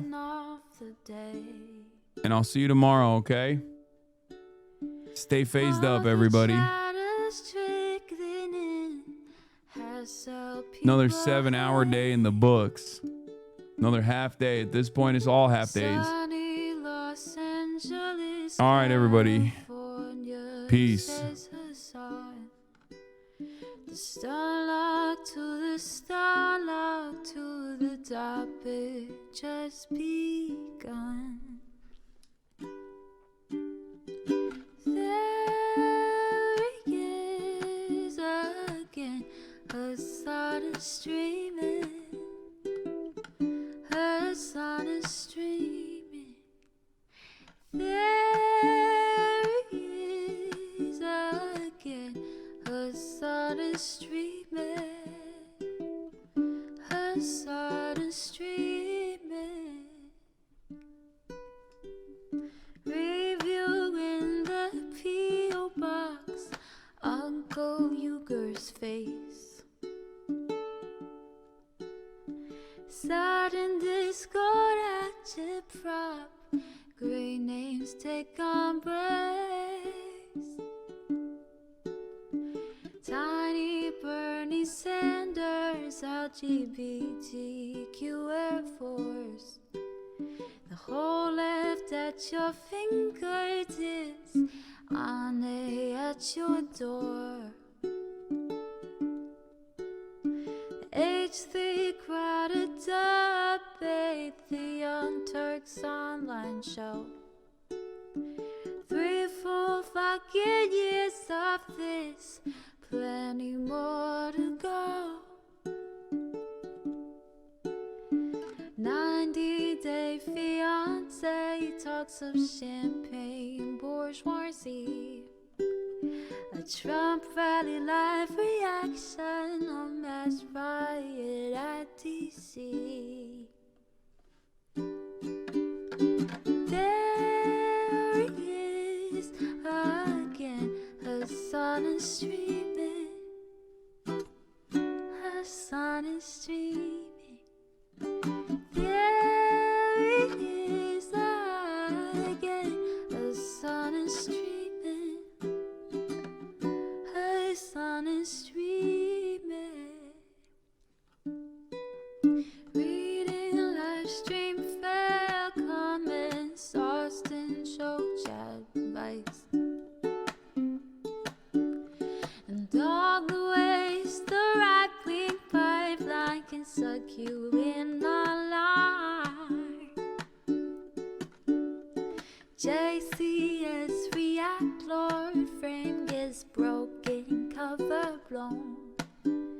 A full-blown mass pandemic, monster streaming at your home.